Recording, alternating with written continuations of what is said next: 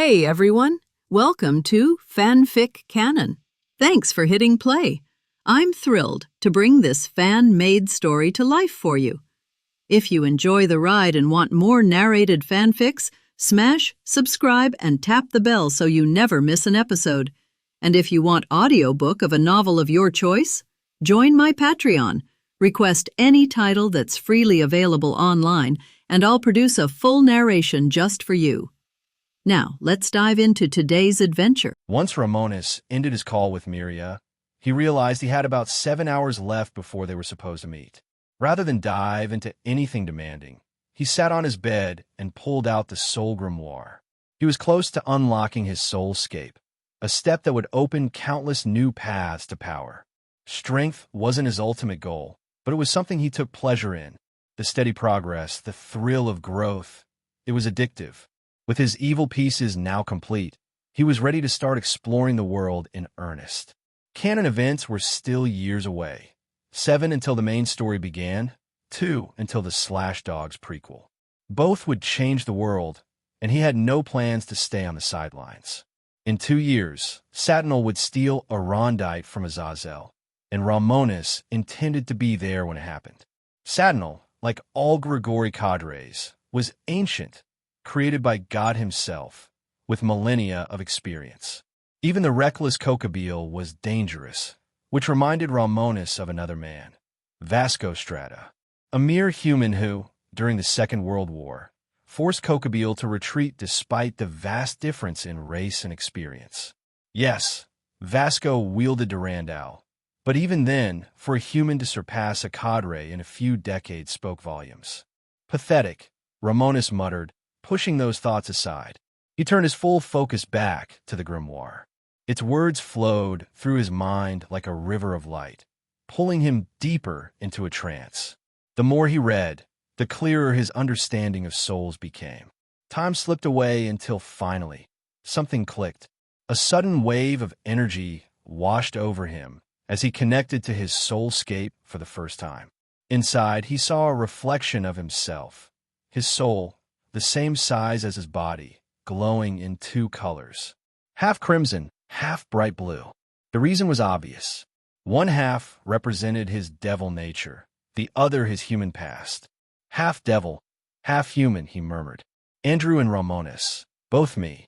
He had always known this truth, but seeing it changed something. Under his gaze, the two halves began to merge. I get it now. My human soul used to be the core, and the devil side grew around it. Not anymore. Red and blue fused into a brilliant purple, the same shade as his eyes. Power surged as his soul expanded, doubling in intensity. What emerged was something new, a true hybrid soul. A Cambion. Unlike natural half-devils, his human soul had been reborn in a devil's body. The fusion made him unique. The power overflowed, pulling him back into his body. His veins thrummed with soul energy, which blended with his demonic energy as he guided it through his body. The process took about half an hour before the energy settled and merged into his tissues. When he opened his eyes, they glowed a deep, vivid purple. His senses had sharpened: sight, sound, smell, touch, even his spiritual awareness. Everything felt heightened, alive. What he didn't realize was that this fusion had broken the natural limiters placed on devils by Lucifer himself. Those restraints had been meant to keep his creations from surpassing him. But with Lucifer long gone, the barriers were crumbling. Romonus wasn't born a super devil, but he was no ordinary one either. He now stood somewhere in between, a half step to that realm. His strength surged, reaching the high point of the ultimate class. When his power finally stabilized, he smirked. Another breakthrough. Another victory. Checking his phone, he saw the time. It was already 1. Guess that took a while, he muttered, setting an alarm for 3:30. Sitting cross-legged, he focused on controlling the chaotic energy inside him. 2 hours later, the alarm went off. He had fully stabilized his power. Feeling satisfied, he picked up his phone and called Rias. By then, Rias was finishing her preparations. After hours of picking outfits, she finally found one that struck the right balance. Simple, elegant, not desperate. She smiled at her reflection and answered the call. "I'm ready," she said. Romonus was relieved she hadn't taken longer. "Perfect. Wanted to pick you up? Or should we meet halfway?" "I've never been to the Gremory estate," she replied. "Pick me up." "Of course. Send me your location." She sent it over. Thanks to her late clan's fortune, Miria lived comfortably in a large mansion in Lilith City, working only out of boredom. When Romonus teleported to her address, he was impressed. "Figures. Ultimate class, devil money," he muttered with a grin as he approached the door and called her. "I'm here." A moment later, Miria appeared in a crackle of purple lightning, sparks dancing across her body. Romonus's attention, however, was entirely on her. He took her hand with a smile. "You look stunning." She blushed faintly. "Thanks. Your suit isn't bad either. Ever think about getting a real one made?" "I have. This one's just demonic energy. A proper one would be more durable. But tonight isn't about my suit. It's about you. Ready?" She laughed softly and slipped her arm through his, pressing against him. "Ready?" He activated a teleport circle, and they appeared in the heart of Gremory Town, a lively city built around the family's main estate. "Wow," Miria said, glancing around. "So this is the capital of Gremory territory?" "Pretty much," Romonus replied. "It's full of restaurants, bars, and markets. Anything you want to try first?" "Let's save dinner for later," she said with a grin. "How about we just walk and talk? You've been teasing me for 2 years. Time to see if you actually know me." "I'd like that. I've always wondered about your sword, too. It's like a giant katana, and that lightning." Miria smiled faintly. "I'm Miriam Ducius. My clan fought in the Great War for generations. Our ancestor once led 29 legions, but by the end, we were almost wiped out. My father was the last Lord Amducius. He died during the Civil War, fighting for the current Satans. After that, there was nothing left but me." Romonus frowned. "That's rough. Still, I don't get why someone like you is single." She twirled a strand of purple hair, looking sheepish. "Because I have a temper. I've thrown more than one suitor through a wall. They started a rumor that it's my way of testing them." Romonus couldn't help laughing. "That's ridiculous, but lucky for me. I wouldn't want anyone else taking my shot." She smiled, leaning against his shoulder. "You sure know what to say, brat. Don't worry about waiting till you're 18. Just keep impressing me." "Deal. Though, I do have one question. Would you ever consider joining my peerage? You'd make an amazing rook." "I'll think about it," she teased. "Convince me." "Oh, I plan to. And for the record, I'd rather call you my wife, not a mistress." Her eyes softened. "You say that to every woman?" "No," he said simply. "Only to the ones who make me mean it." Miria chuckled as they continued walking through the glowing streets of Gremory Town. Despite the years between them, she couldn't deny it. Being around him felt easy, natural, and a little too enjoyable for her own good. Romonus had always preferred older women. He never quite figured out whether it was their maturity, their confidence, or that subtle motherly warmth, but Miria checked every box. She was strong, sharp, kind once you got past her guard, and stunning enough to make any man stare twice. As they walked, he tightened his grip on her arm slightly. She noticed immediately. "I've been meaning to ask. Did you get taller?" she said, raising a brow. "You definitely weren't this tall before." He chuckled. "I did. My body's adjusting to all the demonic energy I've been cultivating. It's pushing my limits, forcing me to grow to handle the pressure. Puberty helps too." Miria ran her fingers along his jawline. "Ever think of growing a beard? You'd look even more mature." He smirked. "I might. My grandfather had a full beard, and my uncle looked good with one. Could suit me." She nodded with a half-dreamy look. "It would. Those purple eyes of yours already do half the work." Their eyes met, the same bright shade of violet. "We share the same color," he said. "Coincidence?" Miria blushed faintly. "My grandmother was from the Bale Branch family. She didn't inherit the power of destruction, so she was married off. My father didn't inherit it either, and neither did I." Romonus paused, then grinned. "So we're distantly related? That's hot." Miria flushed and gave him a light smack on the head. Not light enough to go unnoticed, but he was used to that kind of discipline thanks to Graphia. "Pervert." He just laughed. The streets were lively, and his presence drew attention. People whispered and pointed, phones discreetly raised to take pictures. Black-haired, purple-eyed, and clearly a Gremory. It wasn't hard to recognize the air. Romonus flicked his fingers, and invisible threads of power of destruction plucked the phones from their owner's hands. "This is your first warning," he said calmly. "Mind your business." Miria whistled softly. "That level of control, impressive. I've heard that power's almost impossible to manage." He shrugged, only because no one bothers to try. He smiled and held out a hand. "Come on, let me show you something better." He returned the phones with a casual wave before leading her through the town. Their first stop was the statue of Romonus Gremory, the clan's progenitor, standing tall in battle armor. The sculptor had exaggerated her maturity. She looked like a regal warrior queen rather than the teenage girl she'd been. "Your ancestor?" Miria asked. "Yeah," he said quietly. "She died long ago." Miria sighed. "Most of the 72 original devils did. Zekrom Bale's still around, but few others survived. Most are either dead, crippled beyond recovery, or kept in suspended animation," Romonus replied. "Anyway, there's a better spot ahead." Their next stop was the Gremory Petting Zoo, a local favorite filled with all kinds of camels from both worlds.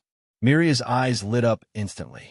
"House Gremory has an odd fondness for camels," Romonus said with a smirk. Rias thought they were cute.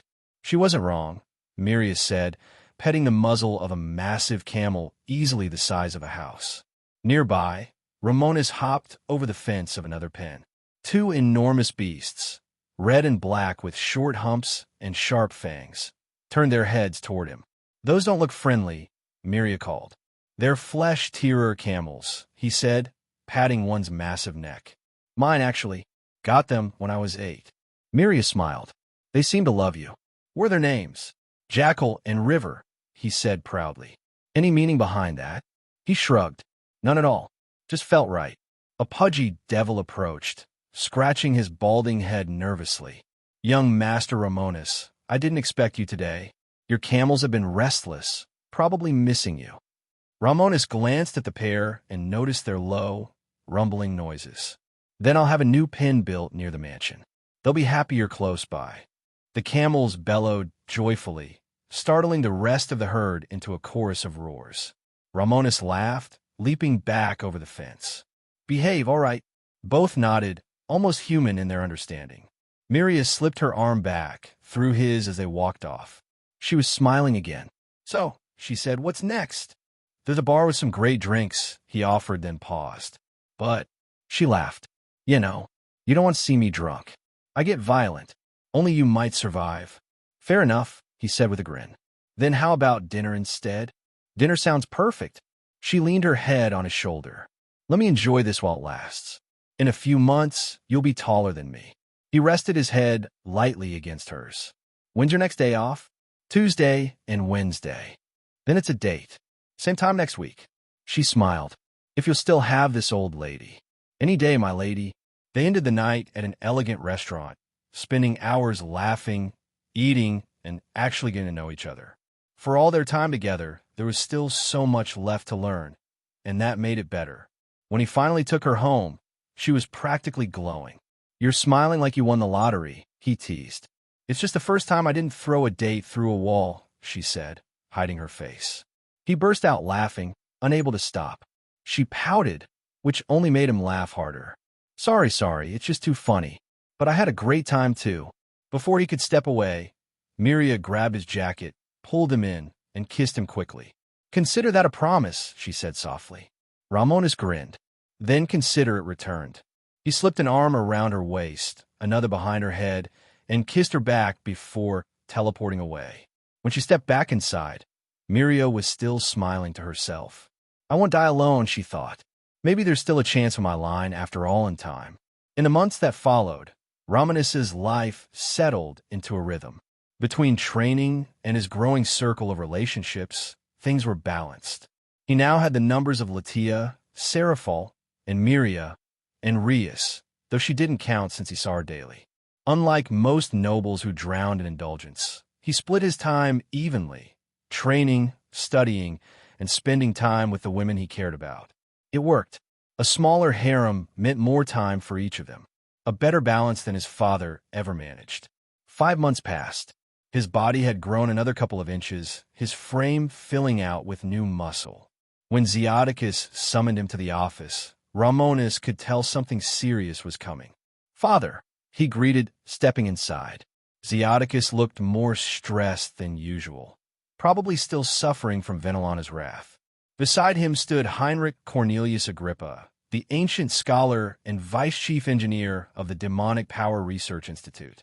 "Sir Heinrich," Romonus said, "it's rare to see you outside the lab. Something wrong?" The bearded man stroked his chin. "Not wrong, exactly. Interesting. Your father's been working with a young man in Kuo. The boy was possessed by a spirit, but before we could intervene, he was helped by a girl. Black hair, violet eyes, faint aura of a fallen. She's hiding in an old temple." Zeodicus leaned back. "We were wondering if you'd be interested in recruiting her." Romonus's eyes sharpened. "Akino Himejima." "I am," he said simply.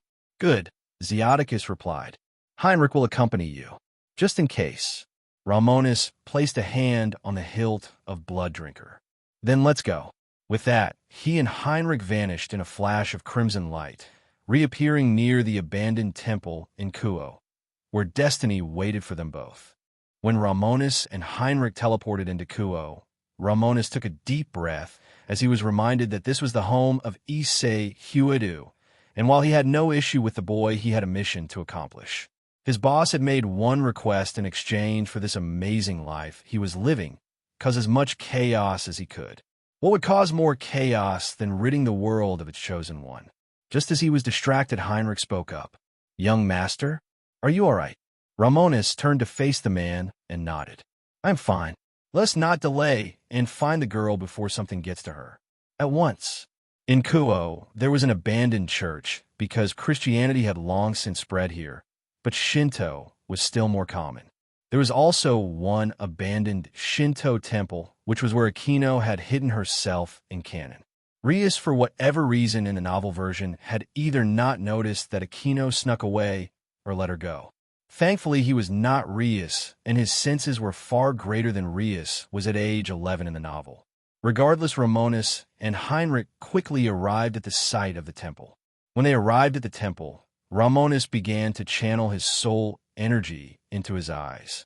It was one of the soul techniques he had created since he unlocked his unique soul. It caused his eyes to glow a deep purple, as this technique he called Eyes of the Soul. He called it as such because when he used it, he could see the souls of people. And right in the temple, he saw a unique, non-human soul. Here you are. Akino was 11 at this time, as she was the same age as him and Rias. Only that thanks to his power, unique soul, and Tuki, he grew faster than his sister. Romonus opened his mouth. "We don't mean you any harm. I can promise you that, but I cannot say the same for the hunters on the way here. They seem to be coming here." At his words, he could feel the fluctuations in Akino's soul as she knew who they were. Just like with Rias, he could see how she tried to sneak out of the temple from a side entrance, but he just smirked.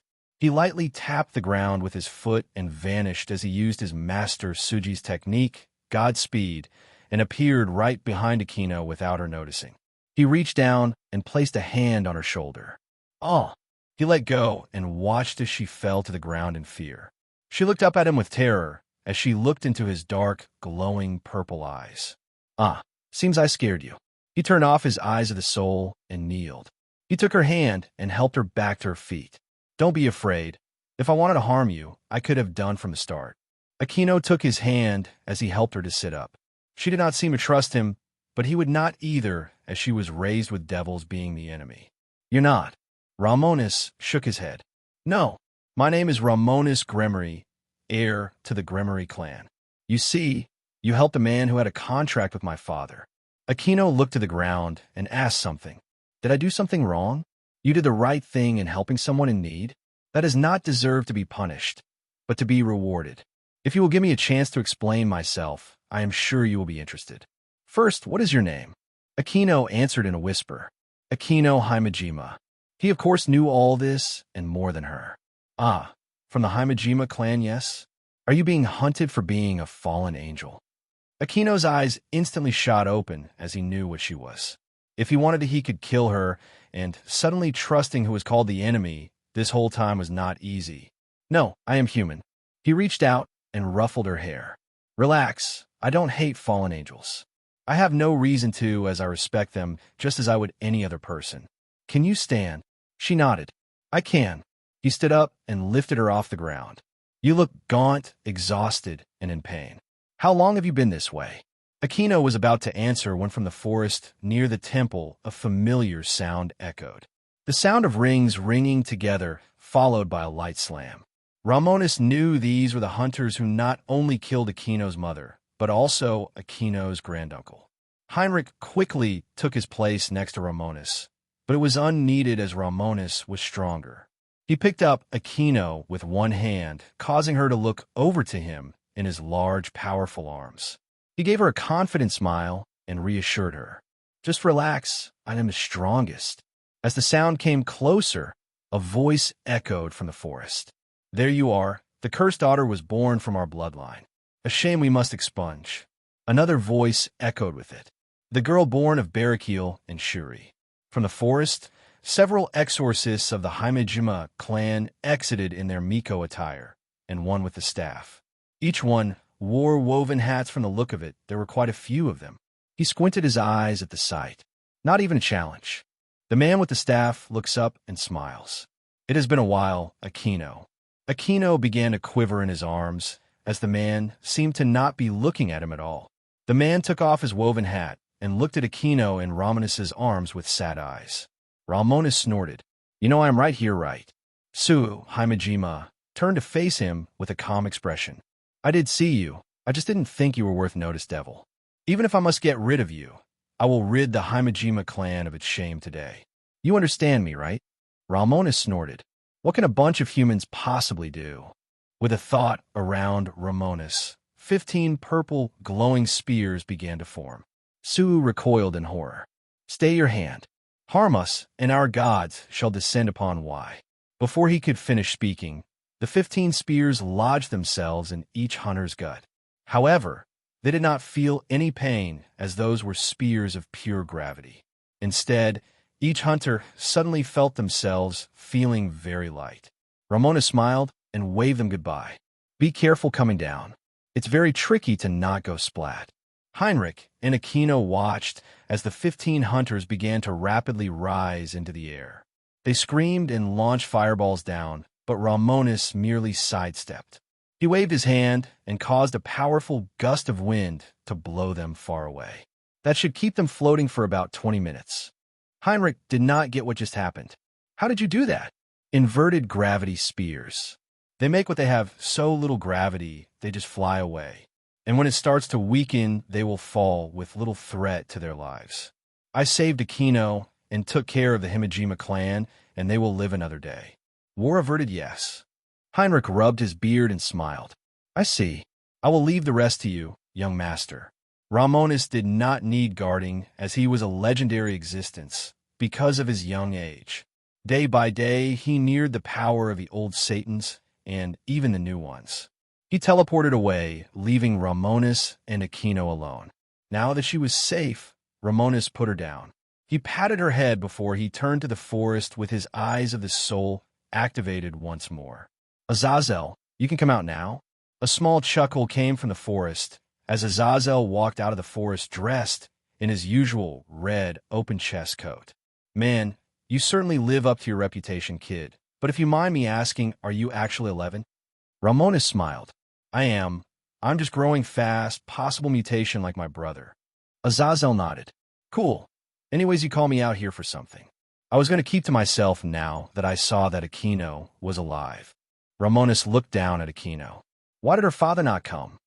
Aquino recoiled at the words that Azazel pointed to. That is why. He wanted to and would have, but I did not let him. He and Aquino are hurt right now, and neither can face the other. He is shamed and hurt by the death of his wife, and Aquino blames him. Not a good combination. Aquino kept silent as Azazel was the leader of her father's organization. Romonus placed a hand on Aquino's head and put her to sleep. He caught her in his arms and picked her up as he walked over to Azazel. It's a good thing one of you is keeping an eye on her. No way she would have survived in the least alone. Now that I have you here, I have some things to talk to you about. Azazel was now curious. You want to talk to me? Romonus nodded. I respect you, Azazel, and I see quite a bit of benefit to cooperation between us. For one, you got a phone. Azazel pulled out a fancy phone he made himself. Here you are. Do you want my number? How forward. Romonus snorted as he and Romonus exchanged phone numbers. Pass me the phone number of Barrakiel so I can send him updates on Akino's well-being. Plus, I will need his advice on how to train her. Azazel sighed. You gonna add her to your peerage? Romonus nodded. I am. The moment I turn her, she will be a triple hybrid of devil, fallen angel, and human. She will need careful mentoring to be stronger. She has been suppressing her bloodline for too long, and I will not have that. Plus, I will need her holy lightning for my training. Azazel could guess what Romonus intended to do. Ouch, you plan for her to zap you over and over until you become resistant to holy energies, don't you? Your funeral, but if you want my help in your training, I recommend taking baths with diluted holy water while you keep healing yourself through the pain. Increase the concentration until you are bathing in pure holy water. Do that along with the cultivation tribulation, as I will call it, which you want to undergo, and the day when you are so resistant to holy energies will come. Romonus took all this information to heart. Thanks, Azazel. Also, how is the White Dragon Emperor? Azazel did not expect that. How did you know about her? Her. Romonus played it off a bit. I heard a rumor that the White Dragon Emperor was in your employ. I just wanted to ask how one of the two heavenly dragon hosts was doing. Azazel was less than happy to answer, but he gave a basic answer. Good, all things considered. If we had been in contact like this, I might as well tell you that she is descended from the original Lucifer. Romonus scoffed. Damn, that is a strong brat. Azazel nodded. More than you know. Well then, I should get going. I will text you Barrakiel's number, so keep in touch. You are young and already this powerful, and you don't hate fallen angels. How do you feel about angels themselves? Just blonde fallen angels. Azazel barely held a snort, as that was the least and most accurate description of things. We're going to get along well, Romonus. Who knows? I might even throw in a piece of advice here or there. Romonus waved him goodbye. Take care, Azazel. Keep in touch. I will. With that, Azazel teleported away, leaving Romonus with a sleeping Aquino. First, I got to check up on Issei. I got to make sure that he didn't get gender-bent into a pervy girl like Aika or something. Then I got to check up on Markina to make sure she wasn't giving birth to another reincarnator.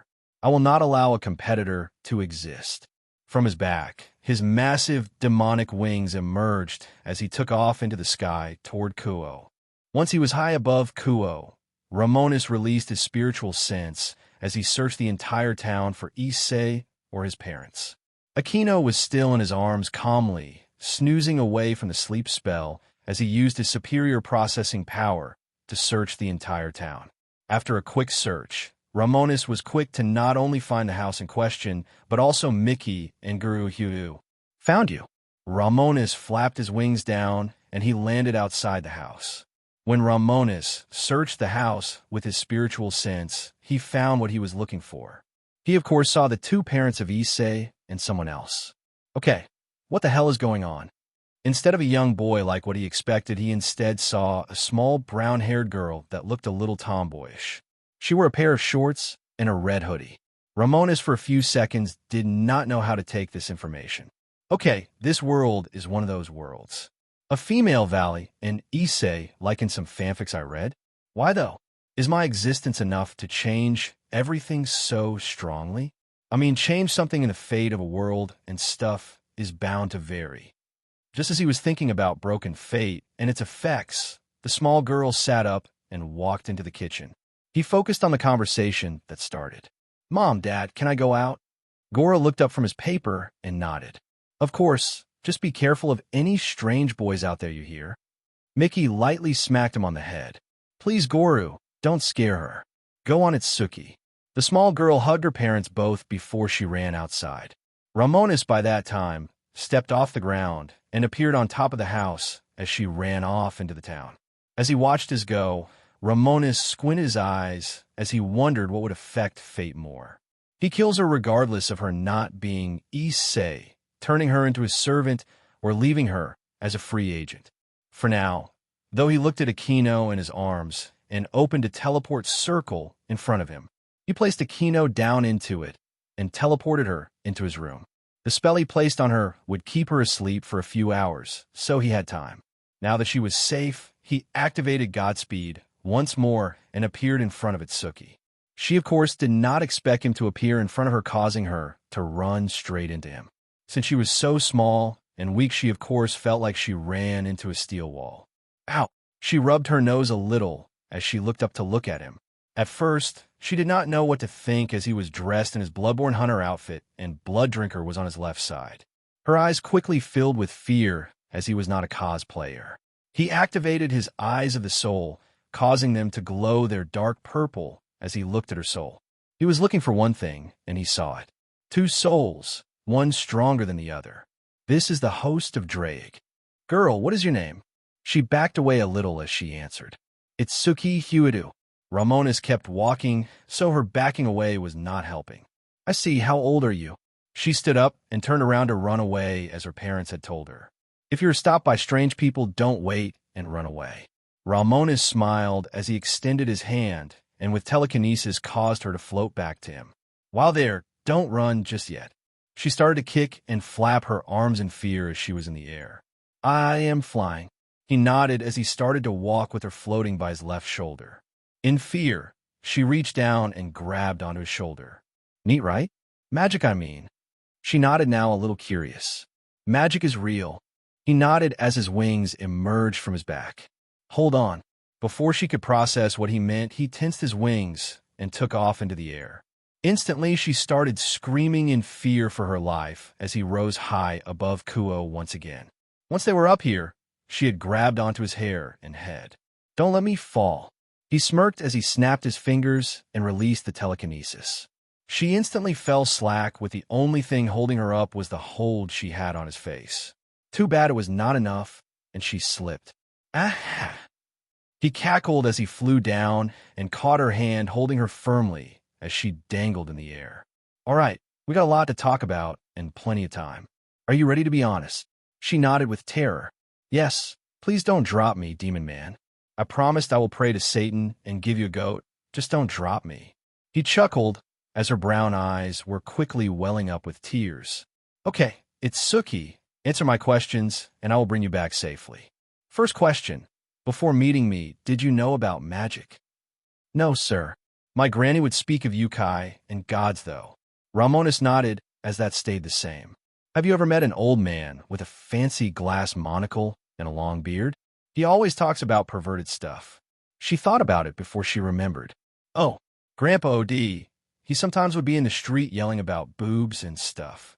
He even gave out these books about boobs in the park. Why? Romonus left. I began to twitch, as Odin, as always, was a mega pervert. He sighed as he lifted Itsuki a little and looked her in the eyes. Want to learn some magic, then? Itsuki, like any kid, wanted to learn magic. Sometimes she would go out into the woods to try to learn the magic of the forest.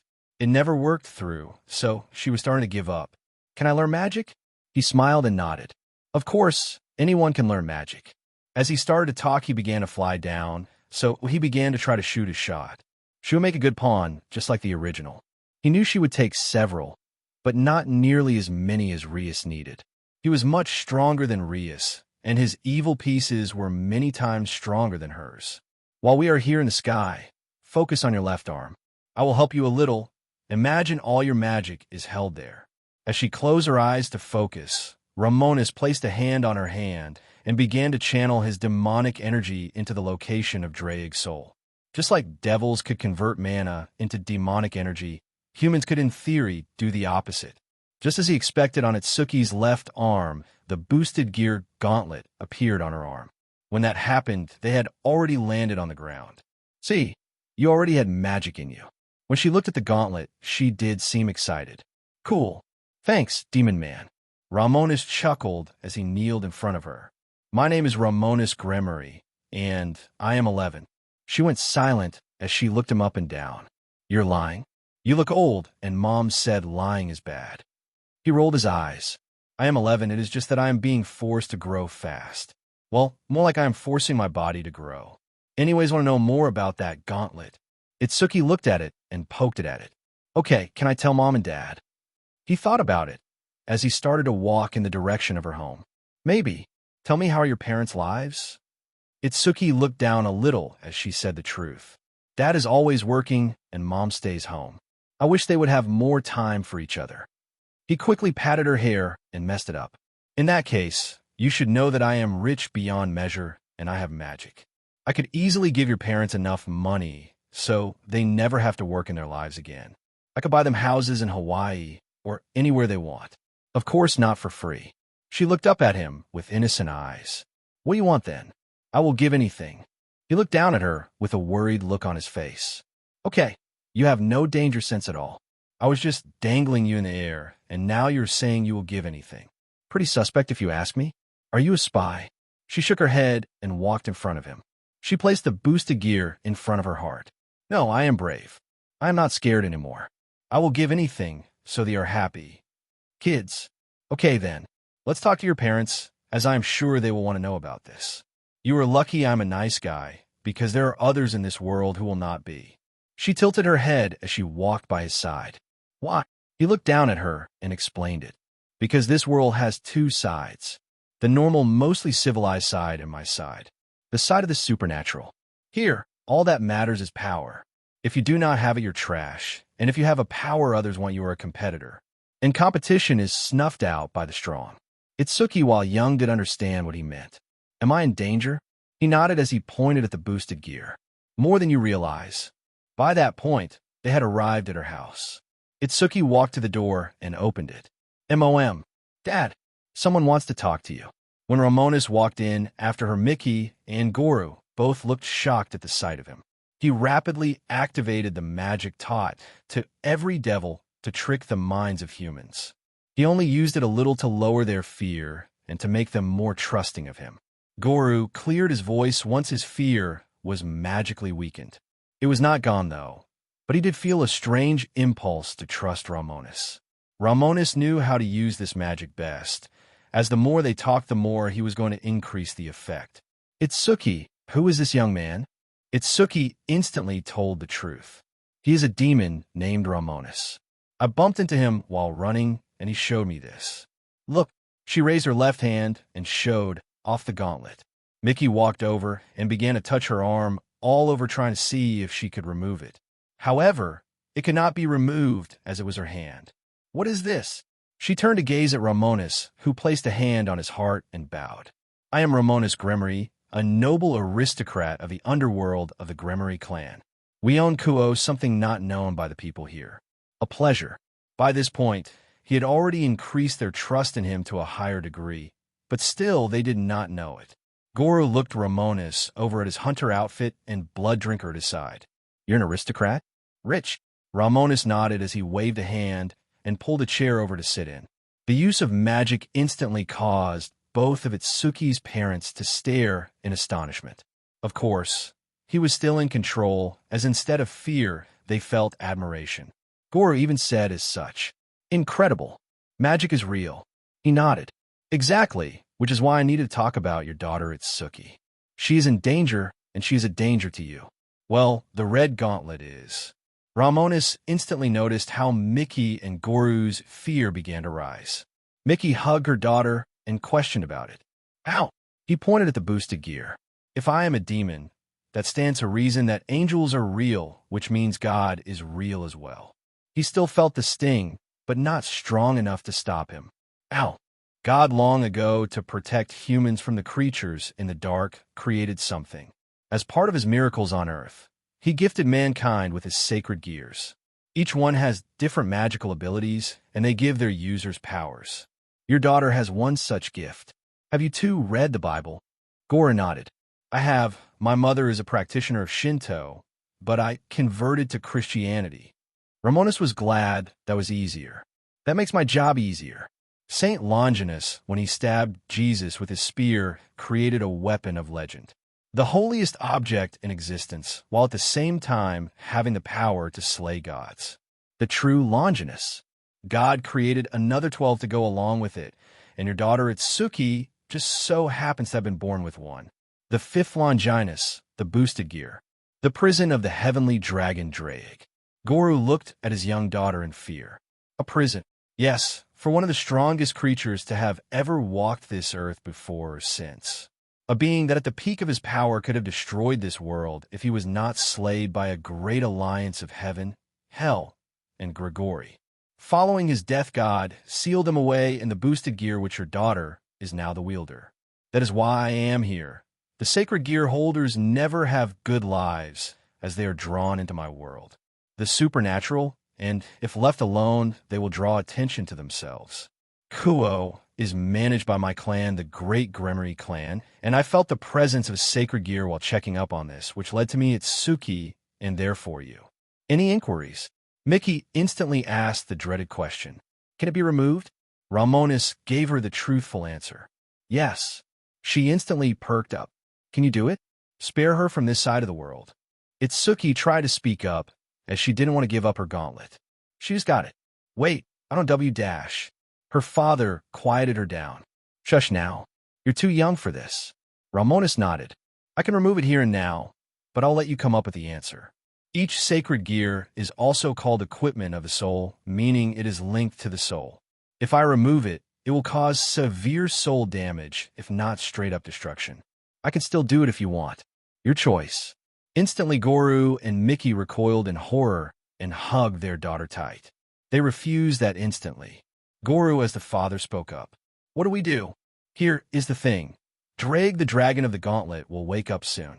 Once she unlocked it, her future was set in stone.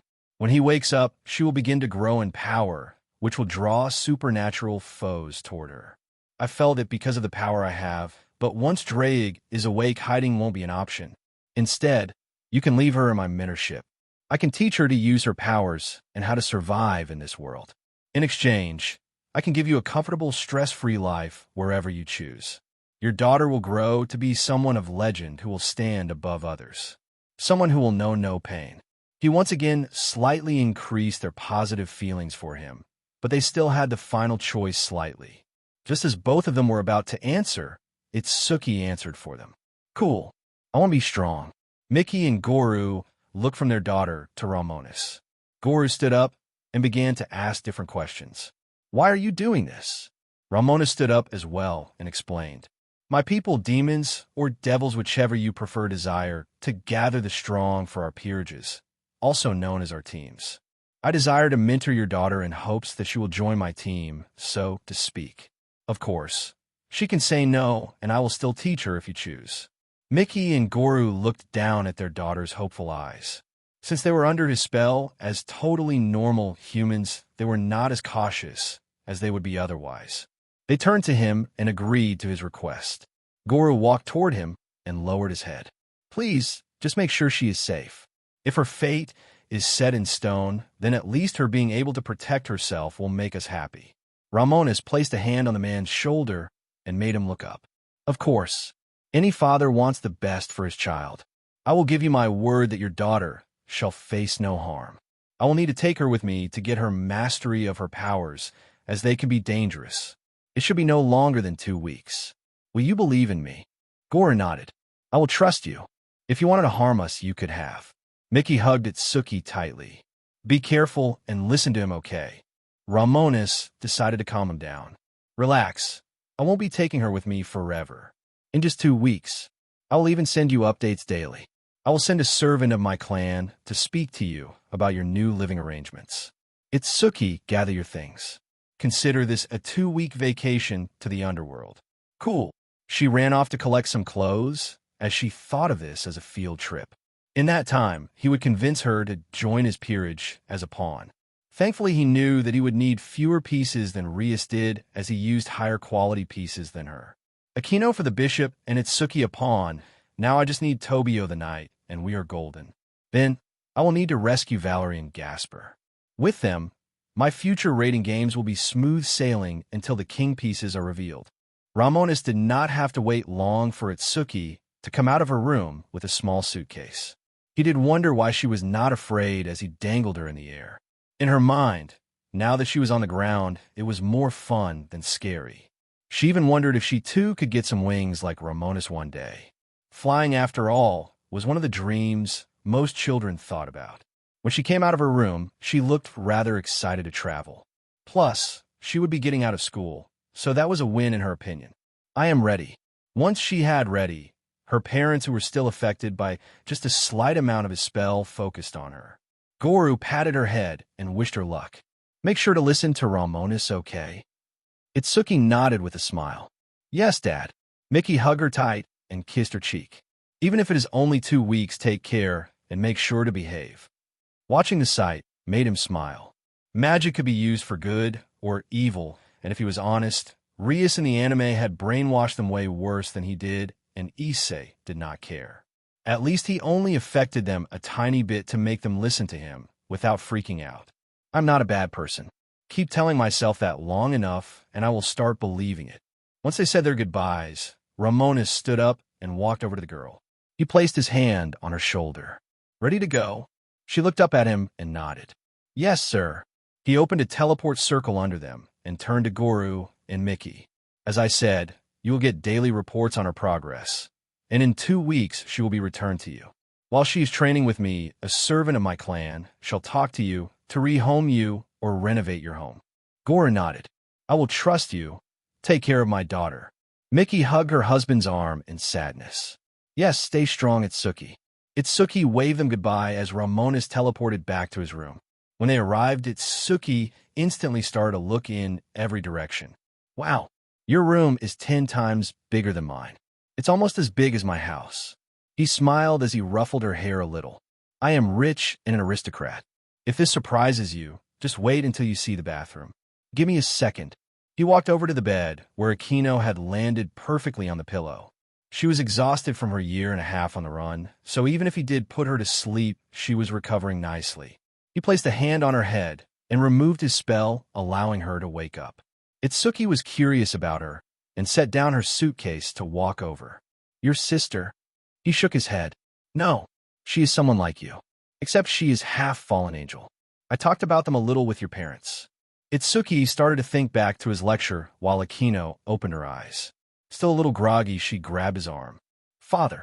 He smiled as he ran a hand down her silky black hair. No, it's me, Romonus. You're safe now, where no one will hunt you, and no one will hurt you ever again. Akino sat up and rubbed her eyes. Really? I am safe. He sat down next to her and held her hand. He gave her hand a firm but gentle hold. Yes, I know you may have been raised with fear for devils, but I hold no hate for your people. Fallens, devils, and angels are all part of the same pantheon. We all deserve to live happy lives regardless of who we are. Akino nodded as she finished waking up. She lowered her head a little to him in thanks. Thank you for saving me. I would be dead without you. He stood up and started to talk to her about her situation. Of course, while I have you here, I need to tell you this. Azazel spoke to me when you passed out. He told me that your father this whole time was protecting you from the shadows. He is the reason you survived this long on your own. Akino froze on the spot as she mumbled a few words. He did. Romonus wrapped her in a hug, which made her think back to the time before her mother's death. Her father had strong and kind arms just like this. He loves you, Akino. I know you feel he is to blame for your mother's passing, but there is so much more than you realize. You do not need to forgive him now or ever, but as long as you hold hatred for him, you will never know peace. Akino barely knew him, but already she felt he truly cared. She hugged him back, as this was the first kindness she had felt since her mother died. Thank you, Romonus. I am in your debt. He held her a little longer before he let go of her. He smiled as he gave her a piece of advice. You have a long time to understand that. For now, I want to introduce you to someone. It's Suki. The small brown-haired girl walked over to Akino and leaned in to look at her face. Your hair is so pretty, like a Japanese girl. Your eyes are like stars, different than the demon man. He snorted as she kept calling him that. I already said my name is Romonus, and I am not a man. I am 11. Akino looked up at him in shock. Really? You're the same age as me. Romonus sighed as his rapid growth came with downsides when it came to those his age. Yes, I am. All my training has caused my bloodline to grow, and with it, I grew quicker. And we demons, as you keep calling me, can change our appearance slightly. See, with a slight infusion of demonic energy, he made his mature face begin to take more kid-like features. It was not easy anymore, as he had kept this look for a while. Still, both Itsuki and Akino watched in surprise as his grown-up face began to look more kid-like. Itsuki reached out and began to touch his face a little. Wow, it's real. Akino began to do the same, and she even pulled on his cheeks a little. How does it work? Kids. He gently removed their hands from his face and returned his face to his perfect, mature features. This way people took him more seriously than if he kept his face at what it should look like. Most devils always choose to look younger, as his mother made herself look to be in her early 20s. Miria kept her look to be in her late 20s, while Seraphal kept herself looking like a teenage short stack. He loved all three, as neither made a wrong choice in his opinion. Regardless, once they stopped pulling at his face, try to explain it a bit. It is a racial ability of devils. We can alter our appearances somewhat. Anyway, while you two are focused, time for a slight history lesson of House Gremory. It is one of the highest standing devil clans of the remaining 32 clans at the rank of Duke. I am the next heir, and I am gathering a peerage of mighty individuals. I want you two to join it, which means the next Lord of House Gremory will be your backer. Ask any questions you have. Akino asked something. My father spoke of peerages. He said that devils can turn others into devils, but I am part fallen. How will that work? He began to explain the power of the evil peace system to them. Reincarnated devils keep all their original race's powers. This means you would gain devil powers and keep your original fallen angel ones. I am sorry to say that even if you reincarnate into a devil, you will always be a fallen angel. And suppressing that side of yourself will make your power stagnate and hurt you. As for you, Itsuki, joining my peerage will fix some of your weaknesses as a human. For one, you will be stronger, faster, and more resilient, and you will never die old. It will also make you able to control the boosted gear better with more energy. You can decide now or in 2 weeks. Akino, you have longer, as you will be in my care. Yes. Akino thought about it for a few moments before she asked the question. Will you turn me now? Romonus could see merit in turning her now or later. If he waited, he could let her gain more purity in her fallen angel bloodline, or turn her into reincarnated devil to train both sides of her. Depends on what you want. Also, you need a bath, food, and rest. Itsuki, you need better control over your sacred gear, and we have 2 weeks for it. You can choose to not join or join now. Whatever you decide. Romonus knew asking Itsuki, a 9-year-old, was manipulation. Kids were easy to manipulate, even if he had her best intentions at heart. They were simple like that, as all he told her were good things. The bad thing was the weakness of holy water, light, and crosses. But he had a training method to remove that weakness from them until he had Valerie at his side. I want to join now. I want to be stronger for my parents. Romonus smiled as he stood up and brought out his 8 pawn pieces. Already thanks to his Cambion soul, they had a slight purple glow mixed in with the red. He wondered what unique effects they had now that they were warped by his soul. He knew the moment she joined his peerage, her fate would be tied to him, and so would her soul. He would always be her master, but he was not going to treat his peerage as slaves. He was still a Gremory, even though he was a slight outsider than his family. He just had one worry. Please tell me it won't take that many. Okay then, let's try with 1. He moved 1 toward her, but it failed. He watched as it spun around her, making her follow it with her eyes. Did it work? No, it needs more. He added another, which still did not work. He added 1 more, but he still felt resistance. It was only when he added the 4th one that all 4 evil pieces entered her chest and activated the transformation. Instantly, her mana began to be converted into demonic energy, and from her back emerged 2 sets of dragonified demon wings. A little like his own. Seeing that made him extremely proud of himself as he reincarnated the Red Dragon Empress with just 4 pieces, unlike Rias. Yes, for is a perfect price for the Red Dragon Empress. Isn't that what Sona used for Saji? Shows just how powerful I am, of course. When the transformation was over, Itsuki turned around and looked at her wings. Cool. Can I fly now? He nodded as her wings were retracted into her back. You can, but not inside. We have 2 weeks to get you to have control over your powers, including your wings. Seeing how Itsuki was fine and did not change, Akino raised her hand. I will do it. I will join your peerage. I want to be strong to never lose anyone like Mother again. To give her more hope, he gave her something extra, like a motivator. All right, just so you know, while your mother's body died, her soul is alive. She either went to heaven or Yomi. With enough power, you can rescue her to bring her to life. Instantly, she became much more determined. I will join your peerage, Mr. Romonus. I want to save my mom. He returned his 3 regular pawns and mutation pawn to his soul, where they were still being warped by his purple Cambion soul. He pulled out his 2 bishops, which were also glowing a slight purple. All right, Akino, here goes. He sent one of them toward her, and thankfully that was all it took. Instantly, her transformation began. Just like Itsuki, her mana was warped into demonic energy, but when her wings emerged, she kept one fallen angel wing, and the other became demonic just like him. When her soul and magic settled down, and she looked at her wings, she felt disgusted. Noticing her feelings, he extinguished them before they became a trauma. It would weaken her, or form a heart devil, as the cultivators called it. Do not feel disgusted. This is a gift, Akino. You're a very rare Nephilim now, gifted with the powers of a fallen angel and a devil. As long as you use both, you will be one with the dark and light. As long as you put your trust in me, you will be among the strongest. Will you put your trust in me? She retracted her wings and nodded as she took his extended hand. I will. Good. I'm already seeing great things in your future. As I said before we start anything, Akino, you should get some food and some rest. I will get the servants to prepare some rooms for you. This mansion is massive, and so many rooms are just sitting empty. The rooms next to mine or in front of mine will be yours. First, you should meet my family since you are now in my peerage. Romonus opened the door of his room and walked to where he knew his mother was. These days she was either in her office or taking it easy.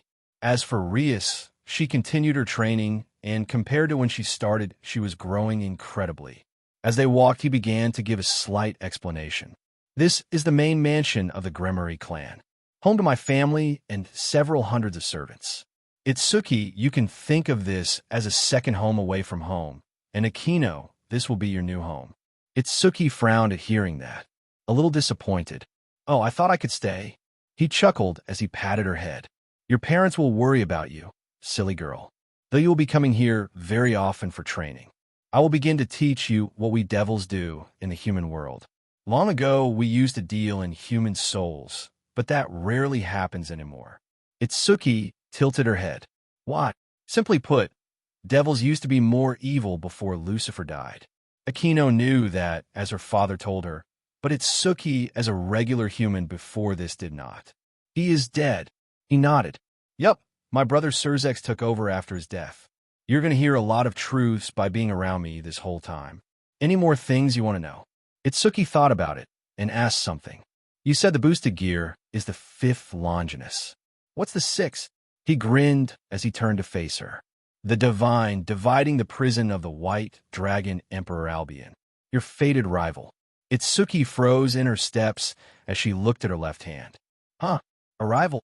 He nodded. Drake and Albion are rivals of legend. Every time their hosts like you appear, they are compelled to fight for supremacy, keeping the rivalry going. And Azazel told me that the girl is the descendant of the first Lucifer, meaning if you do not train hard, she will defeat and possibly kill you. Itsuki now did not feel so excited. Oh, Akino patted her back with sympathy. What can we do, Romonus? Simply put, train. Who is to say they are evil?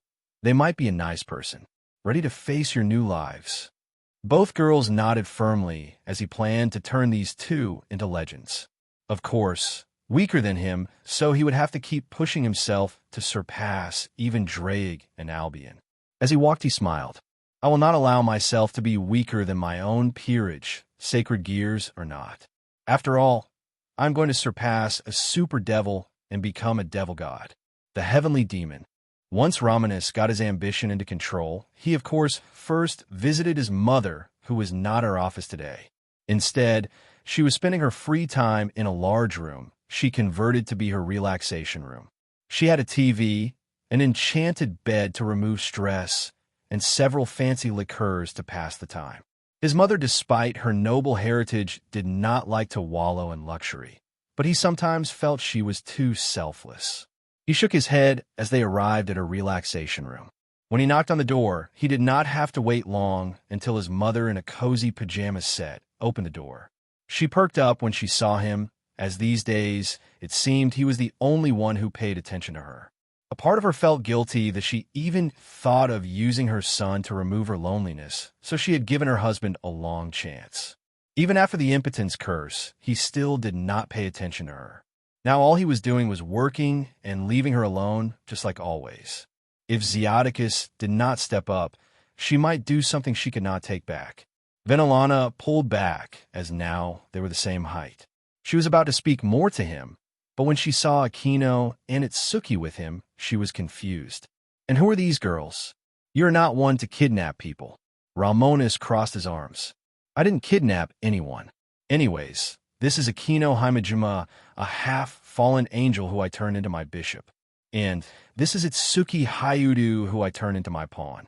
The Red Dragon Empress. Venelana's mind went blank for several seconds as she looked at the small Itsuki. The girl waved her hand a little as Venelana's face went blank. Is she okay? Romonus nodded. Give her a minute. Venelana did need that minute, as when she shook off the shock she needed to know. Where did you find these girls? They're not just found anywhere. Itsuki was from Kuo and had been living there this whole time. As for Aquino, we were informed of her existence by a man in a contract with my father. I had to save her as she was being hunted by some Himejima exorcists. Venelana shook her head in shock. How did no one notice a Longinus user in Kuo this whole time? Romonus just pointed at Itsuki, who was staring up at Venelana with a smile. She is super weak right now. Took me 4 pawn pieces to turn her, but she has never had any supernatural encounters before, except for meeting Odin. He takes time to go to Kuo to preach about breasts and give out nudie mags to people in the park.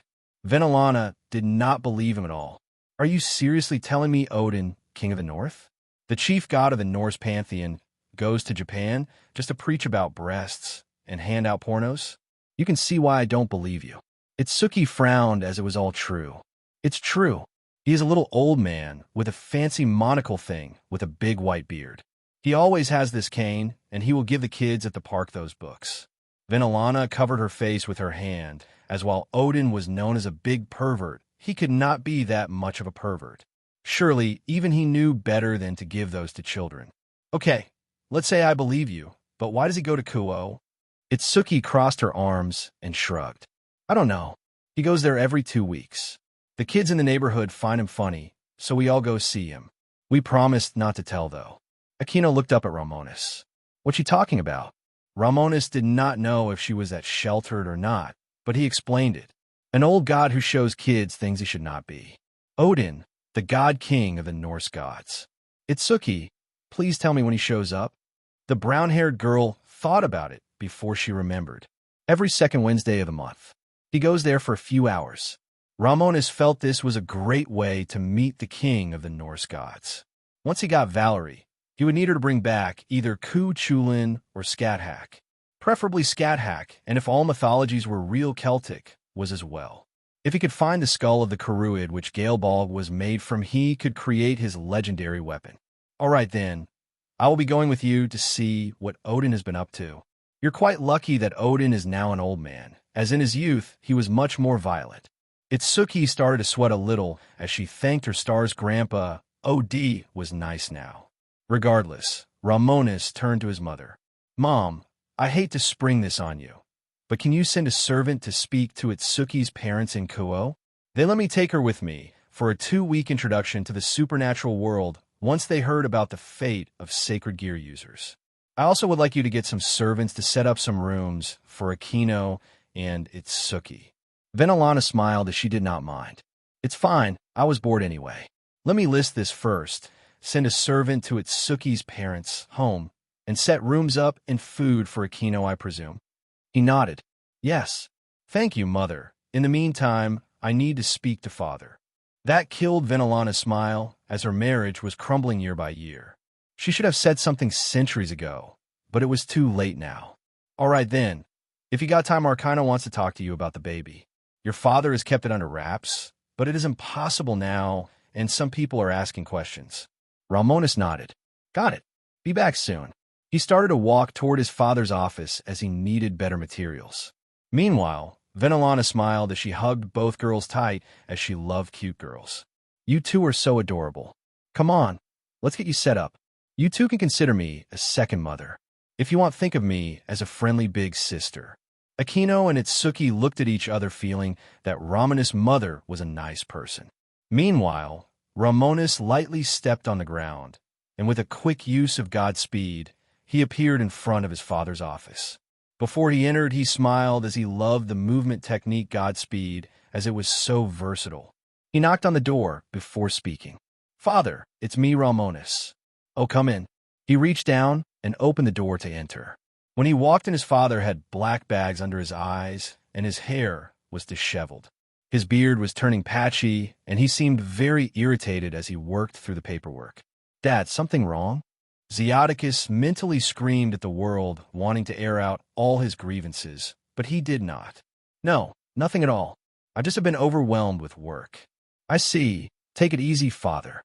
I wish I could. Zeoticus shook his head as he turned to face his second-born. A source of great pride, because he was quickly rising in power, and in a short time he would reach the level of the original Satans. If not more, because of his insane training drive, he was ever improving. Tell me, son, what do you need? Romonus walked over to his father's desk, and he pulled out of his spatial ring a paper. I need these materials. You have been denying my requests for years, and I think I have proven myself to deserve them. Here. Romonus handed his father a paper where he listed a series of materials he wanted and in high concentrations. When Zeoticus picked up the paper, he was instantly shocked at the concentration of metals and other materials. Son, this is too much. A ton of mithril already is a massive expense, not to mention the 350 pounds of adamantium you want from the dwarves. A ton of dark steel, and worst of all, you even want 500 grams of orichalcum. Even in all my territory, we have one mine where even small quantities of orichalcum can be found, and you want 250 grams of the stuff. That is not even talking about the other materials you want. Dragon's blood, dragon scales, and Minakawa feathers. All this, even for the clan, will be a great expense. What do you want all this for? Romonus explained his idea. Simply put, I am planning to create a personal set of armor, which I will be binding to my soul. Thanks to McGregor's tutoring and my training, I have unlocked my soul's cape, and with it new abilities. Once I create and bind this set of armor, I will be able to grow it with me. It will always be at my side, and will be a pillar I can rely on and evolve with me. I understand that this is a great expense, but the Gremory clan is not in dire straits, and we have had thousands of years of successful business. Even this much will not dent the coffers of the clan. Well, have I ever failed or wasted anything? Zeoticus looked at the list, as Romonus was right. The Gremory clan was not one of the highest-ranking clans of the 32 pillars without reason. They had business in the human and underworld, which brought in billions of human dollars and even more gold in the underworld. When Zeoticus looked at his son's determined face, he sighed. All right, I will get you materials. The Minakawa feathers are going to take a while, as I will have to speak to the Philippine supernatural community. Minakawa are creatures on the level of dragons, and not to be trifled with. The other materials are much more doable, as in the Gremory treasure we have dragon blood and scales from metal dragons hunted long ago. I won't even have to buy the orichalcum, as we have been collecting all we can for centuries. We even own a mine of mithril in our territory. Just give me some time. Romonus smiled and nodded. Thank you. Father, you won't regret this. Zeoticus smiled. Don't worry about it, son. Seeing the fatherly smile suddenly made Romonus feel guilty on a profound level. He had made a big deal about respecting his brother's wife, Graphia, but he was planning to not do the same to his father. Damn it, what kind of hypocrite am I? I cannot try at least. Dad, I want to ask you something. Zeoticus was confused. What is it? You and Mom are fighting, right? She told me you have been neglecting her for years, and you look stressed.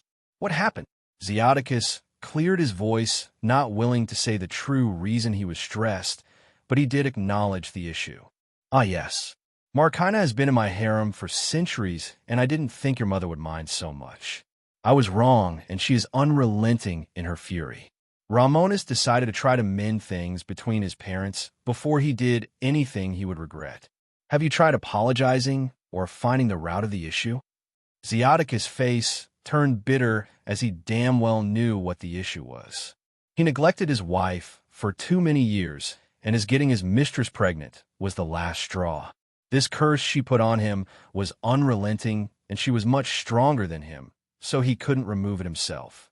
I haven't, but why should I? You understand me, don't you, son? We are devils. We collect harems to reproduce, so why is she so mad? Romonus sighed. I know what you mean about the harem, but you choose to collect a giant harem. Even you can't manage that many women without neglecting them. When was the last time you even spoke to some of them? Or slept with them? Even Mother is mad at you because you don't pay attention to her. No woman, devil or not, will endure that kind of neglect forever.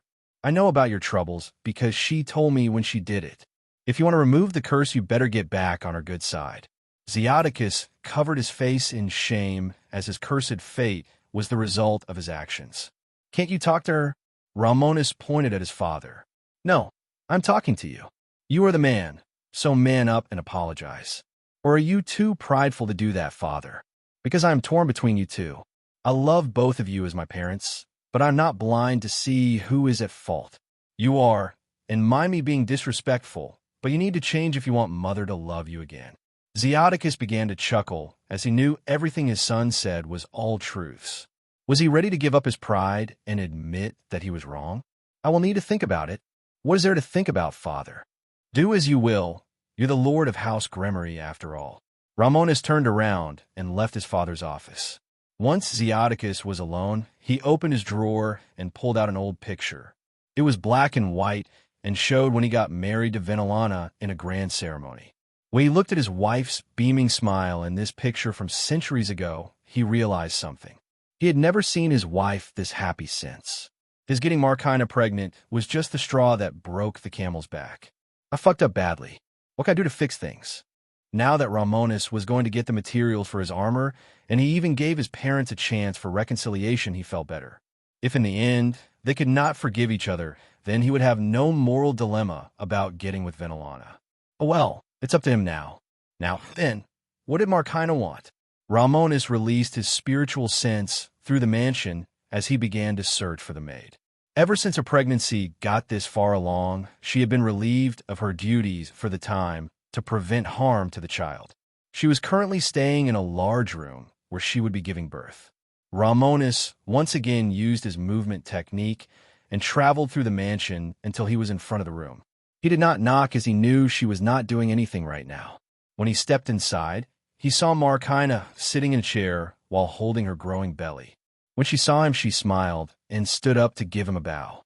Young master, I am happy you could come. Romonus raised a hand to stop her from bowing. Don't bow right now. You're not in a state where you should be doing that. Markina nodded and sat back down. She stayed quiet for a few moments before she looked back up to him. Young master, I wanted to ask you to name my child. I know I have wronged Lady Venelana, and even if she forgave me, I feel guilty. Would you do me that honor, young master? Romonus did not expect her to ask him to name her child. Why me? She stood up and walked over to him. She held her hand out for him, which he gave her. She placed his hand on her belly and smiled at him. What was my fault this child came to be? You were the reason I wanted motherhood in the first place. When you and your sister were born, I always volunteered to be the one to look after you too. Eventually, I became your caretaker until you outgrew me. I don't mean to say this was your fault, of course. He smiled as he shook his head. I forgave you, and my mother forgave you. In that case, do not mind if I shall name my brother. I shall name him Asterion. Asterion Gremory. Markina smiled, as that was a worthy name.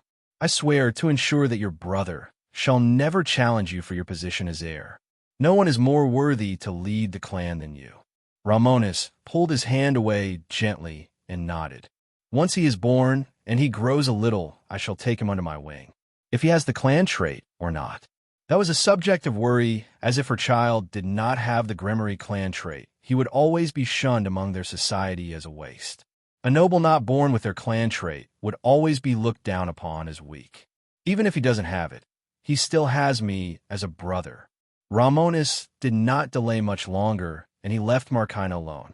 When he was gone, she sat down and placed a hand on her belly. Asterion, please be strong. You will need to be if you wish to measure up to your big siblings. Once he left her room, Romonus pulled up his phone. As he walked back to his mother's side, he called up Azazel. He put his phone up to his ear and waited until he answered. Romonus, how is she settling down? Well, Aquino has taken to the bishop piece well, and my mother is making sure she eats and has a bath. Azazel stayed quite a few moments before he sighed. Oh well, it's for the best. Anyway, when are you going to start training her? Tomorrow. She needs at least a day to recover, and then I will be putting her to the ringer like me. Oh, and what is the name of the White Dragon Empress? Azazel was less happy saying this, but he said it anyway. Viviana Lucifer. What? Romonus let his secret slip early. Because I got the Red Dragon Empress on my peerage now. Both heavenly dragon hosts are now devils and female. Azazel went silent for a few seconds before he began to laugh. Ha ha ha, for real? That is some luck, Romonus. Want help training her up? No thanks, I got it handled. If anything, I need help with Aquino, not Atsuki. Though we can help each other train our little dragon empresses instead. When the time is right for them to fight, let's see who will win. Azazel asked the important question. A friendly fight, right? Of course, I'd rather not kill either of them, as they have such long lives now. Instead of making them fight to the death, better to just make them have a rivalry. Azazel felt that was a great idea. Thankfully, you aren't a supremacist. I can work with you knowing you are more open-minded. I will text you Barrakeel's number so you can talk to him. As for Aquino, I recommend having her circulate her holy lightning through her body to increase the concentration of holy energy in her blood. This will increase the power and purity of her fallen angel side to offset her devil weakness. Though don't let her give her devil powers up either. Got it. Thanks, Azazel. Oh, and remember this well, Azazel. 1 year and 6 months from now, we're going to have to work together. Azazel smiled behind the phone as he swirled a shot of whiskey. That a future prediction? Yes. Take that as you will. Be seeing you. Romonus ended the call after that and returned his phone to his spatial ring. As for Azazel hearing, that made him smile as he downed his drink. He turned next to him on the couch where a small girl dressed in rock-style clothing was sitting with her arms crossed. You hear that, Viviana? She snorted as she turned around and rested her back against him. Yeah, I will win. Azazel was not so sure now, because the short conversation he had with Romonus made him feel a bit on edge. Romonus was so young and already making him second-guess a fight. He still would win in his mind, but he was not going to be worth it. You positive, kid? Viviana turned to regard him with a snort. Are you doubting me? Me? He raised his hands to calm her down. I am not. I am just saying that Romonus is a powerful guy. With this Itsuki girl being in his peerage, she will be getting top-level training, and she is probably around your age. Viviana was about to disregard his words until the dragon-shaped jewel on her necklace began to glow. Albion's voice emerged to speak with her. Do not look down on the red one, partner. This girl will likely put you on your toes if her master is anything to go off. So be careful. She reached down to grip the necklace with squinted eyes. Even the Red Dragon Emperor will fall. Until I can murder my grandfather, nothing matters. Azazel sighed as this girl was still traumatized from her foul treatment at the hands of her own father. He luckily was not depraved enough to force himself on her, but he often would beat her severely just because she was born with the divine dividing. All instructed by his father, Rise of him Lucifer, someone Romonus was training to kill. Azazel just hoped that Viviana would not come to get hurt on this quest for revenge. He cared for her the same way he would a daughter. He reached his hand out and ruffled her hair a little. You will get him in time. Just be patient. She looked down with a small smile. I know. Thanks, Azazel. No problem. At least she had a good father figure after all she went through. She closed her eyes and let herself fall asleep near the man who was more of a father than anyone else in her life. After hanging up, Romonus returned to his mother's side. By that point, she had already gotten several servants to start getting rooms ready for Itsuki and Aquino. Just as he had said, they were given rooms directly in front of his. Romonus watched as the servants with magic and numbers got those empty rooms ready to be livable. He turned to his mother, who seemed to be happy not to be moping around. He turned to his mother and spoke to her telepathically. I talked to Dad about your relationship. I think he wants to work on things now. She turned to regard him with squinted eyes. Somehow he could feel she was not happy. Pissed even. You didn't have to. But I did. I'm not a kid, Mother. What we are becoming will change our relationship in a way that can never be undone. There will be no going back. She looked away from him a little sad and angry. Mostly angry. I don't want to go back, Romonus.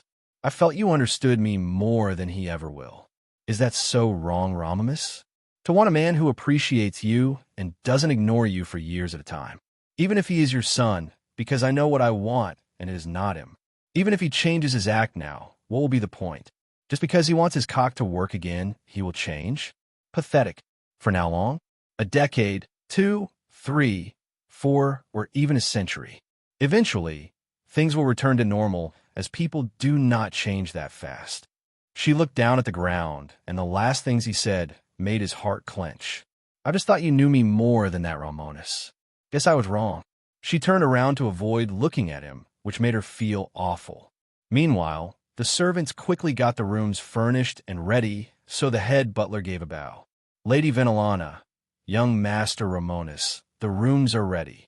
Venelin gave a fake smile as she often did to the older butler. Thank you, Jonathan. That is all we needed. Of course, my lady. Once the rooms were ready, the servants, all now dismissed, began to leave as they were not needed anymore. Venelana's good mood was gone, and Romonus was the cause. Before he could fix this, he turned to face the two girls. Why don't you go and make yourselves a home? I need to talk to my mother alone. Venelin did not turn around, even when he said that, though Aquino looked up at his smiling face. Can we? He nodded as he smiled at the young girl. These rooms are all yours. Do as you like. Itsuki did not wait and rushed into her room to check it out. Aquino did not take long to follow her example to see her room. That left Romonus and Venelana alone. She kept her arms crossed and did not turn to look back at him. She is pissed at me. Seeing his mother's state made him realize that she had already fallen out of love with Zeoticus long ago. Her marriage had been falling apart for centuries, and now it was broken. The last straw was Marcina's pregnancy, as it showed Zeoticus did not respect her at all. Now, Romonus coming along wanting to fix things only helped his father, not her. He tried to do the right thing, but it seemed nothing was the right thing. His father would be shamed for his wife to leave him, and his mother would be left in a loveless marriage. Fuck it. Once he made sure they were fully alone with no one to see them, he walked over to his mother. He placed a firm hand on her back, making her shiver. He then moved his arm below her knees and swept her off her feet into his large arms. Venelana's purple eyes went wide as he did not delay and moved her into his room. He closed the door behind her and quickly pinned her against the door. He leaned in to look at her pretty face, which was flushed with a smile. Since you were so direct with your feelings, let me be just as direct, Mother. He leaned in and took her lips into a deep kiss. Once he kissed her, she moved her arms around his neck and returned the kiss. She wrapped her legs around his back as she enjoyed the first action with him. The first action she had had in 12 years, such a long time for her. Romonus stuck his tongue out and began to wrap it around her tongue. He played with her tongue and enjoyed the taste of her saliva. She was delicious. She gripped his hunter jacket tight before she pulled back with a smile. So forward. I am your mother, Romonus, you naughty boy. She rubbed her face against him and took him the feeling of being in his giant arms. Does your dick even work at this age? He leaned in her ear and whispered into it. It does work, but who says I'll be giving it to you now? Her legs squirmed at the neglect play. Why? She whined a little as she reached up and pulled down her blouse to expose her enormous breasts to him. She always went braless, and he now could see them again. Don't tell me you don't want my body. Because it wants you. He shoved his face into her bosom and took one of her nipples into his mouth before sucking on it. She tossed her head back and rested it against the door as he ravaged her tits. So rough, He pulled away from her left breast before he dived in to suck the right nipple. He suckled, licked, and nibbled on it gently before pulling away. Because I feel like a child. Give me 4 years. She gripped him tight with her legs, which had a grip so strong, even he felt it. 4? You're going to leave my body in need for 4 years after turning on my switch? You're a devil, Romonus. A real devil to leave your mother in pain. He smiled as he kept her lifted with a single hand. With his free hand, he dragged it up her smooth leg up to her lacy purple panties. Who said I will leave you in pain? You just won't be getting this cock yet. Her eyes began to glow much like his, as she did not like the neglect play. You're a mean boy, you know that, fine. I will give you your 4 years, on the condition you play with me sometimes. I have needs that have gone unsatisfied for too long. Your father lost his chance with me long ago, and when I divorce him, keep this secret from him to spare his heart the shame. Deal. Deal. She smiled as she pushed him off her a little. Now let me see what I am working with. He put her down on the ground and watched as she went to her knees. He was glad that his room had long since been soundproof and warded against spying magic. He watched as Venelana undid his leather belt and unbuttoned his belt before pulling out his erect cock. When she got a look at it, she was almost shocked, but he was a large guy. 7 inches already? You're going to be huge in 4 years. Maybe I should wait. Before he could say anything, she opened her mouth and took the head of his cock in her hot mouth. She first just gently sucked on it before she slowly began to rock her head back and forth. She tightened her suction and began to swirl her tongue all over it. He snarled as he dug his nails into his door, as only one woman had ever sucked him as good before. His old neighbor and his mother's best friend. A 35-year-old black widow with the oral technique of a goddess. He got into her pants when he was 13, as his mother had left him with her while she went on a date. A bad idea, as she took his virginity that day. He ignored those memories and focused on Venelana, who took his cock into her throat. Being an ultimate class devil of considerable power, she had perfect control over her body, even her gag reflex. So each time she moved her head up and down, she took him to the base every single time. She squinted her eyes as he was still hanging in there. She pulled his cock out of her mouth before jacking him off a little with her hands. Have you done this before? He grinned. No, I'm just that awesome. Is that so? She opened her mouth and coated it in power of destruction. Watch this. His eyes went wide as she once again took him to the base while wrapping his member in power of destruction. He grit his teeth hard as he could feel it gently wrapping around his cock in a firm but warm grip. Fuck, who would think to use it like this? Two can play at that game. Suddenly Venelin's arms, legs, and body were wrapped up with threads of power of destruction. She squinted her eyes as he had good use of it. Despite being tied up, she went in for the kiss and sucked him off with all her experience with Zeoticus, her only partner in her life. Romonus, for all his experience with women, could not resist, and he blew his load into his mother's mouth. She deactivated the power of destruction and merely enjoyed her son's semen. Once he stopped coming, she gave him a clean-up blow job, not leaving a drop. She pulled her head back and looked up at him with a smile. You came in your mother's mouth, you pervert. Want to do some more? Sure. He removed the threads, binding her, and gently pushed her to the bed. While they would not be having penetrative sex, this was hot enough for both of them. Romonus and Venelana could barely keep their hands off each other for over an hour. She wanted more, as she had been left wanting by her soon-to-be ex-husband that she had to rely on her son.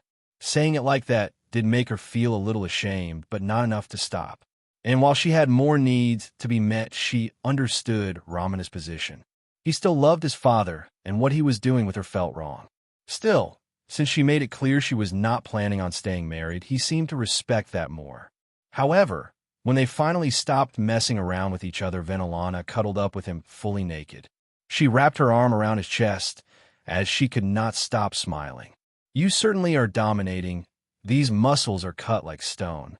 She looked up at his face and did not see him with a smile or content. She saw he was frowning and looked conflicted. She sighed as she sat up and pressed her breasts against his chest to look him in the eye.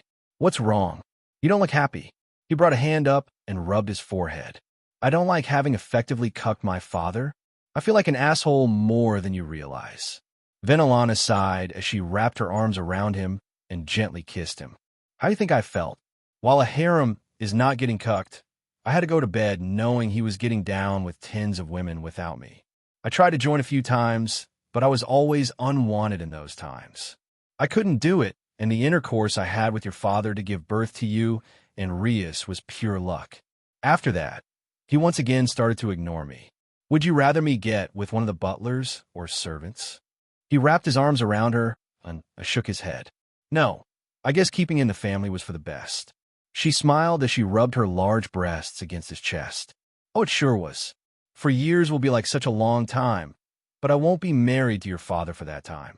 Tomorrow, I will get the divorce started, and I will return his ability to use his dick. He can marry Markina if he wants a wife. Romonus asked the important question. What will grandfather say? Venelana sighed when she thought of her father, who was the one who chose her husband. He will be disappointed in me, but I don't care. My mother will support me, and your uncle and grandfather both support you. As long as we don't get frisky in public anytime, soon no one will know. Romonus raised a hand and gently stroked his mother's face. Whatever makes you happy, mother. She smiled and held his hand. This does make me happy, more than you know. She stood up fully naked except for her white thigh-high stockings. She extended her hand and pulled her panties into her hand. She winked at him and placed one of her sexy legs on the bed. This way her vagina was visible to him as she slowly pulled her lacy purple thong back into place. When he looked back up to her face, he could see how she liked the way he looked at her. She licked her lips as she picked up her dress and pulled it on. She used a little magic to smooth it out, and after she put on her high heels, she was once again dressed. She smiled as she looked at herself in his person-wide mirror. She moved her hands under her breasts and lifted them a few times. Do you find me sexy? He sat up from bed and with a wave of his hand, dragged his hunter outfit back on. Once he was dressed with magic, he rid the room of the smell of sex and walked over to his mother. He wrapped his arms around her and rested his head on her shoulder. Right now, they were the same height at 5 feet 8 inches, but she felt way smaller than him because of his sheer bulk. I do. You have no idea how hard it was for me to keep my hands off you. You know about Seraphal and Miria, right? Venelana nodded. A short stack and a MILF, and now your mother. Don't forget, I'm not blind and know how you look at Rias. You want her, don't you? That obvious? No. You hit it well. Just know that inbreeding is normal even among the Bale clan. My mother Palestra Bale is your grandfather Demonidas' niece. Since she was not born with the power of destruction, instead of being married off, she became his mistress. Don't tell anyone, but I think he loves her more than his wife. If he spend a night with his wife, he spends 6 with her. I can see why, as my mom is a total hottie. What do you think I got my looks? He tightened his hold over her and kissed her neck a little. Is my grandfather inbred? Venelana nodded. Yes, your great-grandfather and great-grandmother are half-siblings. No one in the Bale clan will bat an eye at a little incest, even if you got me pregnant. She reached behind and started to rub his crotch over his pants. Wouldn't you like that? To inseminate me with your baby. Lady, if that is what you want, then fine. She turned around and kissed him one last time. Don't leave me waiting. She winked at him and walked out of his room. By that time, Aquino and Itsuki were long since asleep, as today was just a day for them to get settled in. Once his mother was gone, he shook his head with a small smile. Damn, isn't she perfect? He held his hand out and dragged Blood Drinker to his side. Once he held his sword, he sat down on his bed and placed it on his lap. He closed his eyes as he began to channel his soul energy into his blade, along with his Tuki and demonic energy. Before long, he once again found himself back in the core of Blood Drinker in Vesper's prison. When she noticed his presence, she looked up at him with a small smile. You have no idea how much your bloodbaths help. He looked up and noticed how the chains that kept her in pain were dormant. I got a question. You think if I remove your soul from this sword, will it break? I don't know. My soul has been the core of Blood Drinker for so long that I'm not sure anything else can substitute it. It might break, but this is still blood mithril and orichalcum, so it's still a powerful sword. Thinking of freeing me early? Sadly, no. I am not confident at all to be able to keep your soul safe from removing it from this prison. But that is still the end goal, because I got an idea for you. She raised an eyebrow as she leaned forward. Oh yeah, what is it? Interested in joining my peerage as a queen? You are a third-generation devil and noble vampire hybrid, with both species abilities, I presume. Just from the power of your soul, I can feel that it is bordering on the Satan class. Vesper sighed. Trust me, you do not want the political hot potato that is my soul. Zekrom hated me enough to render me down into this sword, and he is still alive, isn't he? Pick someone else. He just grinned as he asked her a few questions. Tell me, can you fight up close? Duh, vampires are built tough. He walked closer and asked the next. Your speed? Vesper grinned back, showing off her fangs. Faster than light. He leaned in to look at her face directly. And your magic abilities? She pulled herself and whispered it. Legendary. Then you can make use of the queen piece the best. I need someone who can use the bishop, rook, and knight traits, not just one of them. But if you don't want to, I still got Tiamat to ask. Vespera went slack again as she waved him off. Probably for the best. Instead of making me your queen piece, just make me your familiar when I come back. If I come back, that is. Romonus nodded as he left the core of Blood Drinker. At his level of power, sleep was becoming a want, not a need. His body could subsist on his energy alone for long periods. For now, he pulled up his phone and looked at the time. 9:58, not bad. He scrolled through his contacts and called Latia before bringing his phone up to his ear. He did not have to wait long until his fiancée picked up. She was currently in the bath, but since her phone was waterproof, she was fine. Romonus, I'm glad to hear from you. He smiled as he spoke to her. I am too. Every time I hear your voice, I get happy. I want to see you again. She smiled as her two maids in swimsuits cleaned her hair while she talked. I'm free in 3 days. That sounds perfect. I wanted to tell you that my father has finally agreed to let me use higher quality materials. This brings me back to my original plan. I want to undergo the baptism on my birthday. You want it on your birthday? It's October right now, so in 6 months? That have any special meaning? Not really. I just felt it was the perfect amount of time to build the device and get things ready. Latia waved her hand to stop her two maids for a moment. They bowed and waited patiently for her to speak to him. I spoke to my uncle about your plan, and he feels that is beyond risky, but that the benefits will be substantial. If you want, we can get his help to build the device. That's perfect. All that matters is that I undergo the baptism because while my power is still growing day by day, I feel my body needs an evolution. If destroying it with liquid mana over and over will grant me a stronger body, then so be it. Can't you just keep training? The body will adapt naturally, and you won't have to feel any pain for it. He could understand that was logical, but now that his soul was unique, his body had to follow. If it worked as he intended, his entire body would be destroyed, but as it healed, it would fuse liquid mana with his body, granting him a body to match his powerful soul and another trump card against the foes he would be facing. I need to do this. Just training will only make me so strong. This baptism will directly make my body leagues stronger than any other. Plus, I still will be able to continue my training with my new body, so there is no downside. She did say the one downside, except for the massive pain. He chuckled. Exactly, but 6 months is a long time, and by then I will have steeled myself enough. Just trust me. Latia sighed as she nodded to her maids to continue her bath. As they did that, she smiled. I think you are too smart for having such a muscular body. He did like being praised by her and the women in his life. Thank you. If you want to help me build my armor, I am all for the help. It won't be easy as I plan to bind it to my soul. I have reached the point of unlocking my own soulscape. The armor and gear I want to build won't be easy to make, but your help will be welcome. Consider me on board. When can we start the build? As soon as my father gets my materials. He will even get me some 4 materials for me, which you will want to see. I can't wait. Oh, and before giving Seraphal a call, she wants to go on another date. He smiled as he was happy the girls were getting along. He gave their numbers to each other just to be open to them. Seraphal and Miria were already friends, and Latia was friendly to them as she did give him permission to get a harem. All right, she's been busy these days.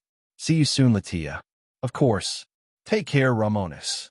Once they hung up, Romonus decided to call Serafal to see how they were doing. While he spent a lot of time with both of them, Serafal got the short end of the stick by being a Satan. When she picked up, she was sitting in her chair while she rapidly moved through her work through her computer. However, when her phone rang with her favorite ringtone, she floated the phone to her ear. "Romo, Latia told you." "Yes, she did. You know you could have called me yourself, right, girl?"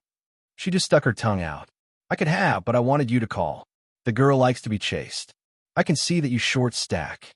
"Hey, I am the short stack." He chuckled as he asked her. "In that case, want to go on a date in Tokyo? I'm always free after all, but I got a date with Latia in 3 days and one with Miria next week on Friday." "That sounds fun. We can check out all the anime stuff. I am free in 5 days." "Bet then. See you then, babe." When he hung up, she got a naughty idea. When she got off the clock, she was going to be sending him some photos of herself.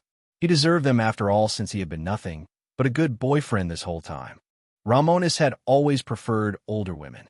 He never quite figured out whether it was their maturity, their confidence, or that subtle motherly warmth, but Miria checked every box.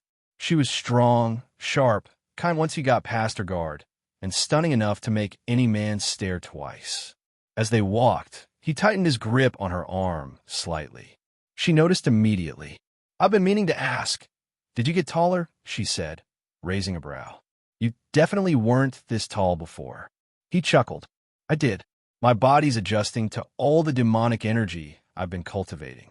It's pushing my limits, forcing me to grow to handle the pressure. Puberty helps too." Miria ran her fingers along his jawline. "Ever think of growing a beard? You'd look even more mature." He smirked. "I might. My grandfather had a full beard, and my uncle looked good with one. Could suit me." She nodded with a half-dreamy look. "It would. Those purple eyes of yours already do half the work." Their eyes met, the same bright shade of violet. "We share the same color," he said. "Coincidence?" Miria blushed faintly. "My grandmother was from the Bale Branch family. She didn't inherit the power of destruction, so she was married off. My father didn't inherit it either, and neither did I." Romonus paused, then grinned. "So we're distantly related? That's hot." Miria flushed and gave him a light smack on the head. Not light enough to go unnoticed, but he was used to that kind of discipline thanks to Graphia. "Pervert." He just laughed. The streets were lively, and his presence drew attention. People whispered and pointed, phones discreetly raised to take pictures. Black-haired, purple-eyed, and clearly a Gremory. It wasn't hard to recognize the air. Romonus flicked his fingers, and invisible threads of power of destruction plucked the phones from their owners' hands. "This is your first warning," he said calmly. "Mind your business." Miria whistled softly. That level of control, impressive. I've heard that power's almost impossible to manage. He shrugged, only because no one bothers to try. He smiled and held out a hand. "Come on, let me show you something better." He returned the phones with a casual wave before leading her through the town. Their first stop was the statue of Romonus Gremory, the clan's progenitor, standing tall in battle armor. The sculptor had exaggerated her maturity. She looked like a regal warrior queen rather than the teenage girl she'd been. "Your ancestor?" Miria asked. "Yeah," he said quietly. "She died long ago." Miria sighed. "Most of the 72 original devils did. Zekrom Bale's still around, but few others survived. Most are either dead, crippled beyond recovery, or kept in suspended animation," Romonus replied. "Anyway, there's a better spot ahead." Their next stop was the Gremory Petting Zoo, a local favorite filled with all kinds of camels from both worlds. Miria's eyes lit up instantly. "House Gremory has an odd fondness for camels," Romonus said with a smirk. Rias thought they were cute. She wasn't wrong, Miria said, petting the muzzle of a massive camel easily the size of a house. Nearby, Romonus hopped over the fence of another pen. Two enormous beasts, red and black with short humps and sharp fangs, turned their heads toward him. "Those don't look friendly," Miria called. "They're flesh-tearer camels," he said, patting one's massive neck. "Mine, actually. Got them when I was 8. Miria smiled. "They seem to love you." "What are their names?" "Jackal and River," he said proudly. "Any meaning behind that?" He shrugged. "None at all. Just felt right. A pudgy devil approached, scratching his balding head nervously. Young Master Romonus, I didn't expect you today. Your camels have been restless, probably missing you. Romonus glanced at the pair and noticed their low, rumbling noises. Then I'll have a new pen built near the mansion. They'll be happier close by. The camels bellowed joyfully, startling the rest of the herd into a chorus of roars. Romonus laughed, leaping back over the fence. Behave, all right. Both nodded, almost human in their understanding. Rias slipped her arm back, through his as they walked off. She was smiling again. So, she said, what's next? There's a bar with some great drinks, he offered, then paused. But, she laughed. You know, you don't want to see me drunk. I get violent.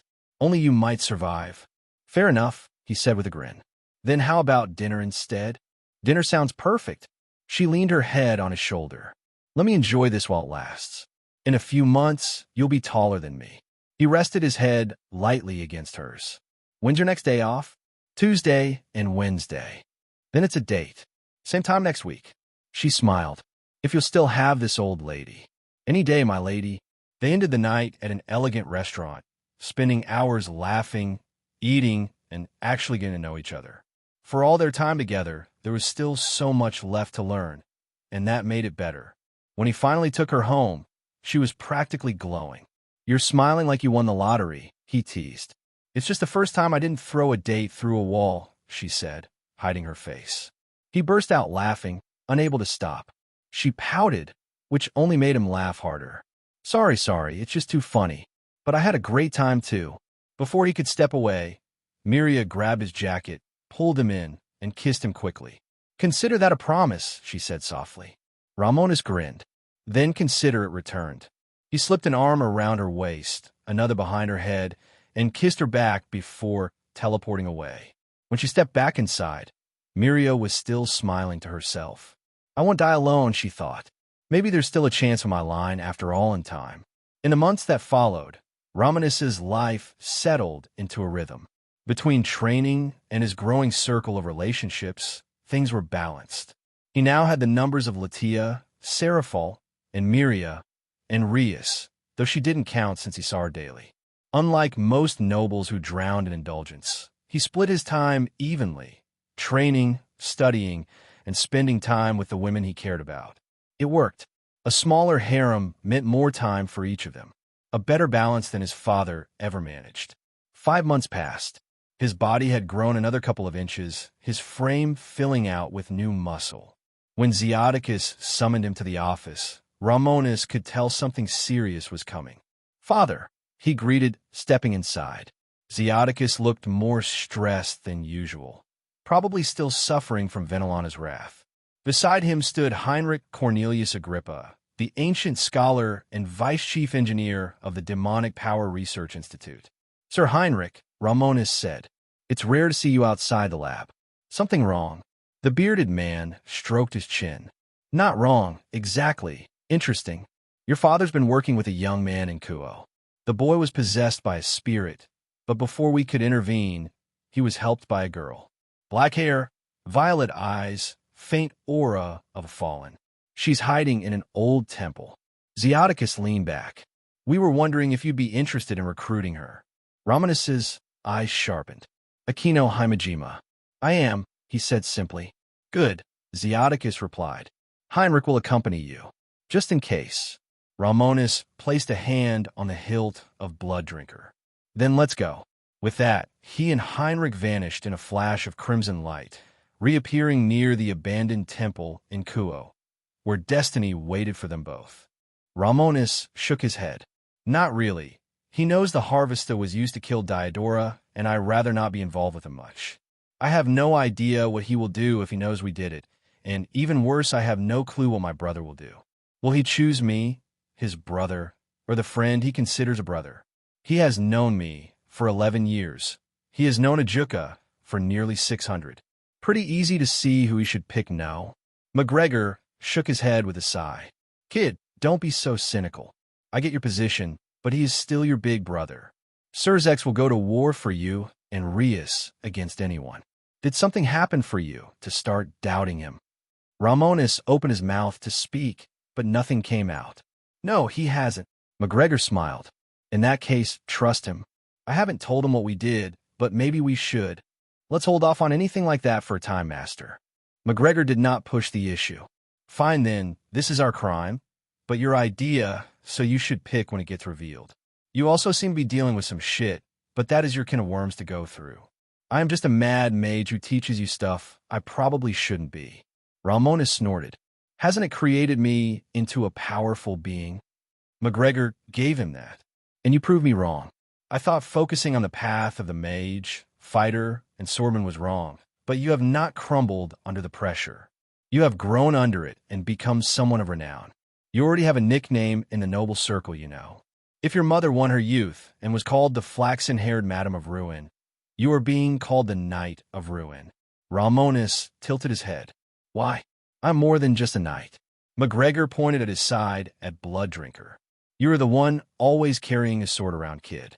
The nickname is just sticking, and even Rias has her nickname now that she is growing stronger. Not as fast as you did, but fast. Though she's just training under me and Suji, as she has no interest in getting up close like you.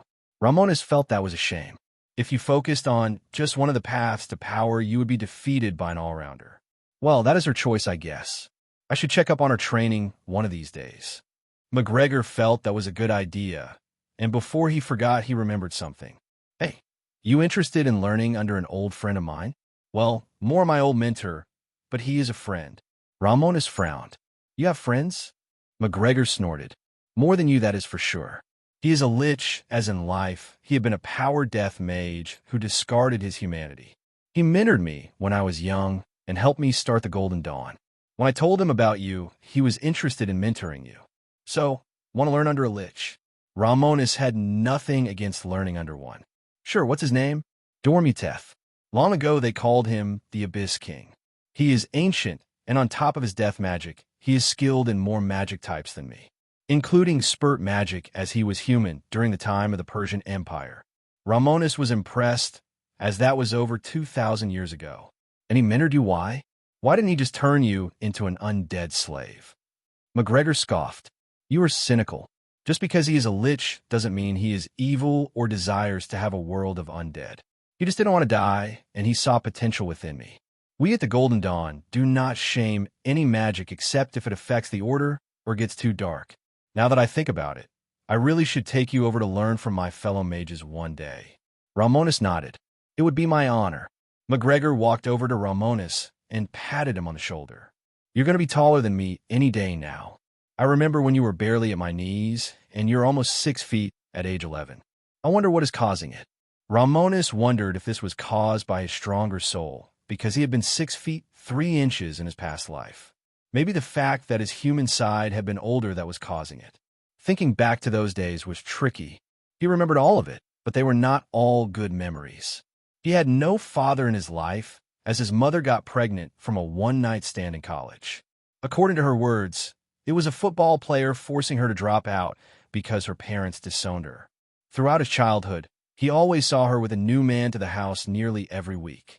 Some of them were worse than others, but one of the better memories was of his aunt. When she took his virginity, he felt it was a great day. That might have been why he was interested in older women, but then when his aunt told his mother instead of getting mad, she decided to give him a test run.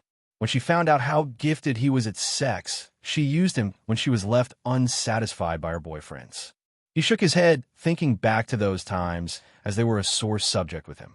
I guess all my training. McGregor did not believe that was true, as Surzek trained just as much as him, and he is only 5 feet 11 inches. Whatever you say, I will be going. Good luck, kid. McGregor waved his hand and weaved a giant teleport circle under the inmates. With a burst of light, he and the prisoners were gone. Now alone, Romonus sat down on a rock as he thought back to his mother. Not Venelana, but his mother Carla. While she was not the best mother, she really was a good sex friend, which probably was why he was so warped in the head. That made him wonder if he was already insane to begin with. Was that why the god of insanity chose me? Because I was insane. Maybe this whole second life is just a mad delusion? I seriously hope not. He shook his head and teleported back to his room. Tomorrow was not going to be a fun day for his father, as divorce in devil terms was simple. She would challenge him to a fight, and she would be free to leave him if she won. It was almost funny, as his father was only a high-class devil because of his noble heritage, while Venelana was an ultimate-class devil. He stood no chance. When Romonus returned to his room, he still had plenty of time to use up, so he walked over to his weight rack to get a few sets in. He discarded his upper clothes before he got his weight ready. 1.5 tons seems good. Once he got the weights ready, he laid down and activated his gravity magic on himself. 20 times normal gravity seems good. Instantly, the gravity around him became 20 times greater, meaning he was now lifting 30 tons. Not to mention that he now weighed 3,600 pounds, making this even harder. He grit his teeth as his Tukey shimmers around him. It was still a light white, but mixed in was a purple glow as his entire being was being transformed by his unique soul. Either way, this was the best way to train his control, was to train with it as much as he could. Until he could perfectly circulate his life force at all times, he would not cease. Until I can lift that planet, this won't end. For the hours of the night, Romonus spent part of training his body and a small part in his magical studies. Thanks to all his abilities, sleep was slowly being turned into a want, not a need. He and Falbium were very different, as he saw sleep as a waste of time, while Falbium saw it as the greatest activity. He saw it as more time to be used to train and grow stronger. When the morning came, Venelana smiled to herself as she got out of bed. 4 years now, she had been sleeping in her own room, and today was the day she would cease to be Romonus Gremory. Centuries ago, she could have fought her engagement, but she was doing it now. She walked over to her mirror and looked herself over. She asked herself what the hell was wrong with Zeoticus. She had been faithful to him for centuries, managed his harem, gathered the finest women for it, and all she got was being ignored.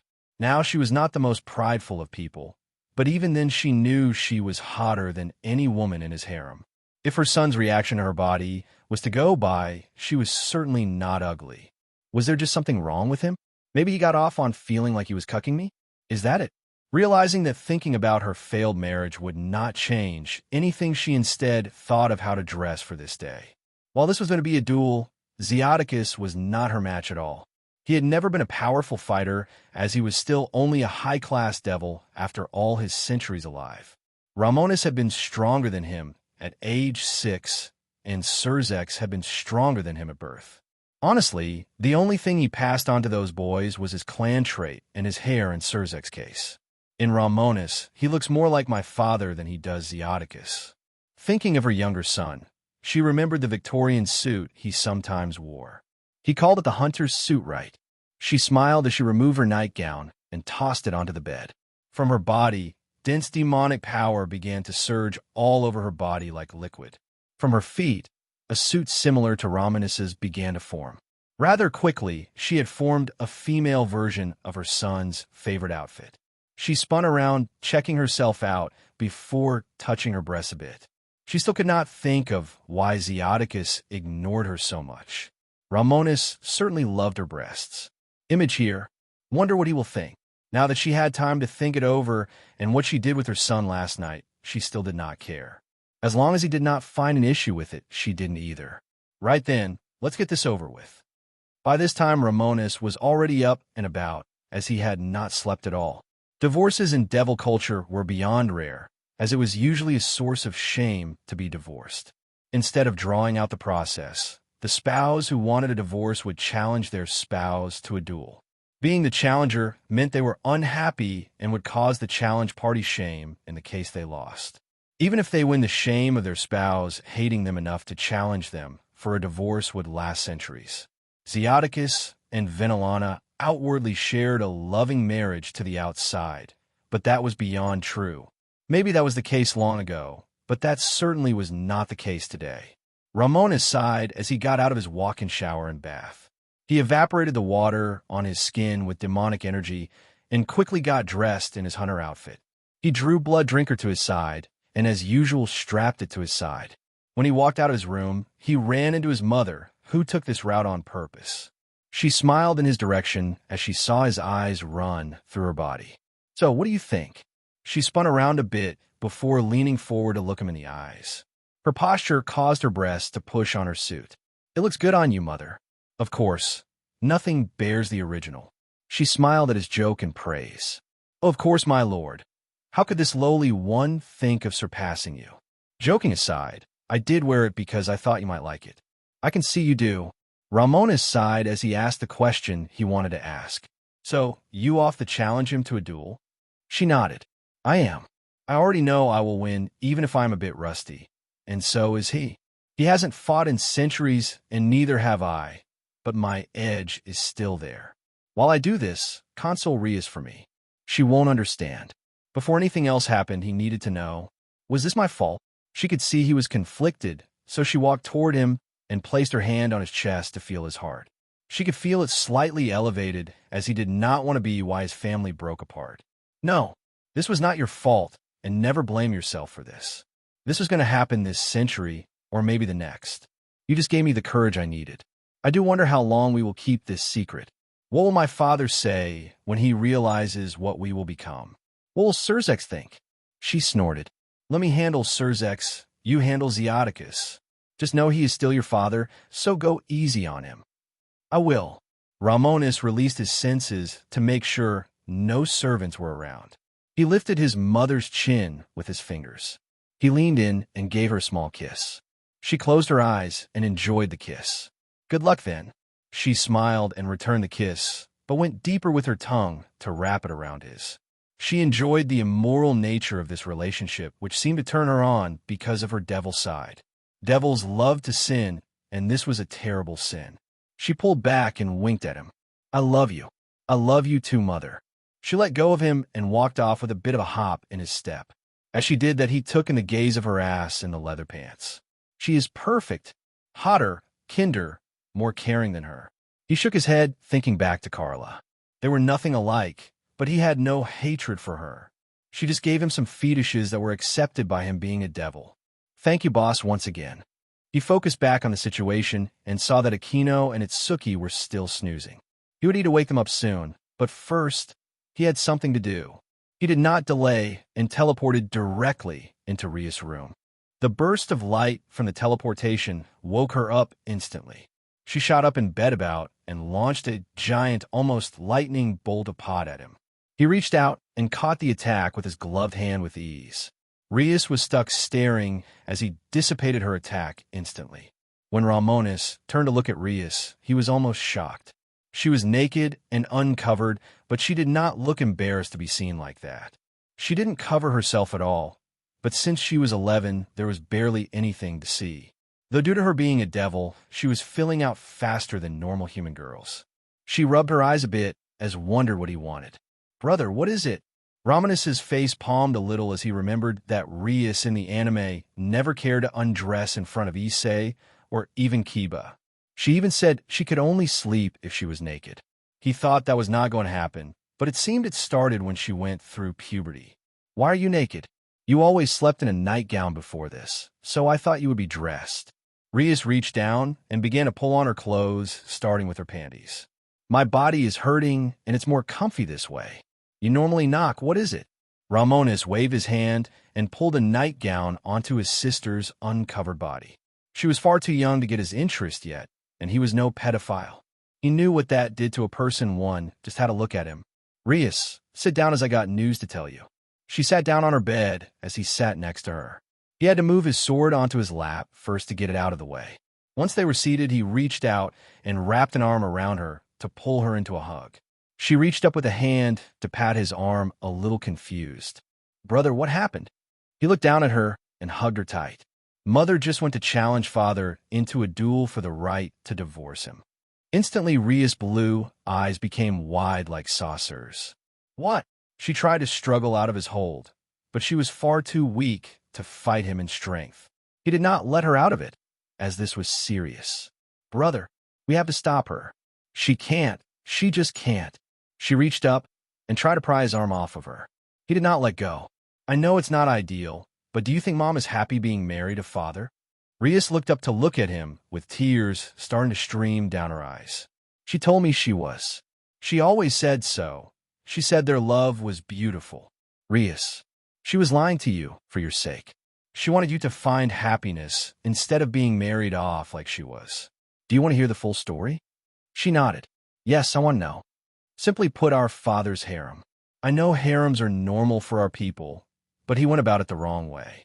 He neglected our mother for years at a time. The last time they were together was when you and I were conceived. Due to our low birth rates, they did not expect us, but we happened. Mom is nearly 1,000 years old, and she has been married to father since she was 25. She has been venting to me about her marriage. For the first 100 to 200 years, they had a happy marriage. Then father began to get his harem, and he just kept growing it. She tried to manage it for him, but that was hard when there were over 200 women in it. Even for a devil, keeping that many women without neglecting them is impossible. Mother is just the one who was forgotten. Rias clenched her hands in anger as she looked up at him. I didn't know. He smiled at her and laid down on the bed with Rias in his arms. She was 5 feet 3 inches right now, and in the anime, she got to be around 5 feet 8 inches his current height. Neither did I until she told me 5 months ago. Seems the pregnancy of Markina was the final straw for her. It was the one rule she had for his harem. She just told me to come tell you the news. He let go of Rias and saw her sit up in bed. She turned around to face him while wiping her tears. Are all men the same? Do they even love us? He opened his mouth to speak, but no words came out. He sat up and crossed his legs under him. He pointed at himself. Do you think I'm like father? Rias thought about it a bit before she looked at him with a distrustful look. You're getting a harem. I know about you with big sis Serafal and that Miria lady. He saw her pout a little, so he raised his hands to explain. Just so you know, I asked Latia permission, and my girlfriends all know about each other. I also go on dates with each one often since I started dating them. I don't neglect them like father does, as he just has sex with them and nothing more. I don't want a harem of mistress, as I want a big family of wives. Different thin, and when was the last time father took mom out on a date? Rias was going to speak, but she realized she had nothing to say. Never. Big brother Surzex gives all his time to big sis Grafia. And I guess what you do is okay too. She crossed her arms and looked away from him. He smiled as he leaned forward to rest on his stomach to look at Rias. Are you jealous, little girl, that you have no one? She stuck her tongue out at him. Who is jealous? I am not. He crawled forward and flipped around to rest his head on her lap as he looked up at her. Really? Because riser is still open. Rias pulled on his cheeks hard. Jerk. All men suck. Riser included. He let her do as she wanted, as this was not hurting. In that case, guess you will be single all your life.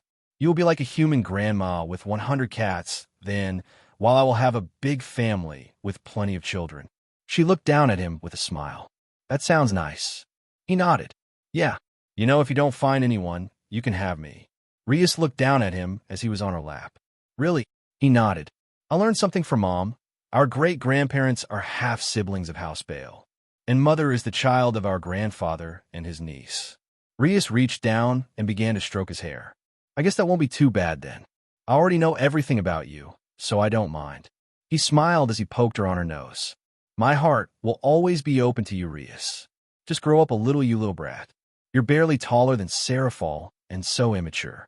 I can't think that you and Latia are the same age, as she acts like a refined noble lady. She reached down and pulled on his cheeks again. Jerk! Don't compare me to Latia. As for Serafal, I'm getting taller and growing my boobs. She put all her points into her breaths. You can't pick and choose, Rias. Watch me. He chuckled as he and Rias were always close. He decided to discard his thoughts of this world, just being an anime world. It was real, and he would live his life to the fullest to make up for his past one. He could gather a large family and more friends and reach the level of his boss. He wanted to repay Ravdal for this life he had been given. He was just glad that his family lasted together this long. He did wonder how it was going for his father. Zeoticus, when he woke up, did not expect the day to change much. He took a shower without his maids for once, as he still had this curse on him. He got dressed and left for his office, where he spent most of his time these days. Just when he was about to get his work started, Venolana walked into his office. When she walked in, he perked up as he thought that she had come to talk. Venolana, my love, I'm glad you have come to see me. I have to say that outfit looks lovely on you. Did Romonus inspire it? Venelana kept a cordial smile as she reached up and removed her wedding ring. She placed it on his desk and pushed it forward. He did, but that is not why I am here. I am here to challenge you to a duel for the right to divorce you. I am sorry. Zeoticus felt his entire world come crumbling down. A divorce after all the years they had gone through together. He stood up and reached out for her hand. What? What brought this about?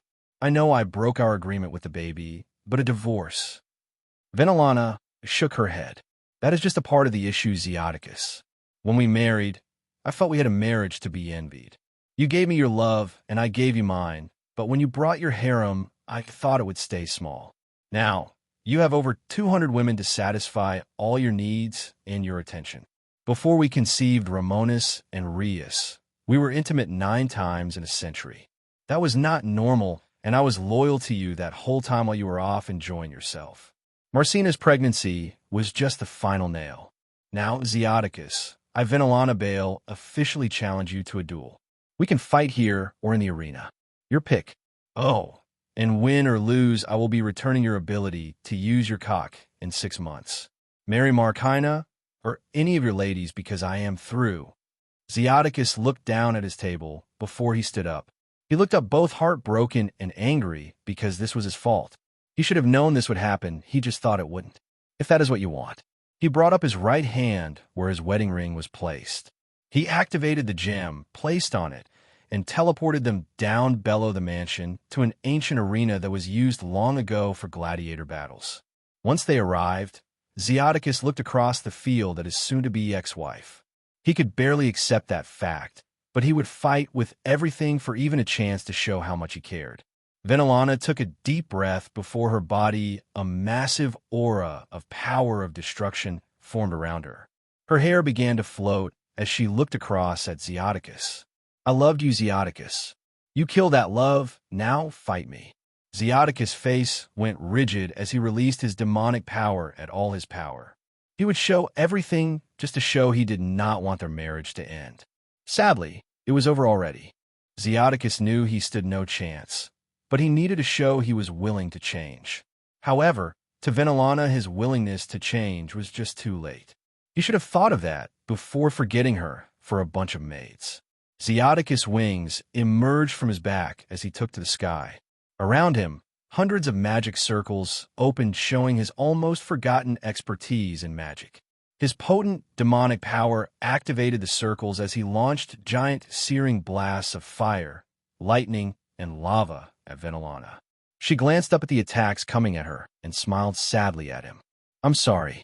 Before he knew what hit him, his entire sight was covered with an enormous orb of power of destruction. He watched as his magic attacks, which would have ended any other high-class devil, were not even a bother to her. He was hit by the full force of her attack, and only because she held back did he not die. She held her hand out and blasted him into the back wall. She released her attack and watched as he fell limp to the ground. Zeoticus was barely awake as his enchanted robes were nearly dust. Venelana shook her head as she walked toward him. I hate to see you like this. It could have been avoided if you didn't forget about me. When she was standing over his limp form, she pulled out a vial of phoenix tears from her spatial ring. She opened it and dropped them onto his body, healing him from the damage she caused him. Zeoticus forced himself up and looked up at his now ex-wife's eyes. They were filled with disappointment in him. He looked down at the ground and gripped it. I'm so sorry, Venelana. I don't know why this happened. I don't care what I must do. Give me another chance. I can be better. I will undo my harem. I don't need them. Venelana frowned and kneeled in front of him. She grabbed his face and stared into his eyes. This is why I am leaving you? You don't even know what you did wrong?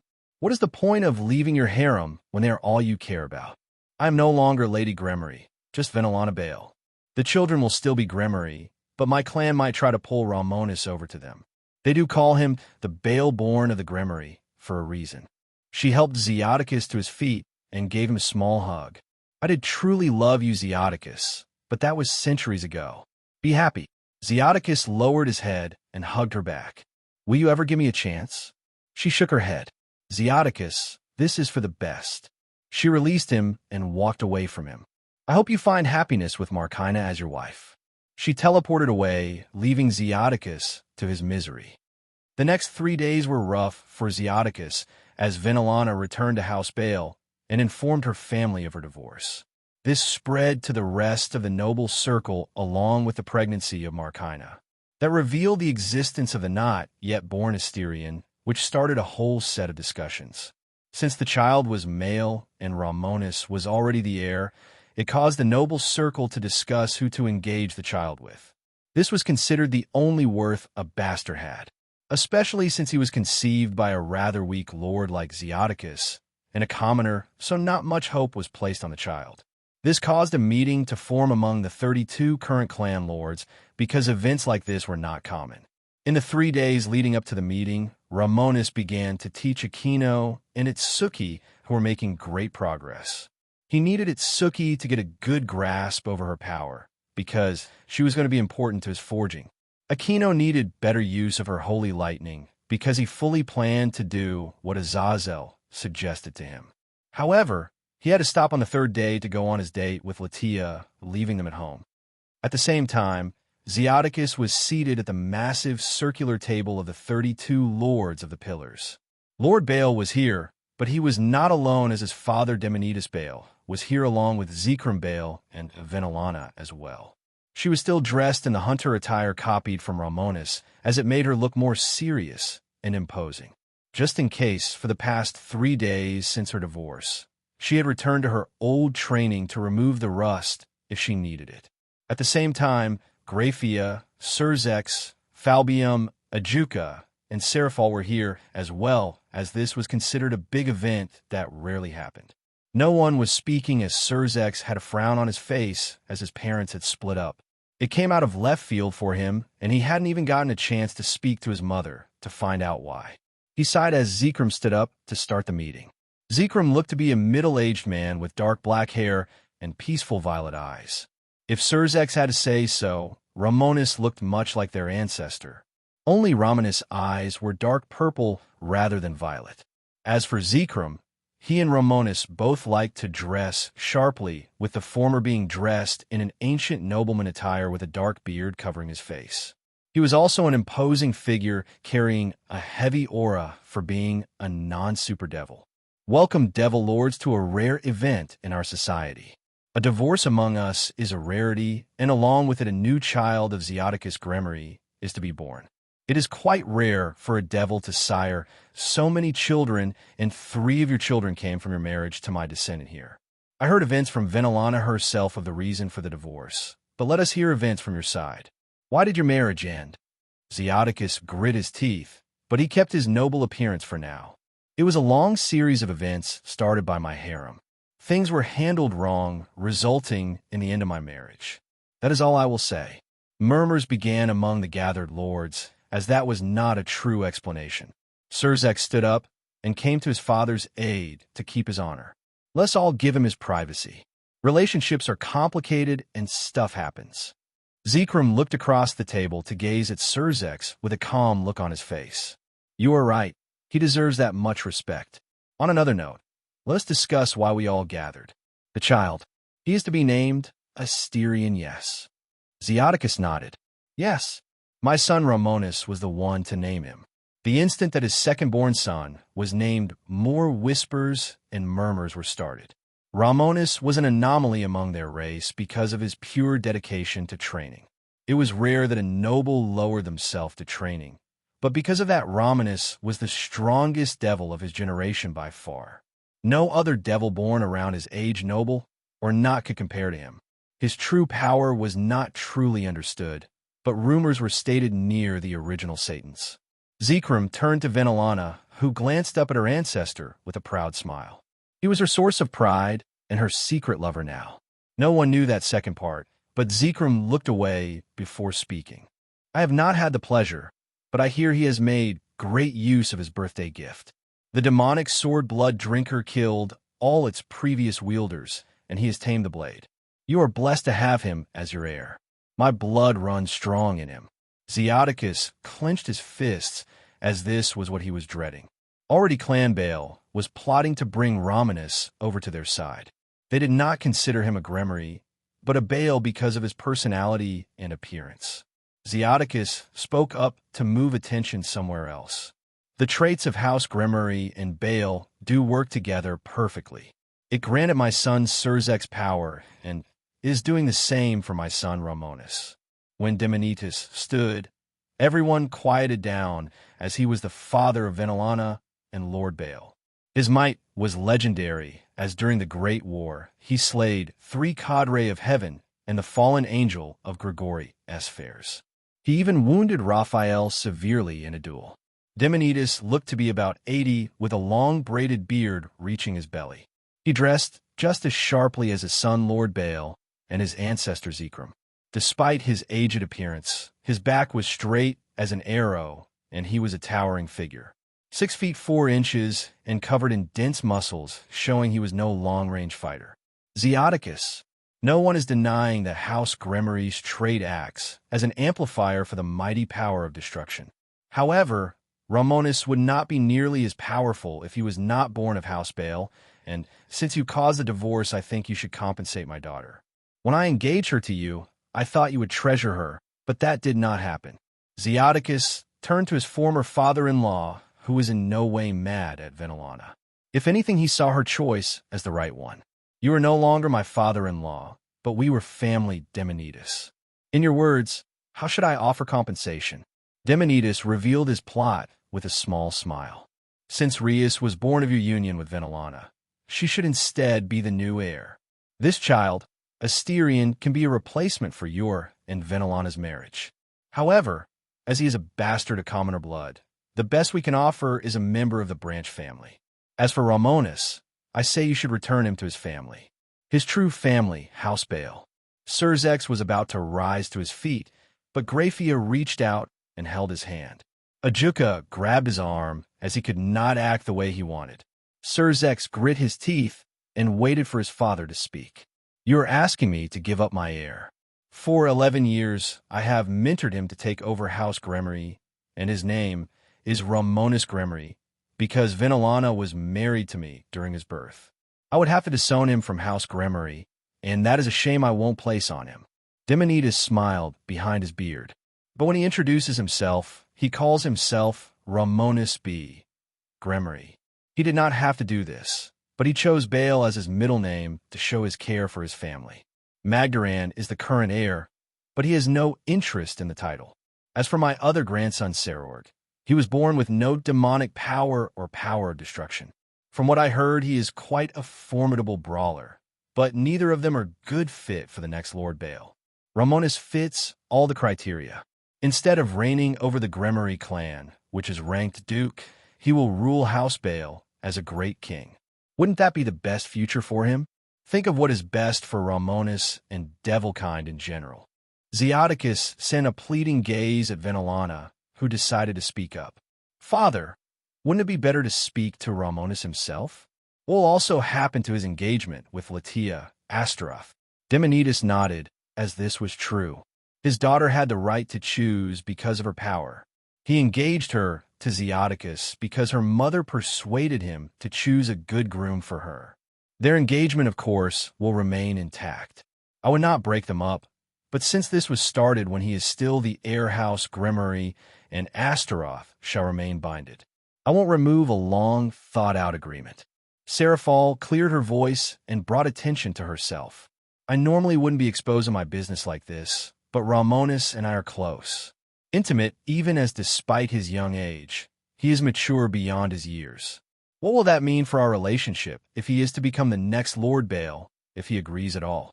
Instantly all eyes were on Seraphal as they remembered that Romonus was 11. Some had never seen what he looked like and imagined him to look like a small boy. They were giving Seraphal weird looks which she ignored. Surzek did not really expect Romonus to actually follow through. He smiled at his little brother because he was that good. Guess I won't be the only married Satan now. 1 down, 2 to go. Who should I set up a juka with? The green-haired Satan shivered, as he didn't want marriage. As for Seraphal and Romonus, he was more mature than she was by far. Though Roygun Belphegor, Lord of House Belphegor, blushed and touched her face. Oh my, she also likes younger men. I wonder if I should see this Romonus. Demonides knew about her relationship already, as she did nothing to hide it. Yes, I heard you and my grandson have been seen going on dates in the capital. If you marry him, will you give up your title as Leviathan and take the name Baal? Seraphal shook her head. I don't need to Demonides. I already gave up my name as Citri to become Leviathan. If I marry Romonus, we keep our names as they are. However, the decision is up to him and not anyone else. Zekrom placed a hand on Demonides' shoulder. Demonides nodded and sat back down. Now that he was talking again, Zekrom agreed with that. Of course, where is he at the moment? We need to hear the answer from his mouth. Zeoticus Zurub? Any of you know? Zurub was the name of the current Lord of Stayorth, which very few would call a lord on a first-name basis. Zekrom was one of those. Zurub, though, knew better than to call him out, as Zekrom was effectively a king of their race. He went on a date with Latia, his fiancée. Zekrom hummed. Where? Zurub, as he tried to remember. Kruger National Park in South Africa. Latia and Romonus wanted to do something special, so they went over to sightsee. Zekrom felt that was a nice idea. I would hate to interrupt them, but this is important. I will send a servant to call them to this meeting. This is a serious matter after all. Roygun spoke up. No need to send a servant. I am more than happy to go. Zekrom raised an eyebrow. You? What? Roygun just smiled as she rested her chin on her hands. Since this is such an important thing, I think it best for a lord to go, no? Get someone trusted to deliver. Seraphal frowned as she knew what Roygun was planning. Hey, hands off. He is taken. Roygun glanced at Seraphal and smiled. Why can you keep the boy to yourself? I hear he has a thing for women older than him, and I qualify, don't I? I also like young men younger than me, so we are a match, right? He won't be up to your tastes. He is too grown for you. How grown can an 11-year-old be? He is still ripe, uneaten fruit, after all. Seraphal smirked, as Romonus was no little boy. All right then, go see him then. I bet you will lose all interest the moment you see him. Roygun smirked. Now I want to see him more. Zekrom cleared his voice as he could see something going on between the two devil ladies. Women were quite a tricky thing among devils, especially when they were strong. If you want to go, then be my guest. We have more to discuss after all. Roygun stood up and teleported away to South Africa to get Romonus and Latia as well, though she was more interested in seeing him for herself. What she was picturing was very different from the real Romonus after all. As Xander had said, when he and Latia had met up early in the morning, they had both begun to suggest different locations to go to. They had the underworld and the human world, so locations for sightseeing were nearly infinite. In the end, though, they both decided to just spend some time in South Africa at Kruger National Park. They had foregone the guides, as they were more than capable of taking care of themselves, as mundane animals were harmless. Since they had arrived, they had been traveling through the park, coming close to each animal. Currently, Latia was on the back of a big white rhino with Romonus walking by the animal's side. The big bull did not seem to mind them riding on his back, as Romonus had bribed him with some Baal apples. The Baal apples were a highly sought-after fruit grown in the Baal territory. Each one looked like a regular apple, except that they had purple skin and grew with magic, meaning each one contained mana inside. Latia watched as Romonus pulled another apple for the rhino, which seemed to be delighted at the snacks. It opened its mouth and took the apple from his hand to begin eating. Is that a good idea? Baal apples have mana inside of them, and this is a regular animal. Romonus scratched the big creature on the back. It's fine. If this big guy gets smarter or stronger, it will serve the species more in the long run. How are you enjoying the ride, my lady? I also love your outfit. Latia loved to dress expensive, but he had suggested she try out his Bloodborne hunter suit. Just as he expected, she pulled it off really well. She smiled as they were dressed in a similar style. We should get some professionally made. These are just made of demonic energy, as you keep calling it, rather than real leather. Might be more durable. He had been wanting to do something like that, but he had one issue. I would like to, but I will need to keep getting it sized up.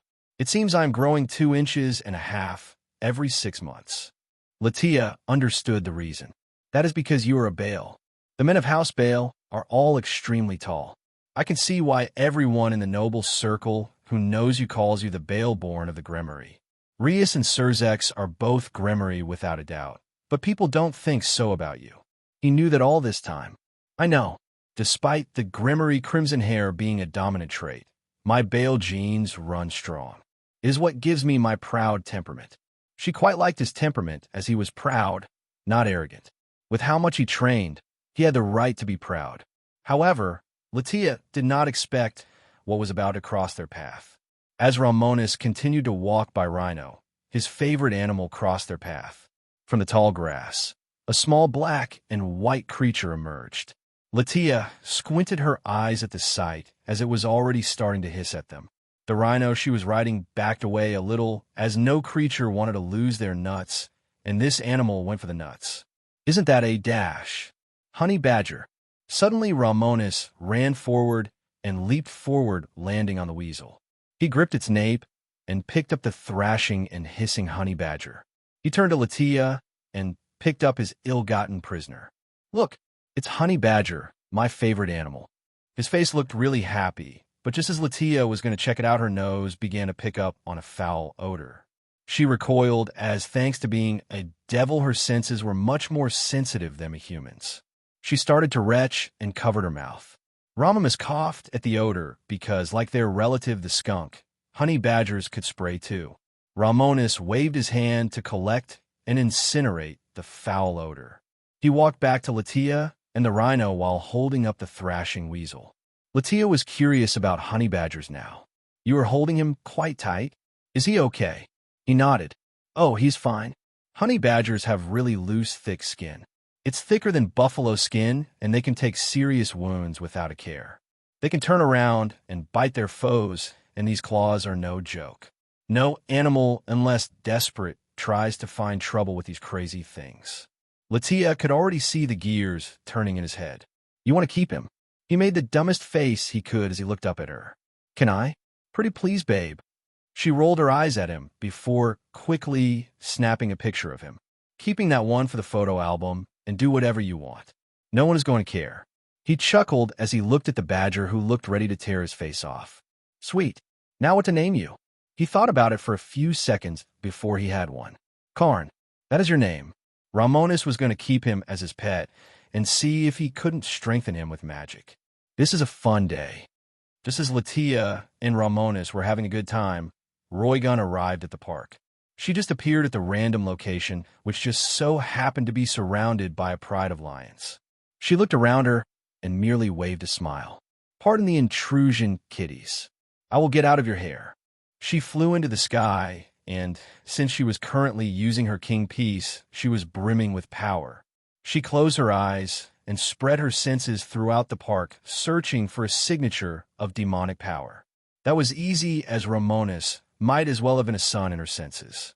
She whistled as Romonus was leagues stronger than her without the use of the king piece. Without it, she was only a high-class devil, but with it, she could fight at the Satan rank. She did wonder what would happen if someone like Romonus got a hold of a king piece.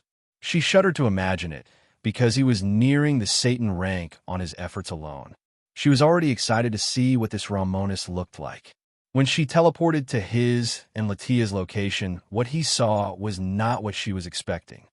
Romonus, with a bit of demonic energy, had calmed down Karn enough and even managed to form a familiar contract with him. After promises of food, power, and more foes to fight, the badger truly chilled out. He crawled up Romonus' shoulder, but he hissed at Latia when she tried to pet him. Latia pulled her hand back with a frown. I don't like him. He is adorable, don't you think? He was talking to the rhino, who snorted at him. He pulled out another bale apple and fed it to him without any hesitation. Already he was seeing as mana was beginning to circulate through the rhino. He placed a hand on his side and placed a tracker as he wanted to see what he would become. Just as he did that, he and Latia gazed in front of them at the teleport circle forming. From his studies, Romonus recognized it as the circle of House Belphegor. Who could it be? When the circle activated, Roygun appeared in its place. She instantly looked at Romonus with a smile that shrunk a little. She looked him up and down, and the first she noticed was his size. He was overflowing with muscles, and he was tall. His face, while youthful, was very mature and quite handsome. Oh my, Seraphal Leviathan, why have you kept this king to yourself? Are you Romonus? He nodded with crossed arms. I am. I don't think we have met before, Lady Roygon. Latia glanced over at the horned, pink-haired woman. The second-place champion of raiding games? Is there something we can help you with? Also, how did you know where we were? Roygon smiled as she looked at Latia.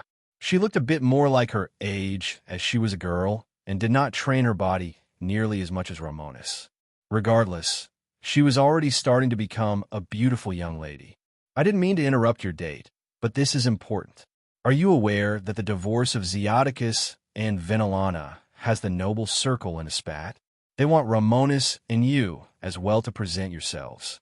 Romonus glanced over at Latia and helped her dismount from the rhino. Before he let the animal, he pulled out another apple and handed it over. Here for the troubles. Rhino licked his face before taking the apple and walking off. Roygon now turned to the big and very angry Karn. He hissed at her and lunged to bite her. She smiled as she released a bit of her aura, intending to intimidate him. A bad idea, as honey badgers don't care about anything. It snarled at her even more, which left her speechless. Is he broken? Romonus shook his head with a smirk. No, he's just a honey badger. They fear nothing. This is Karn. Now then, let's be off. Roygon nodded as she looked over at Romonus. Let's. When this boring meeting is over, I will let you get back to your date. Roygon didn't need to, but she walked over and grabbed his arm. He glanced down at her, as she was a bit shorter than he was, though her horns did give her a bit of height. You're forward, Lady Roygon. She leaned forward a bit and hugged his arm tighter. Oh, should I let go? He squinted his eyes before smirking at her. No, I like the attention of a gorgeous woman like you. And I'd like a handsome man like you. Why not me? Latia was not one to get jealous, but she did clear her voice. Lady Roygon, that is my fiancé you're flirting with. If you want to join his harem, you need to pass the criteria. Roygon smiled at Latia. Oh, and what is it? Latia was about to list them off, but she stopped. Oh, wait, she passes every single one. Beautiful, powerful, talented, a mature body, and she is friendly. Never mind, you pass. But do remember, despite his dashing good looks, he is still 11. Roygon did not want to believe this hunk of a man was 11 years old, and simply hugged his arm tighter. I want to believe you, but fine. Want to exchange numbers after the meeting? He, of course, would give her his number. She was cheating a bit because of the king piece, but whatever. She could become strong without it, as she uses her clan trait crack on Typhon, a member of the top 10 world's strongest. Of course, but let's not delay. Roygon nodded and teleported the 4 of them Karn included back to the meeting room. When they arrived, Seraphal squinted her eyes when she saw Roygon holding her boyfriend's arm.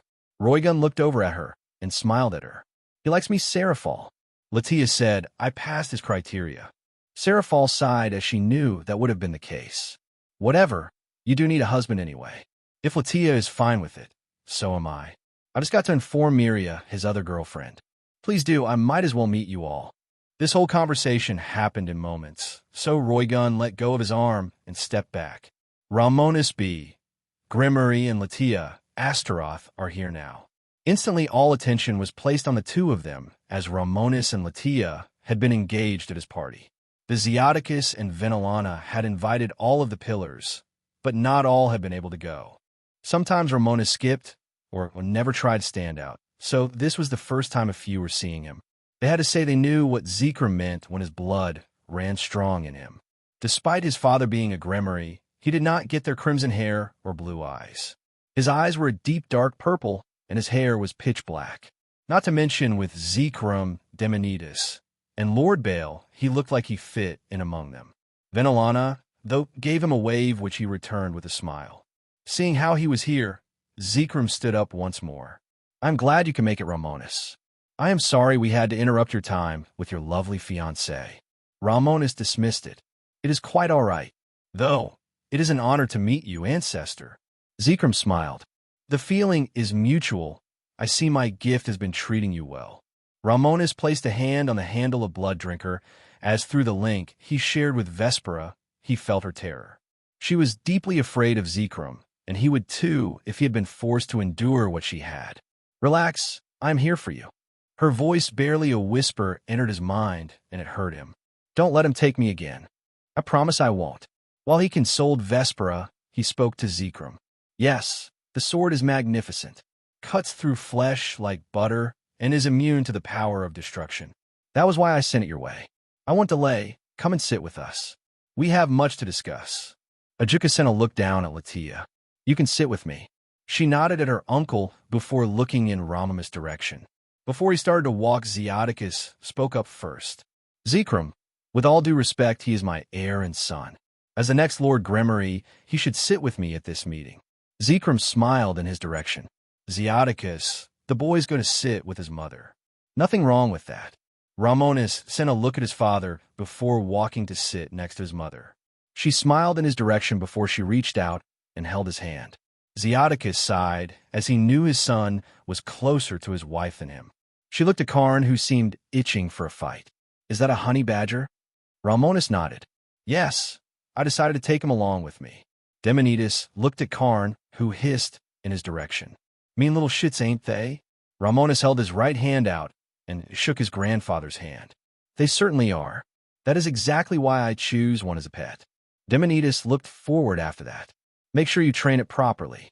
The difference in how Demonidas treated Romonus from Rias and Surzex was that they were always associated with House Gremory.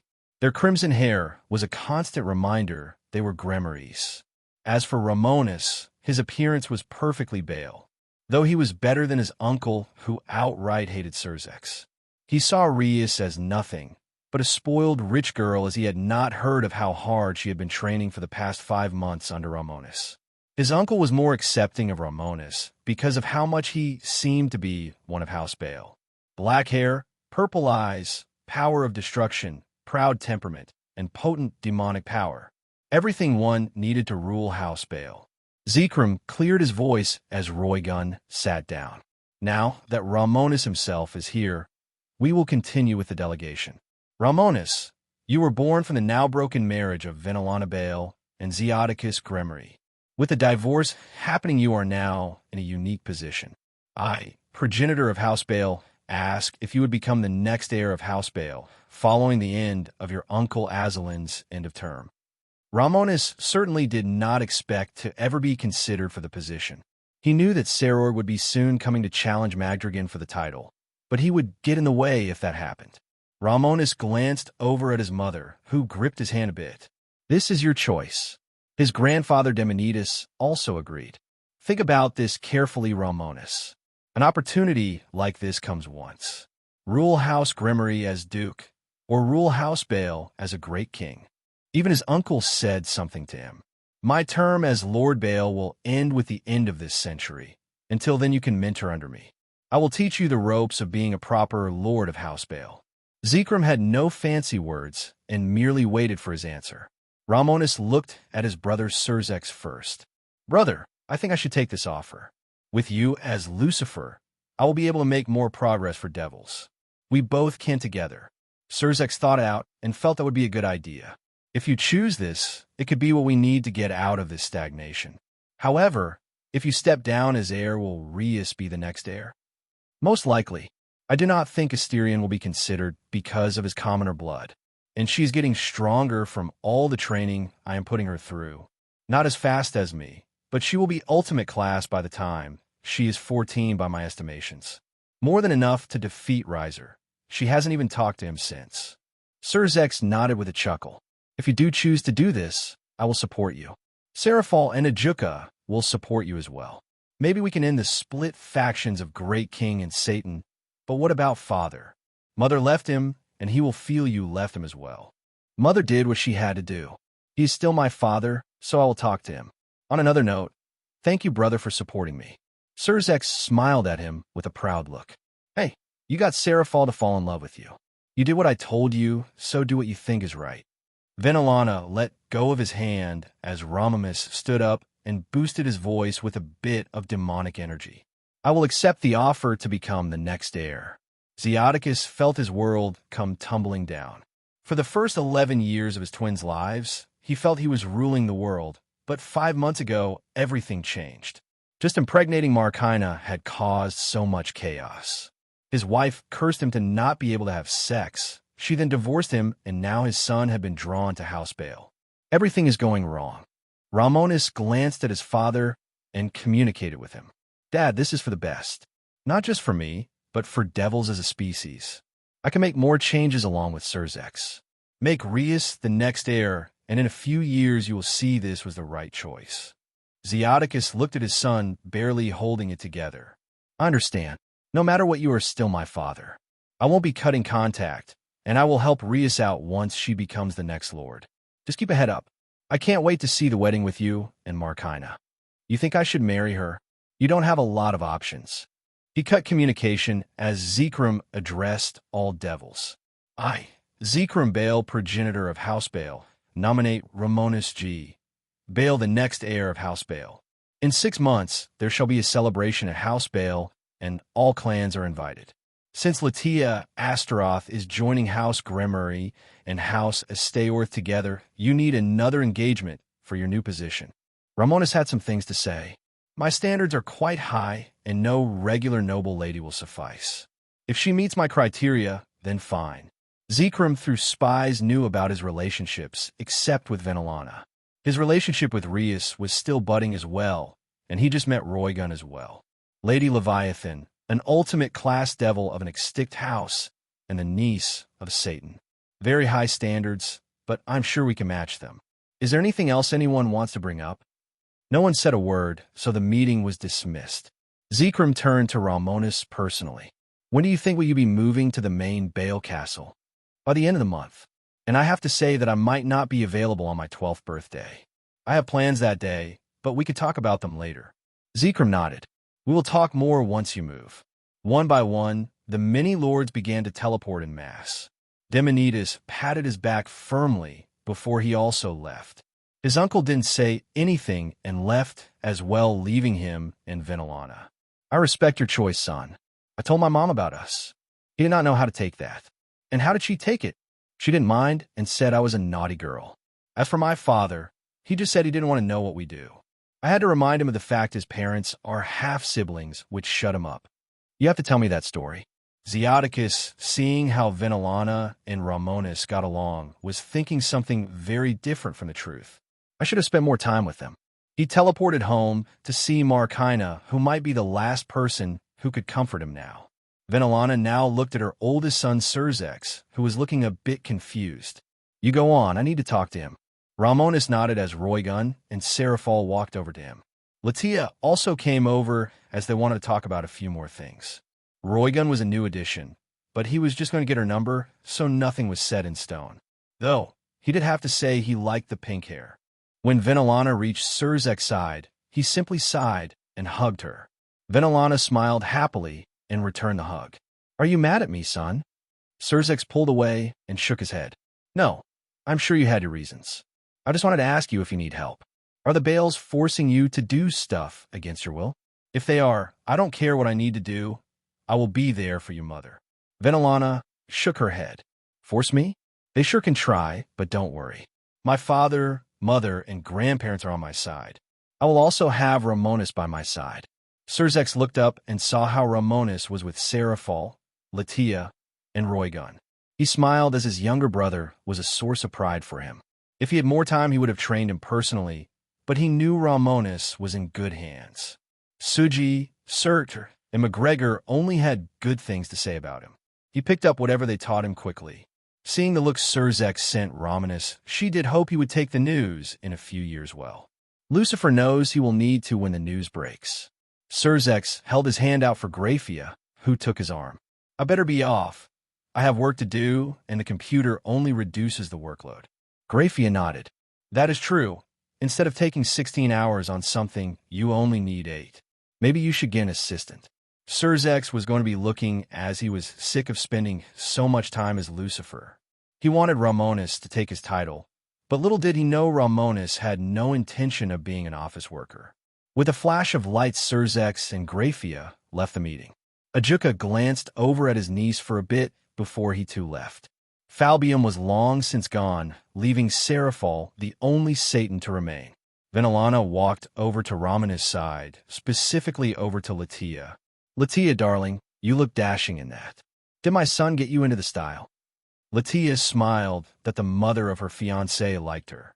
He suggested it, and I felt it was a good fit. It covers up quite well as well, but I think you look great too. Venelana smiled as this was why they had chosen Latia for their son. You're a sweetheart, and you're right about this suit. I went from looking like a pretty face to someone people took seriously. Romonus chuckled at his mother's words. Mom, it wouldn't take you seriously. If you had been more interested in status, you would have been a perfect ruler of House Bale. She giggled and waved him off. I will leave the ruling to you. This reminds me, except for Miria, your lovers are all here. Oh, my mistake, didn't see you there, Roygun. She said the last part with sarcasm, which made Roygun smile. Lady Venelana. Can I just call you Venelana? You know, your son was very interested in exchanging numbers with me. I felt I should greet you now, mother-in-law. Venelana glanced at her son before pointing at Roygun. Her? Out of everyone you choose her? I think I heard rumors of her being a pedophile, so maybe you can disregard her? Perhaps we team up now and send her to prison for crimes against young boys. Tick marks appeared on Roygun's face. I am a virgin, thank you very much, and what is wrong with liking young-looking men? Nothing, thank you, and I have never touched any young boys. Latia challenged her on that. What about Romonus? He is young. Roygun with both hands motioned to Romonus. This is not a boy. This is a man. It doesn't count. Latia shrugged. Whatever you say. Venelana also had something to say. He is still 11, though. I am one to talk. She glanced at Romonus, who glanced back at her with a teasing glint in his eye. Roygun didn't notice this, but she brought up another point. You didn't say anything about Miria or Seraphal, and they are old. Miria is near your age, while I am just 225. I am a young woman when compared to this oldie. She said that while pointing at Seraphal, whose face went red with rage. Who are you calling old? Romonus reached out and patted Seraphal on the shoulder. Old? Seraphal is the most youthful girl I know. Don't take her words to heart, babe. Seraphal leaned up on him and grinned as she looked up at Roygun. Hear that? I have a boyfriend who appreciates me. Roygun chuckled as she brought out her phone. Here, I got things to do, but I think we will get along. Romonus brought out his own, and with a quick exchange, they got each other's numbers. Roygun smiled in his direction as she prepared to leave. Let's get to know each other, Romonus. I can't wait to see you in the raiding game. Romonus nodded. Good luck.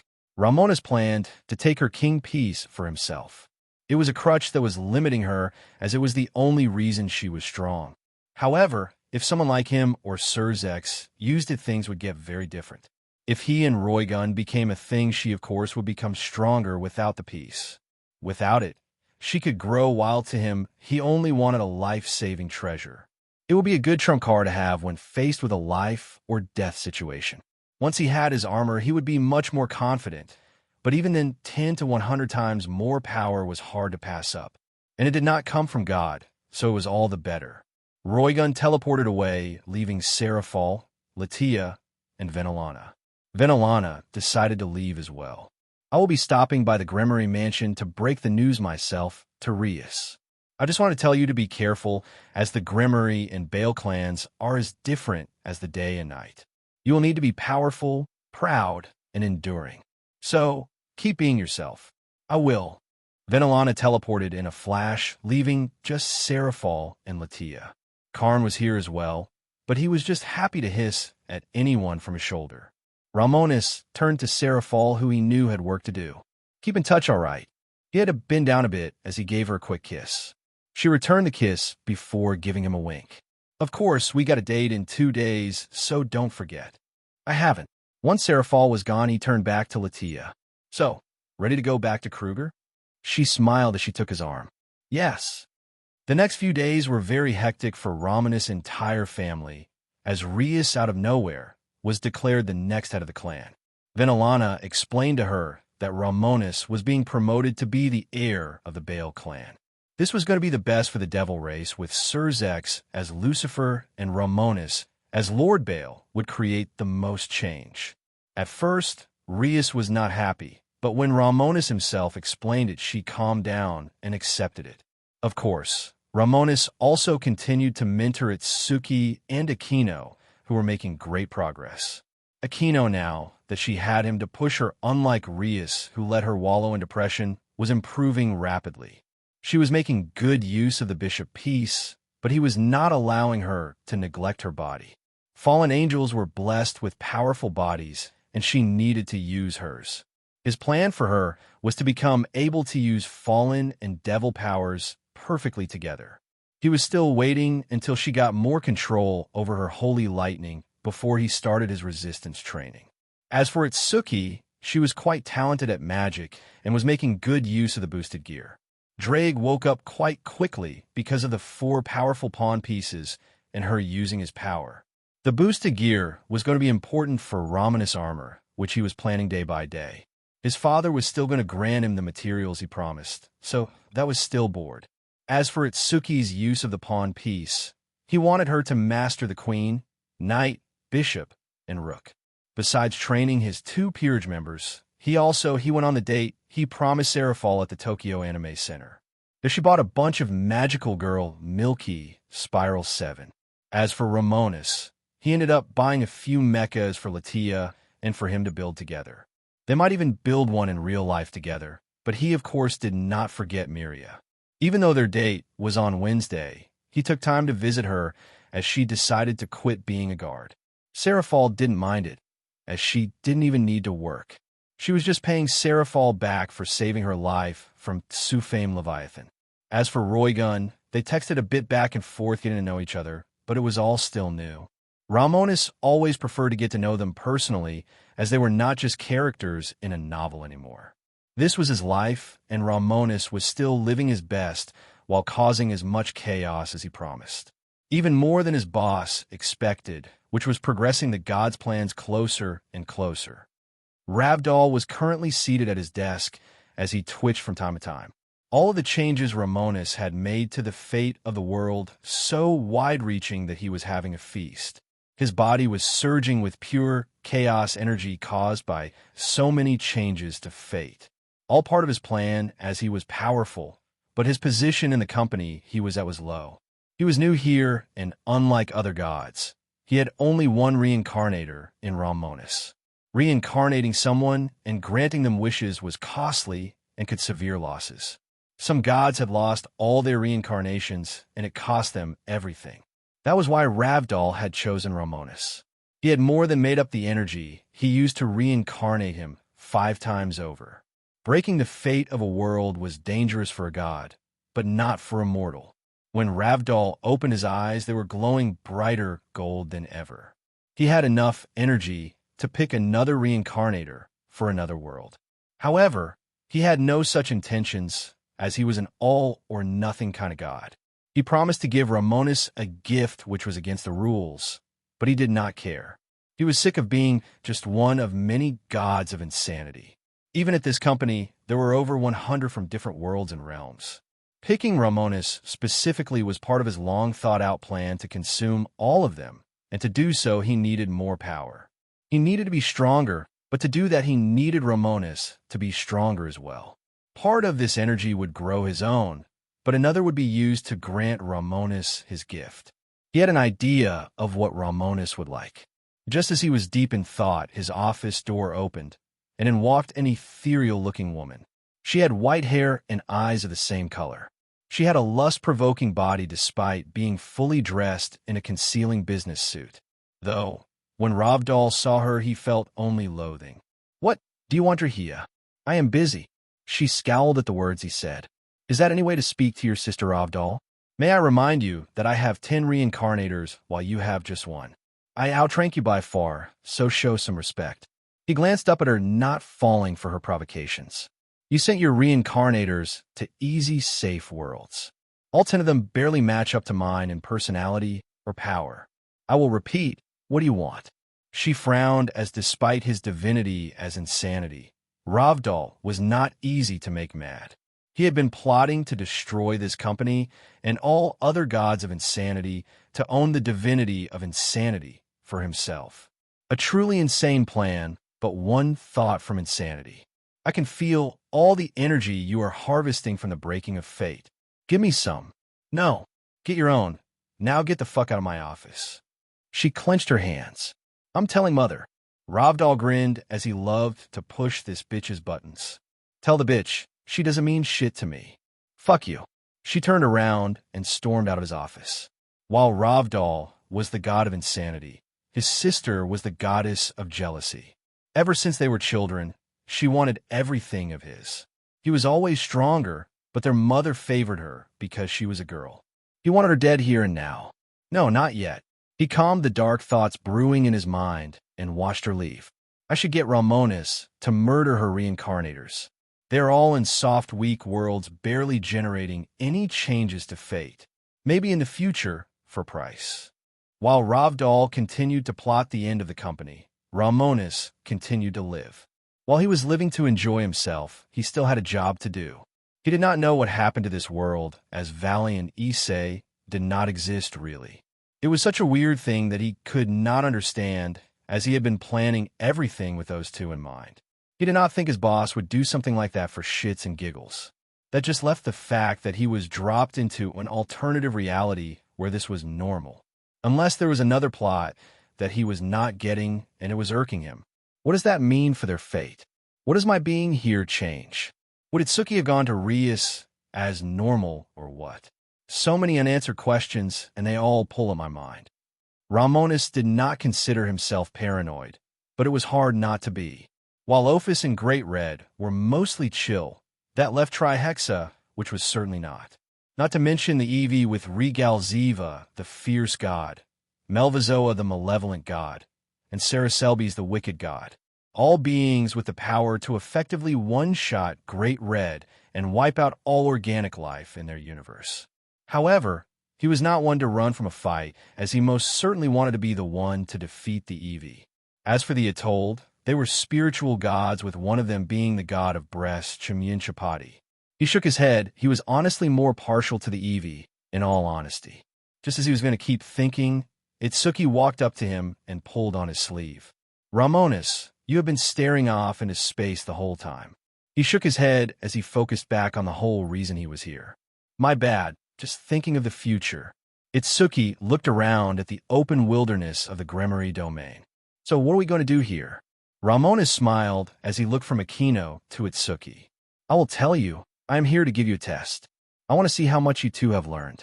As a noble, I will be expected to compete in the raiding games, and I want each of my peerage to be one-man armies.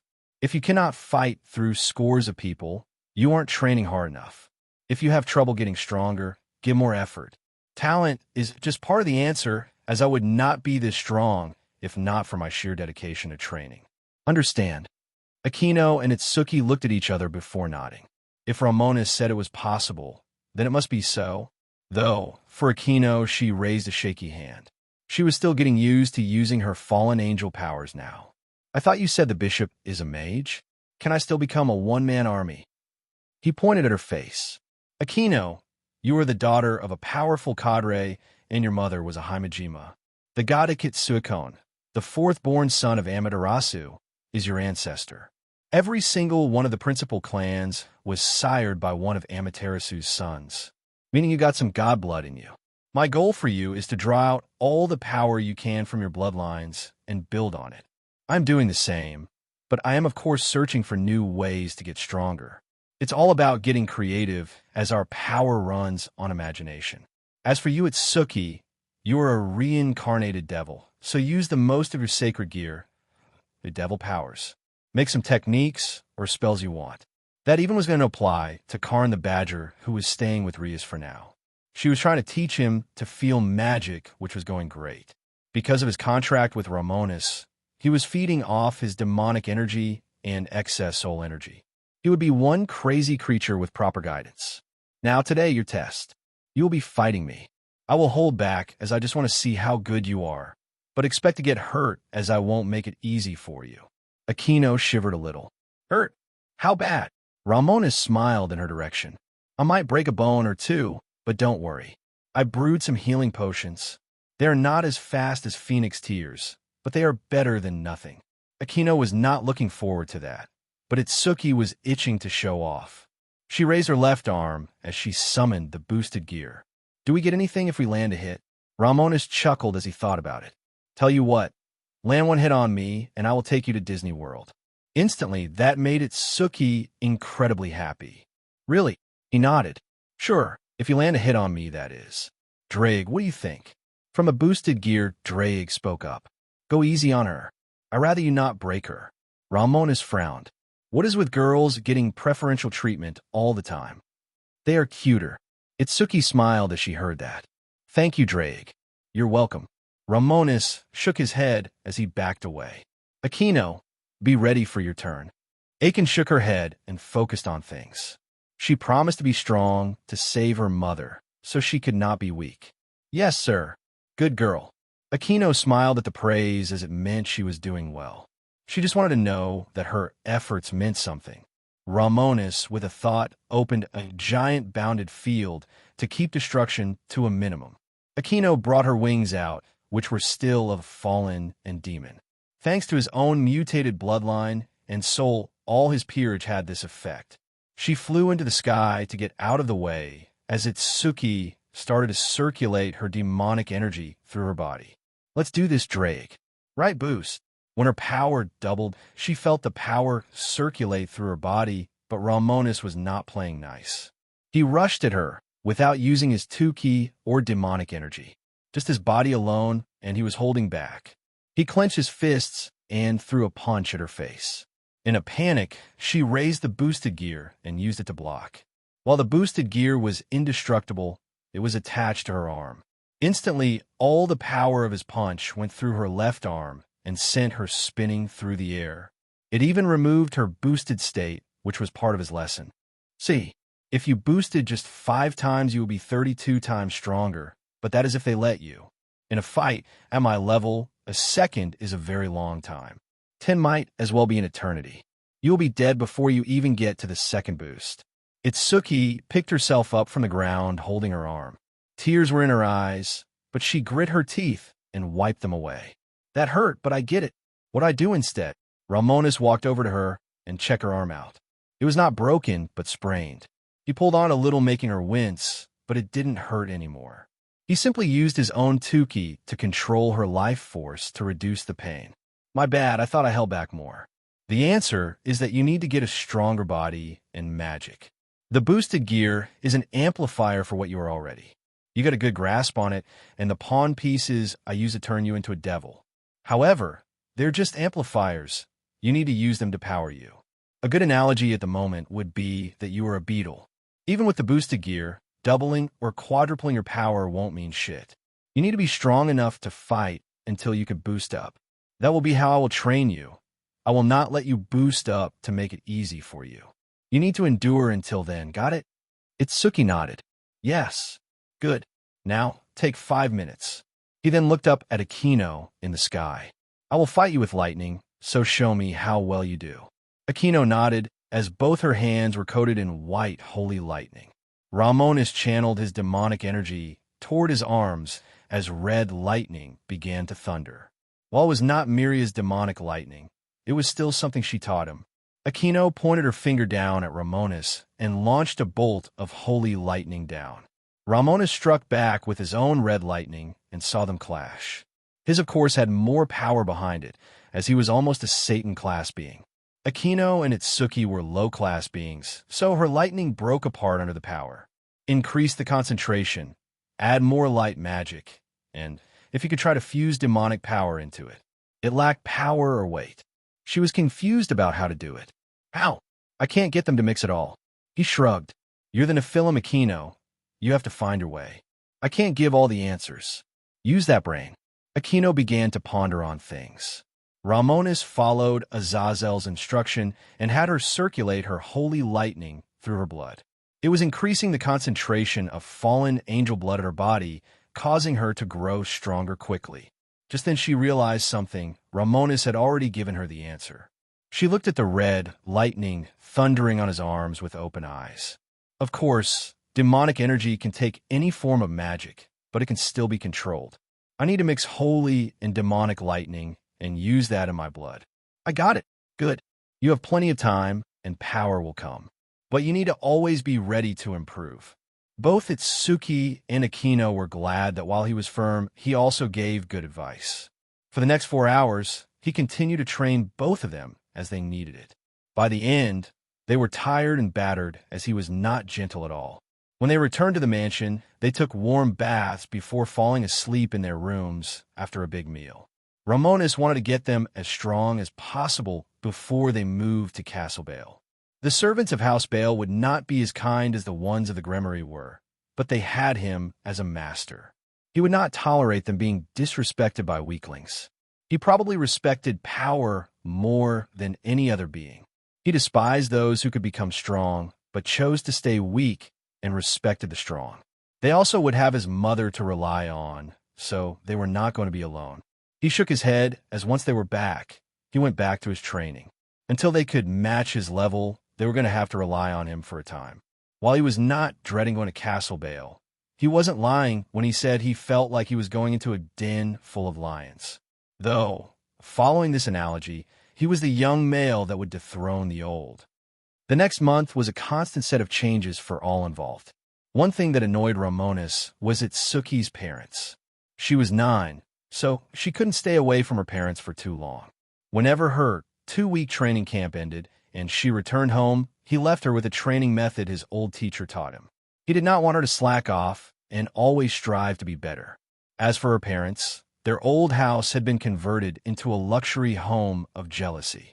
Since their daughter had joined the peerage of Romus, Zeodicus had made it so they never needed to work again. Even though his son was leaving to rule House Bale, Zeodicus still treasured him. Romonus also was not abandoning his Gremory heritage. Once he became a Bale, he would give the Gremory clan good deals. He spoke of all his plans with his father, who was quickly finding the merit in Romonus' choice. Zeodicus was starting to not just see the value in this, but found ways House Gremory could rise in standing more than it already was. If Rias became a powerful head along with her older brother in the Bale, and his son firstborn is Lucifer, things would work out better than expected. Zeodicus swore to be one of his biggest political backers, as he still had the prestige of siring Cerzex and Romonus. However, everyone attributed their power and talent to Venelana, not him. But no one was going to be telling that to his face. To Romonus, the biggest victory he had was with Itsuki's parents. With a bit of mental manipulation, her parents were more open to listening and agreed to his request to drop her out of school. He did guarantee she would still receive an education, just not the waste of time that was human school, meaning she would spend half her time with her parents and half in the underworld with him. That left him with more time to train her and himself until the day he had to move came. Knowing this, Surtur, Suji, and even McGregor added more days to his training to make sure he was as ready as he could to move to House Bale. By the end of the month, Romonus had made great progress under his 3 teachers. Ever since he had gotten his Cambion soul, his ability to learn had improved to insane levels.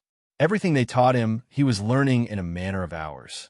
Now, the final night he would stay at the Gremory mansion was here. Movers from the Bale clan would come to move his entire room.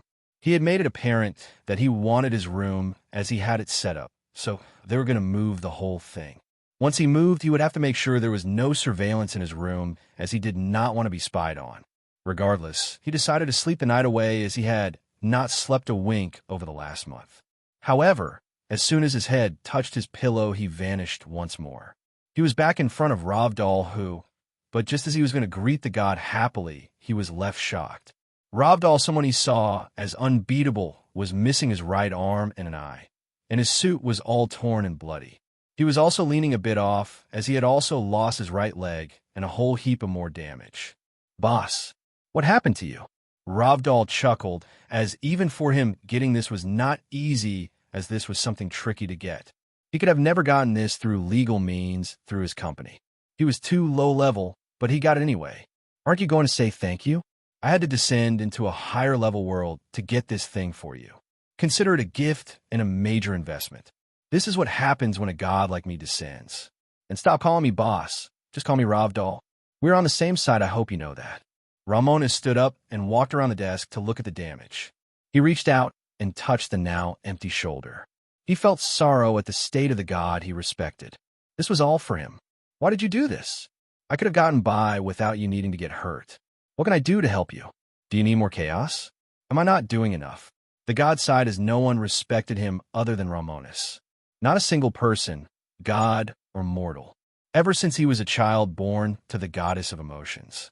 He and his several siblings were all born with different emotions as their divinity.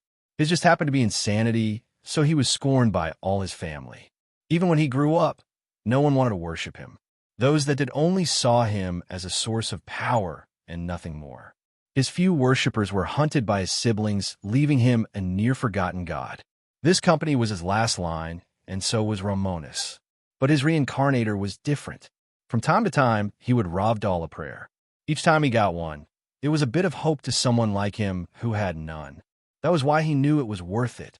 Now, he was going to watch them in this company of gods' burns. He grinned as no one knew about his secret dealings. No one believed the insane little boy who never would amount to anything would be their end. It was not easy to get this for you, but I'm sure you will find use of it. It will help you and me on our path. Ravdal held his hand out and showed off a glass vial containing a black and red glowing liquid. Romonus instantly felt his devil bloodline hunger for this. It was instinctive, knowing it would make him all that stronger. I'm sure you know this. You played the game before. It is the blood essence of Dante from Devil May Cry. Descending onto the world hurt more than he did, though I did lose an eye to him in the end. Romonus looked at the vial with shock. You got that personally? Ravdal nodded as he handed the vial off.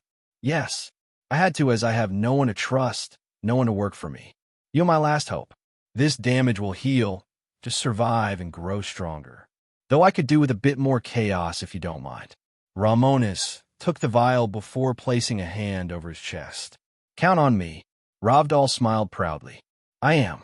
Oh, and thank you for the prayers. I almost forgot what that was like. With a smile, he sent Romonus back before he fell from his chair. He needed time to heal, as knowing his siblings, they would just be itching to get him while he was weak. I know he won't fail. When Romonus opened his eyes, he looked into his hand and saw he still held the vial. The feeling of hunger was worse now. This was the blood essence of Dante himself, son of Sparta, a demon-human hybrid. This would go well with his devil bloodline and Cambion soul. He opened the vial and drank down the entire thing. Things are going to speed up for him now, as he had a debt to pay. Romonus did not know what to expect, but this reminded him just how powerful a god of Ravdal's status was. From what he got out of that exchange, he managed to kill Dante, of all people, with only a wounded eye after being punished for his descent. That brought out a whole nother can of worms he did not want to open, because if a weak godlike Ravdal managed to do that while wounded, what did that mean for the true powerhouses? I'd rather not think about it. When Romonus drank down the red and black glowing blood, he was instantly overwhelmed. The children of Sparta, Dante in particular, were beyond powerful demon-human hybrids. Cambions just like his soul. His own devil bloodline was honestly a joke in comparison to something like this, but it was the perfect catalyst. Romonus instantly sat down as he felt his demonic energy begin to bubble and writhe in his body. Dante, Virgil, and their father Sparta all controlled massive quantities of demonic power, which was much stronger than his own. It was a good thing he was nearing the Satan rank, as this was ridiculous. His energy reserves began rising rapidly, but this also caused millions of his cells to die one by one. The power inside Sparta's bloodline was far too much, especially since he believed this would send Devil Trigger Dante. He calmed his mind as he began circulating his Tuki through his body, circulating his life force. Doing so gave his cells the time to fuse with the demon bloodline. Thankfully, he already had a Cambion soul. Thanks to having that, this blood essence did not find his body alien. He felt his cells stop dying rapidly, and instead by the millions they mutated and evolved by absorbing the perfect fusion of demon and human. While humans were considered weak beings, it was because Dante and Virgil were hybrids that they were so powerful. Romonus grit his teeth as the energy in his body started to become painful to contain. It was like an ever-growing flood, and it was only thanks to him being a devil with a body as strong as this. He would have exploded if he was any softer, but even his dense bones and muscles were starting to tear at the seams. Already the skin around his body was starting to rip as he fought to keep it all contained. If he had vented some of it, this would have been easier, but he was unwilling to lose a drop. Instead of worrying or panicking, he just calmly circulated his two-key, soul energy, or demonic energy at the same time. For a few tense moments, the rapidly growing and evolving demonic energies seemed to be about to explode, taking him and the entire Gremory domain with it. But the last possible second, the blood essence settled down and began to fuse into his entire body. Cell by cell, they combined with the blood essence, which granted him the needed healing factor of Dante. All over his body, the damage he had been inflicting on him by containing this ocean of energy regenerated. Romonus stood up and felt his demonic energy and Tuki begin to flow through his entire body on their own. His soul, thanks to the human blood he had evolved while keeping its hybrid nature. Romonus took a deep breath as he felt all of the blood essence fully settle down and fuse into his body. Finally, and thank you for your unwilling sacrifice, Dante. He did feel a little bad, but since he had not been the one to kill the guy, it was not a hit on his conscience.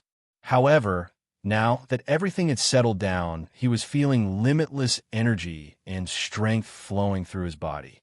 Before, as a regular devil, he was insanely strong, able to dodge lightning strikes, lift insane levels of weight, and more durable than any human could imagine. He had enough power to level cities with ease, but this was on another level. Can't call myself a devil now, can I? Sparta was a demon, and Dante was a true Cambion, a half-demon. Super devil sounds dumb, so I will just call myself a demon. A Satan-class demon. It was up to him now to draw out the full power of his new demon bloodline, as just consuming it won't give him the power overnight. However, this certainly made his plans easier because he was going to need this power. Mundus the Demon King and Argosax were the closest thing he could compare to the Evia told. Both demons ruled the underworld, which in the Devil May Cry verse was infinite in scale. Mundus even created Nightmare, a being who could destroy that infinite underworld. He clenched his fist, feeling that this was going to be the last gift he received. It would take time for him to draw out power from the demon blood flowing through his body, but he had time. He held his hand out and pulled Blood Drinker into his hand. Vespera, you up? How can I not be? What did you do to get this instant jump in power? I will tell you in time. For now, we need to begin a plan to get you out of Blood Drinker. What will you need? Vespera thought about it before she came up with something. Not much. A devil or vampire body would be preferable for me to possess. As long as you give me enough of your blood, I should be able to begin to turn it into a vessel to recover my body.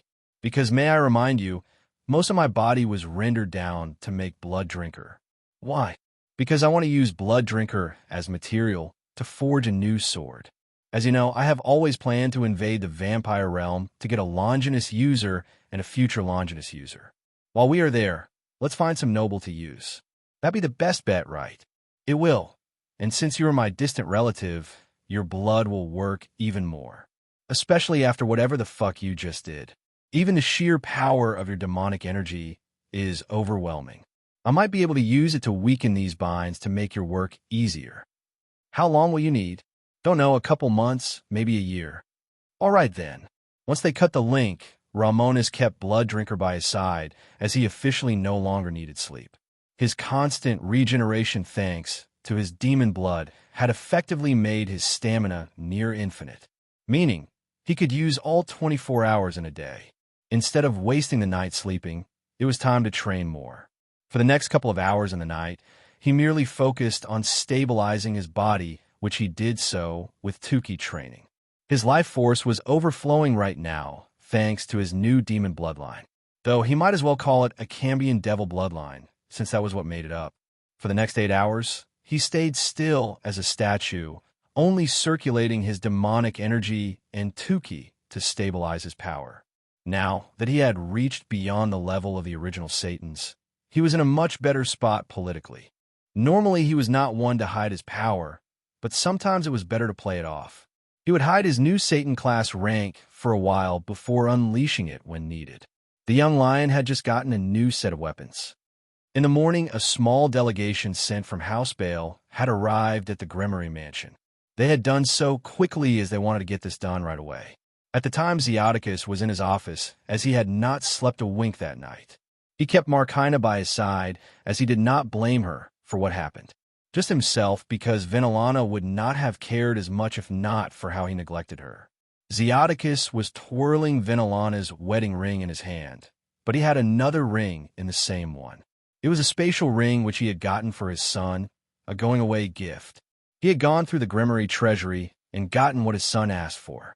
He even managed to get not just Minakawa feathers, but even a Thunderbird claw and a preserve heart from a steel dragon hunted long ago by the Gremory clan.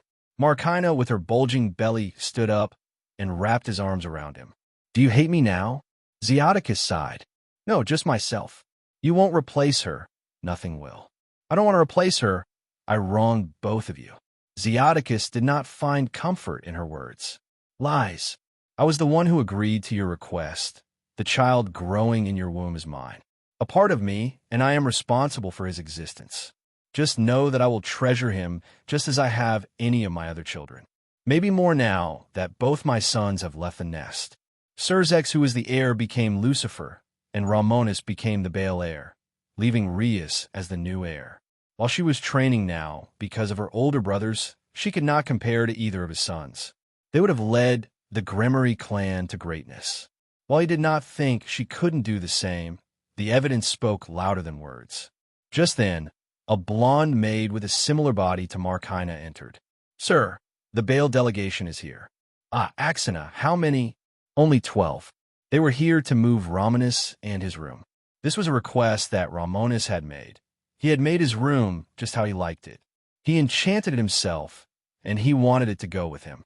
This was quite easy, as they were going to cut out the room and plug it into the Baal formations, which was going to be quite easy. Markina let go of Zeodicus, who stood up. "Let's go see the delegation then." Romonus opened his eyes and exhaled strongly as he felt no damage in his body, physical or spiritual, and he could feel the Baal servants arrive. He stood up, and since he was already dressed in his hunter's suit, he was ready. He lowered the amount of power he outwardly released, making him seem like a peak ultimate class devil. He strapped Blood Drinker to his side and walked out of his room. He had to wake up Itsuki and Akino, who liked to sleep, and a little more. When he reached their rooms, he banged on their doors loudly. Both girls woke up instantly, as he often did this. If they did not get up and dressed in 3 minutes, they would be forced to train double. He crossed his arms and waited for the 2 girls, who quickly got out of their rooms. Since he liked it so much, he had made both girls wear his bloodborne Victorian suits. They were light and comfy, while still offering ample protection. They also looked awesome, which was secondary, but important. "Good, you both got ready quickly. How are the suits?" Itsuki looked at herself a bit before jumping in place a bit before going down into a push-up. "It's comfy, and I can move easily in this. Though, why pants?" He rolled his eyes as he pointed at Itsuki. "Hold your leg out." "Okay." She instantly did what he said with her leg extended. He reached up, grabbed her leg, and lifted her off the ground. She did not panic and seemed to find this fun being upside down. While holding her up with one arm, he looked down at her face. If you were wearing a skirt, your panties would be visible to everyone. Akino, imagine it. You are fighting and your skirt snags, and it is ripped off. Akino blushed at the thought. He tossed Itsuki up in the air, which she loved. When she landed back down, he caught her on his shoulder before asking the question. "So, would you rather I change you from wearing pants to skirts?" Both girls shook their heads, making him smile. "Good. We don't need any lucky pervert moments. Oh, and before I forget, how are the boots?" Still sitting on his shoulder, Itsuki held her feet out to look at the black boots she was wearing. "They are nice. Pretty too." Akino looked at her own feet, where she also wore a pair of black boots like Romonus. "They don't hurt or anything, and I can run in them easy." "Good. We can get some made later. For now, these made of demonic energy will suffice." As he was walking, he grabbed Akino by her coat and tossed her in the air, as well to catch her on his shoulder. "Up you go." Akino blushed a little, much less forward than Itsuki, who always was the outgoing type. Romonus, can you put me down? It's high up here." "Nah, you're going to stay up there while I talk to the Baal people. They will know you are important to me.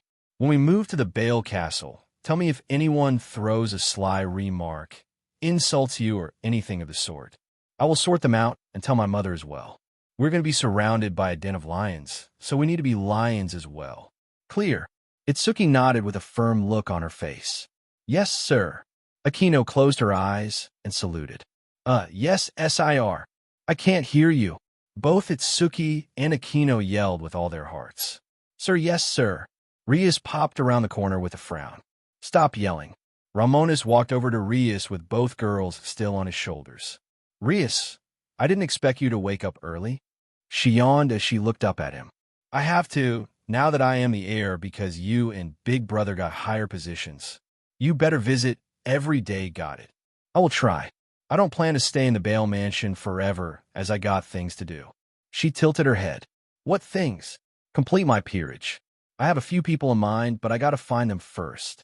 Rias looked up at him. And me? Romonus thought about it. I got one person in mind for you, but you better get stronger. How many pieces used to turn someone strong depends on how strong you are. Right, girls? Itsuki grinned.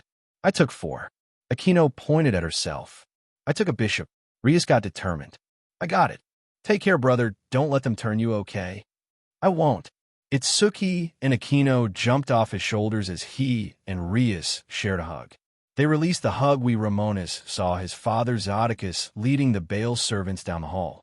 While they were servants, each one dressed in fancy robes and looked rather cold. When they spotted him, they walked over to his side. Young Master Romonus, we are here to help you move. Which is the room in question? Romonus pointed at his room. This room, ensure everything attached to it, including the bath, and extra rooms are added. I will probably ask for an extension once I get to the Bale Castle. The one at the head of the other 12 nodded. This is acceptable. Castle Bale is spacious, and adding more room to yours will be all right. Let us begin and not delay. With Zodicus' permission, they accessed the wards of the mansion to begin to cut the sections Romonus pointed out. Once they had it cut, they would use magic to measure and transport it to Castle Bale. Once they had it measured, they would open up an area of equal size in the castle before plugging it into the formations of the Bale clan. This would take a while, so Romonus turned to his father. I guess this is it. Zodicus nodded. I had great hopes that you and your brother would lead us to greatness, son. However, you have a duty to the underworld and our people more than a single clan. Just don't forget your home. I won't, father. Zodicus walked forward and hugged his son. Look after your mother. Once they separated, he placed the 2 rings into his hand. Romonus looked at both rings. I got what you asked and more. It wasn't cheap, but the Gremory are rich. Be the best king you can, son. Father and son shook hands before Zodicus left with Rias. Only now did he realize the error of his ways, the error of staying weak. As he and Rias walked, he looked down at his daughter. Rias, would you mind if this old man joined you in your training? You, Dad. He nodded. Yes, as shameful as it is to admit, I am weak. Weak compared to other lords, and I get told I should be proud of my sons. No one tells them to be proud of me. They just attribute them to your mother's power. No more. Rias smiled and held his hand. Of course, Dad. Brother said anyone can train to improve. Let's prove his word, shall we? Rias had so much more to prove if she wanted to measure up to her brothers and mother, but she was determined. She still remembered what Romonus told her, that he was waiting for her. She did not want to be weak, and she would fight for him in their future. Romonus waited patiently as the servants severed his room, bathroom, and forge room, which was connected to the room from mansion. It was honestly a lot of work, which took a team of 12 Bale devil mages over an hour to finish, even though they were low-level servants, because they were still trained mages. In the meantime, Romonus just chatted with Akino and Itsuki, who were fully interested in the work of the mages. Though, Romonus could tell that the mages wanted nothing to do with either girl. The Bale clan surely was the one with the most vanity and blood purity, which was partially true. However, without any training, even a noble would fall to a commoner. Suddenly, Romonus saw his pet Karn, the honey badger, walking down the hall with his little legs. He snarled and snorted as he walked until he saw Romonus. The badger walked up to him and walked up his leg to reach his shoulder. He hissed at Itsuki and Akino once he got up there, which was funny because they were stronger than him. Thankfully, Rias had taught him how to use demonic energy, thanks to him being in a contract with Romonus. Though Romonus expected him to evolve thanks to his ascension, but seemed that had yet to happen. In the meantime, the 12 all-male team did not speak as they managed to fully remove his room from the Gremory formation. The head mage walked forward and activated a spell formation they had set up. Under the surprised eyes of Itsuki and Akino, Romonus's giant room, restroom, and forge room began to shrink down into a small Rubik's Cube. The man walked over to Romonus and handed the cube to him. "Here you are." Romonus reached out and took hold of his room, now the size of a cube. When he looked back at the now hollow spot in the mansion, it began to fill in once more. Most buildings in the underworld could be made from demonic energy, which made it cheaper and easier. Before it filled in the head, Mage spoke up. "Are you and your servants ready to go, young master?" "Yes, we are ready." The 12 mages surrounded Romonus, Itsuki, Akino, and Karn before activating a grand teleport circle to teleport. In a flash of light, everyone was transported from the Gremory domain to the Bale territory. When the teleport ended, Romonus looked up at the giant black stone castle of the Bale clan. It was the most heavily defended location in all the underworld. In the light novel despite Sarord becoming the heir, Zekrom told him to become a Satan instead. Unless a Bale was born with the power of destruction, they would never be accepted. Magdaran did not have the personality to lead while Romonus did. The lead mage turned to Romonus. "Young master, follow me. I shall show you where we will place your room." "All right, Itsuki, Akino, let's go." Both girls began to walk next to him, but already he could see them getting the side eye. He reached down and patted both their heads. "Here, you have to be made of thick skin, thicker than Karn." Both of them stood straight and walked confidently next to him. As for Karn, since he was familiar, no one would disrespect him. Plus, he was fearless enough to try to pick a fight with Surzex without flinching, which was just crackhead energy. As Romonus walked through the main courtyard, he saw gorgeous purple flowers. Itsuki and Akino seemed enthralled by the flowers, and even Karn was smelling the air. Now that he thought about it, he turned to the servant leading him. "I have a question. Do you keep bees here?" The man shook his head. "No. What? My pet here is a honey badger, and as his namesake, he loves honey. He deserves only the best, and I think keeping a beehive of magical bees to make some honey for him or to sell would be a good idea." Just as the servant was going to speak, he heard a male voice. "What an excellent idea. Would you speak to me more on this when you get a chance, cousin?" Romonus stopped when he saw his half-cousin Magdaran. Itsuki looked back and forth from both young men and realized something. She pointed at Magdaran and made her observation. "Hey, you look almost the same as the boss. Same black hair, purple eyes, short hair, only that you are scrawnier and shorter than Romonus. Even your faces look almost like you were brothers." Magdaran chuckled at her words. "Yes, well, I'm not a fighter. I much prefer botany, and these flowers here were extinct. I recreated them from dried-out preserved seeds from before the Great War. Now, your idea to have bees pollinate them to make honey seems like a good idea. And you want to do this just for your pet?" He looked snappy. Karn sniffed the air before jumping off and walking over to a flower to smell it. He took a deep breath of the flower before his eyes opened with joy. He turned around while licking his lips as he wanted honey. Romonus nodded as he walked over to the badger to pick him up, who was drooling up a storm. "Yes, while buying honey myself is cheap, I think you should get a fresh one from the best. I'm glad to talk to you like this, cousin. We have only seen each other a few times throughout the years. Every single time your father kept us from talking about our hobbies. Not many know this, but I also have a hobby related to yours. I am an alchemist, and I buy different herbs and materials in bulk, but some have long since extinct which I want to use. If I am to become Lord Bale, rather than you, I will want to invest in your research, bringing back long extinct herbs, trees, flowers, and grasses which I could use to make more potions." Magdaran's eyes went wide as his parents had never cared for his dreams. "You would support my research?" Romonus walked over and placed a hand on his shoulder. "Your work matters more than you know, cousin. Let's talk later, all right." Magdalene smiled, genuinely smiled. That is a relief to hear. The servant who had been ignored cleared his voice. Young master, we should be off. Lord Bale will not want us to delay. Fine. Let's make this quick, because I want to see my mother and get back to my training. The servant nodded. At once, Romonus placed Karn back on his shoulder and walked off following the servant. Once they entered Castle Bale, Romonus instantly felt the power humming through the structure. Over 50 different defensive formations were placed on the black magical stone with hundreds of train guards patrolling at all times. Romonus turned to the servant before speaking. Lead me to my mother. I want to place my room near her. I also want my 2 servants Aquino and Itsuki placed near her as well. The servant nodded. If that is what you desire, young master. The servant led them down the castle's seemingly never-ending halls until they reached the location where Venelana stayed. This was her room back when she was a child, only that now it had been renovated after being unused for centuries. When they arrived, the servant turned to Romonus. Lady Venelana is not here at the moment. She has gone out to train.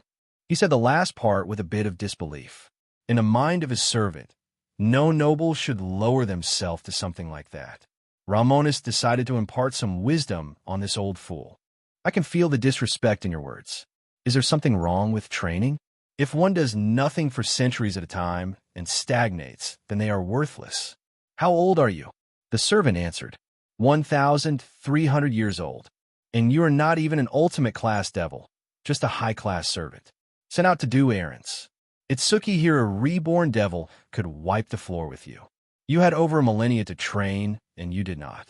There is nothing shameful in training, only shameful to not train. I will not tolerate slackers once I become Lord Bale.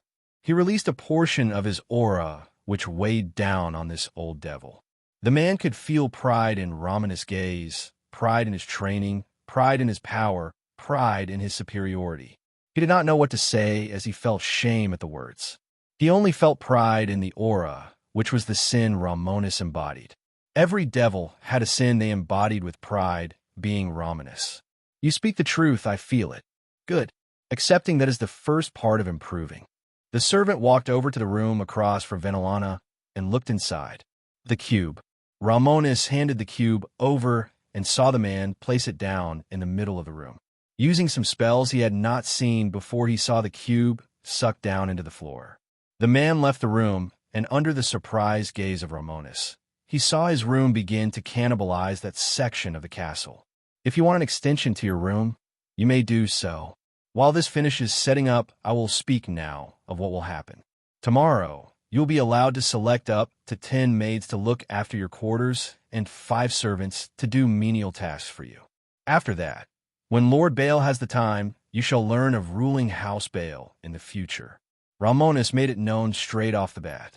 I won't be staying long at the mansion.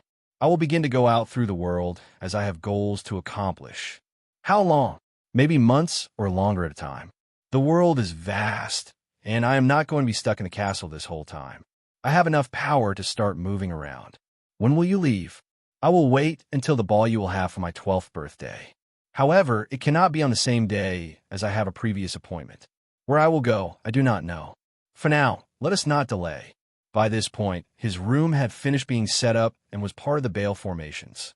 He even expected that it would get bigger, so he looked down at Itsuki and Aquino. Girls, wait in my room, okay? Itsuki nodded. Okay, come on, Aquino. She pulled Aquino along with her, so now it was just Karn, the servant, and Romonus. Right. Take me to my uncle. At once, young master. Romonus hated restraining his power, as he was always proud of his strength. However, he was playing the waiting game until he could pop off when needed. Though despite just barely taking in the bloodline of Sparta, his power was itching to grow. He knew that he would need time to unlock his devil trigger, or even the sin devil trigger, which would rise his strength. However, this was just potential, and if he was a waste, he wouldn't ever master this power. Eventually, the old devil led him to his Uncle Aslan's office. He knocked at the 2 enchanted wood doors 3 times. Lord Bale, your nephew has arrived. Enter. The servant opened the door and led to a massive office. Romonus' uncle Aslan sat at a large desk moving through different paperwork with insane efficiency.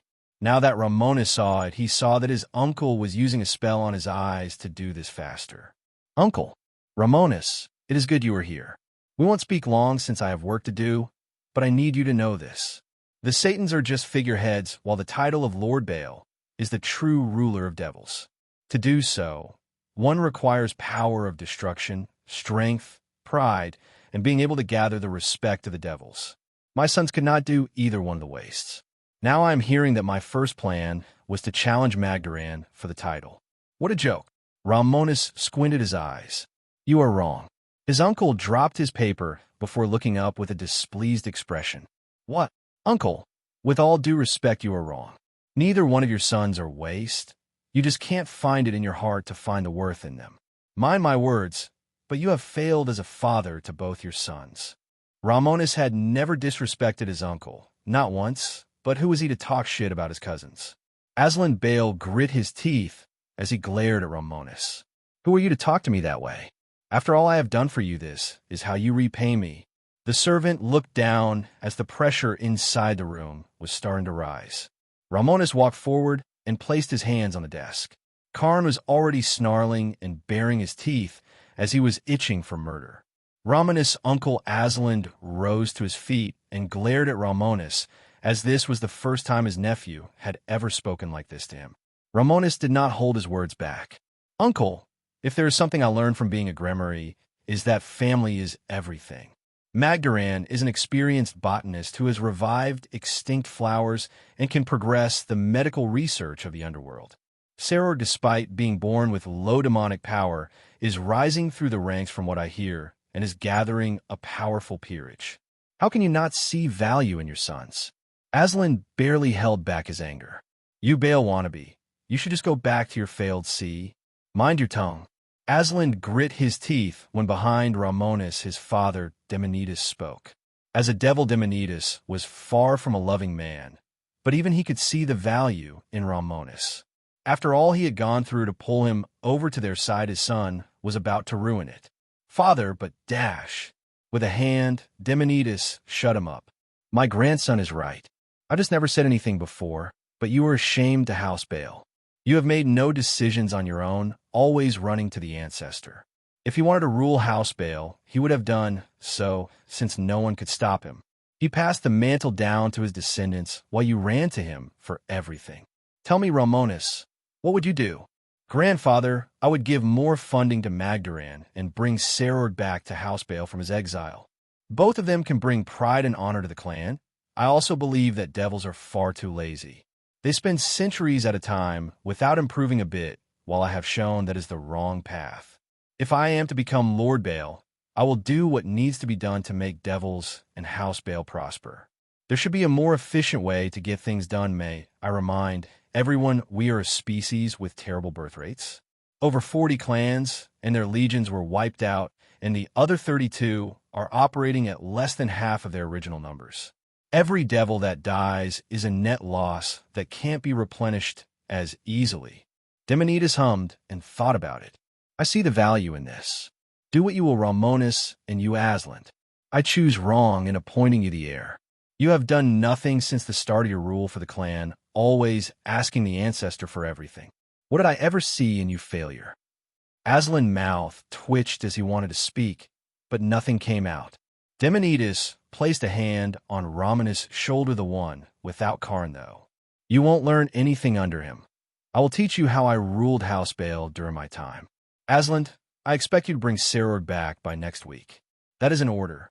Aslan clenched his hands into fists, but he did not dare refuse his father.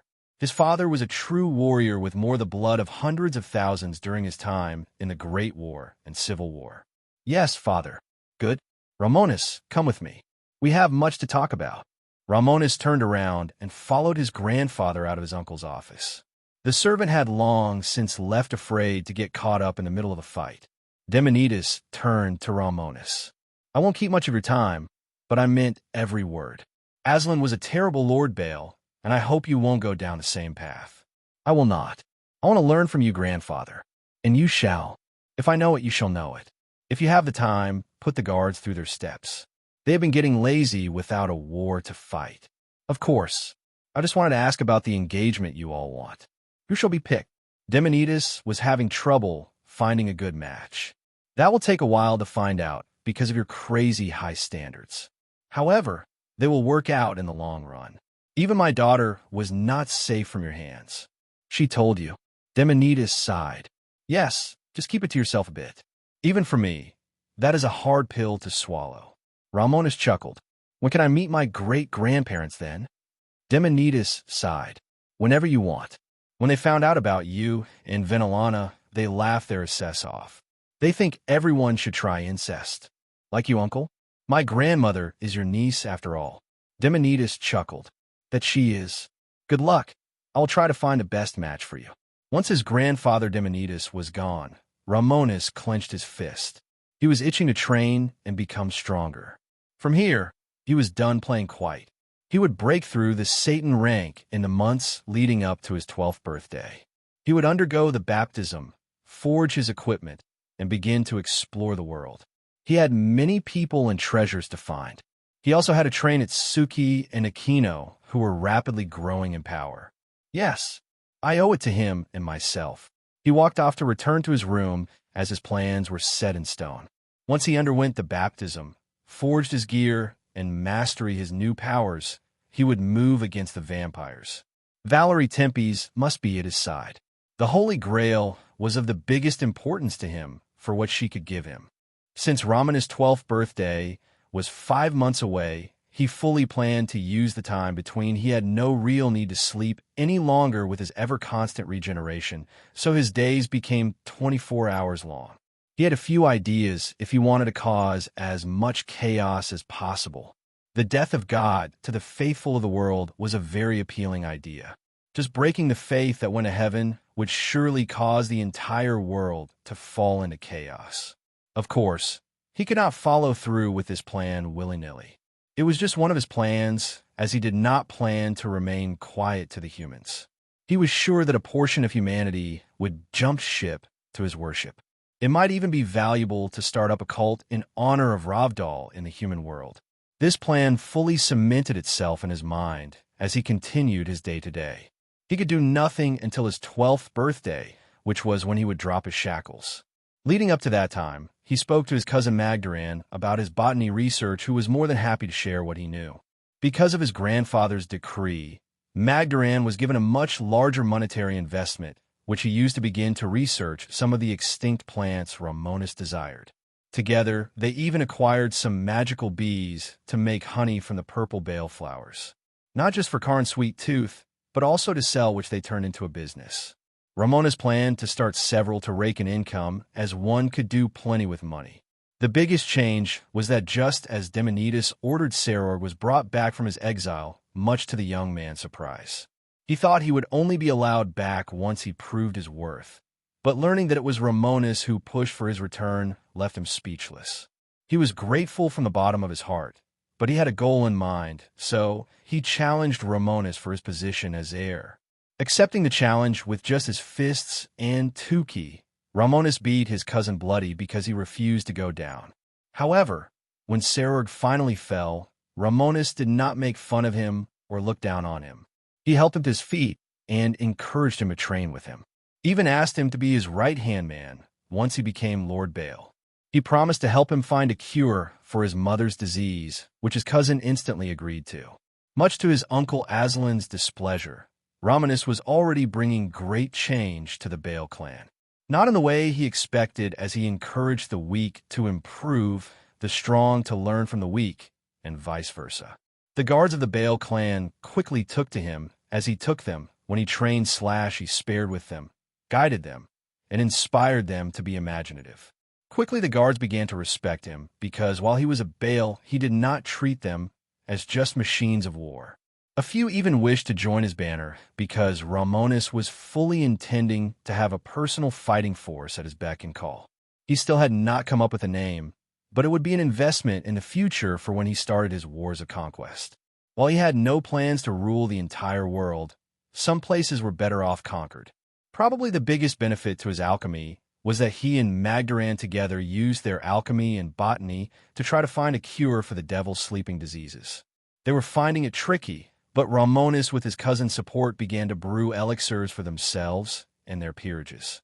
Quickly enough, Magdaran, Serorg, and Romonus became quite close, not just as two half-brothers and cousin, but as three brothers. They shared their dreams, desires, and what they wanted to change in the underworld. While Romonus only had two peerage members at the beginning, they were little monsters who matured into their powers rapidly.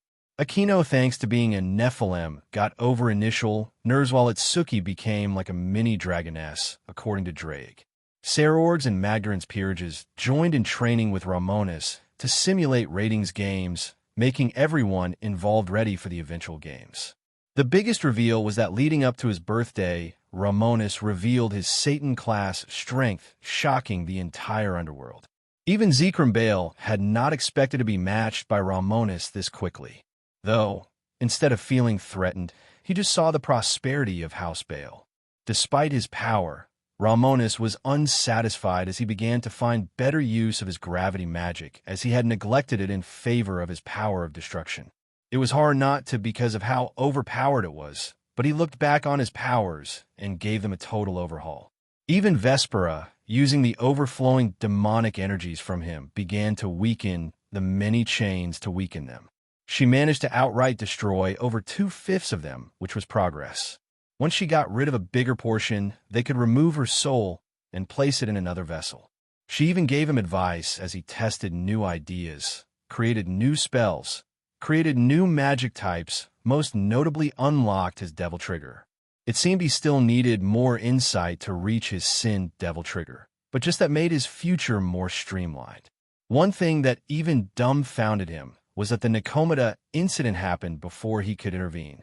He had no official timeline for when it would happen, so this was the expected outcome. Just as in Canon, Kuroka escaped after killing her master, and Chiron was left behind. The nobles pushed for her execution to prevent another incident like Kuroka from happening, but he jumped at the opportunity. Thanks to his overwhelming power and authority, he prevented her execution. Seraphal, Surzex, Ajuka, and Falbium all even aided him with his decision, as they were some of his biggest backers. He had gotten over his nerves from his uncle-in-law and fully accepted Ajuka as family. He sometimes would get a lecture from the man, as Ajuka wanted to pass him his Kankara formula. He was starting to understand it, but it was a tricky thing to comprehend. As for Chiron, he took her under his wing and did not allow her to wallow in despair. In the beginning, she said she hated him because he prevented her from suppressing her Nakushu side. He never lost his patience with her, and thanks to Aquino and Itsuki's care, she began to change. He turned her into his rook, and despite her self-loathing, he made her train her Senjutsu every day. Thanks to that, she went from hating him to seeing that he was right. He also told her the full truth about what happened with her sister and family, breaking her heart. When she learned of why her sister had gone down her path, she was determined to save her. Romonus, of course, vowed to help her in this endeavor, which made her dive into her training. That was just what he did to train, but he, of course, did not neglect his lovers. This, of course, included his very beautiful mother, who often pulled him into her room to share some nights of passion. Though she respected his desire to wait a bit, and she was looking forward to him pushing the boundary. Venelana even joined him when he trained, as she realized the importance of power. He also often visited his father and Rias, and pulled his twin to train along with his peerage and his cousins. He also often was in constant communication with Seraphal, Latia, Miria, and even Roygun. He would take time off for each one, but when everyone got too busy, they at least texted to keep in touch. Romonus' biggest treasure was looking through the materials his father got for him. Just as he had asked, he had 4 giant Minakawa feathers to use, eggshells of a hatchling, a single Thunderbird claw, mithril, shadow steel, adamantium from dwarves, a whole ingot of orchichalcum, steel dragon scales, blood, and even the preserved heart of one. All in all, his father had gone all out in acquiring this material, which was going to be needed to forge all his profane gear. He even got the 100 devil and human souls from McGregor. Thanks to Seraphal's status as the Satan in charge of foreign affairs, he bought some things from Hephaestus, the Greek god of blacksmithing. A whole new set of blacksmithing tools blessed by the god and the heart of a volcano at a great expense. The price was reduced because of his backing. His father and grandfather worked together to reduce the cost. He also worked alongside Latia and Ajuka to rework his entire forge room to prepare to make his gear. Working alongside her and Ajuka, they managed to build the baptism device. It would compress mana to such high degrees it would turn an almost ice water-like consistency. Ajuka edited the schematic to increase the concentration and potency of the healing formations. His regeneration should be enough, but it was good to have a second lifeline if that failed. Once the baptism was sorted out, Romonus spent the remaining time he had without a wink of sleep improving. In the end, because of sheer effort and the Sparta bloodline, he started to advance through the Satan rank quickly. He was nearing the next rank, which was the level of a super devil, but he just needed time. No one could explain it, but because of that, his name began to spread through the supernatural community. He and Azazel were in constant contact as Romonus was pushing for peace and alliance with Gregory. All in all, it was a very productive time for him. Training was over. For over 12 years, he had spent most of that time training, but it was finally time to cut loose. The night before his 12th birthday, Romonus allowed himself a very rare sleep. Those 8 hours were the only sleep he had during the past 5 months. Currently, he was only wearing a pair of shorts and no shirt showing his impressive muscles. As he slept, Karn the insane badger was sleeping belly up on his chest. The little animal had not gotten any larger, but he had evolved because of his bond with Romonus. His color did not change, but his claws and teeth all became red as blood. The anime even created a magic just as crazy as him, essentially the Berserker path. It allowed him to fight with even life-ending wounds to the brain, and he would just shrug them off and heal.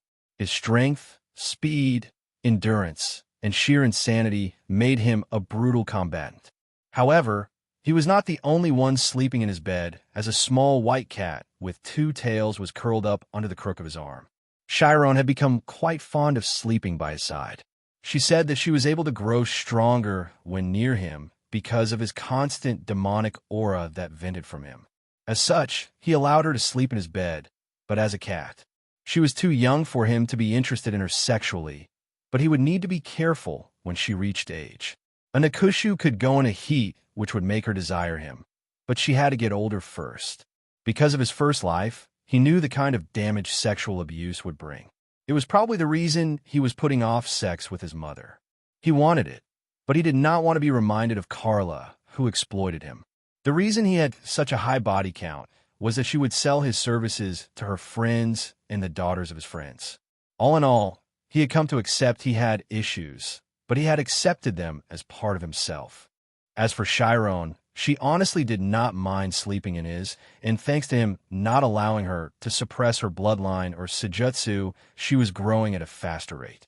She was not going to be as small as her Canon self, as she even started to grow her hair out like her sister.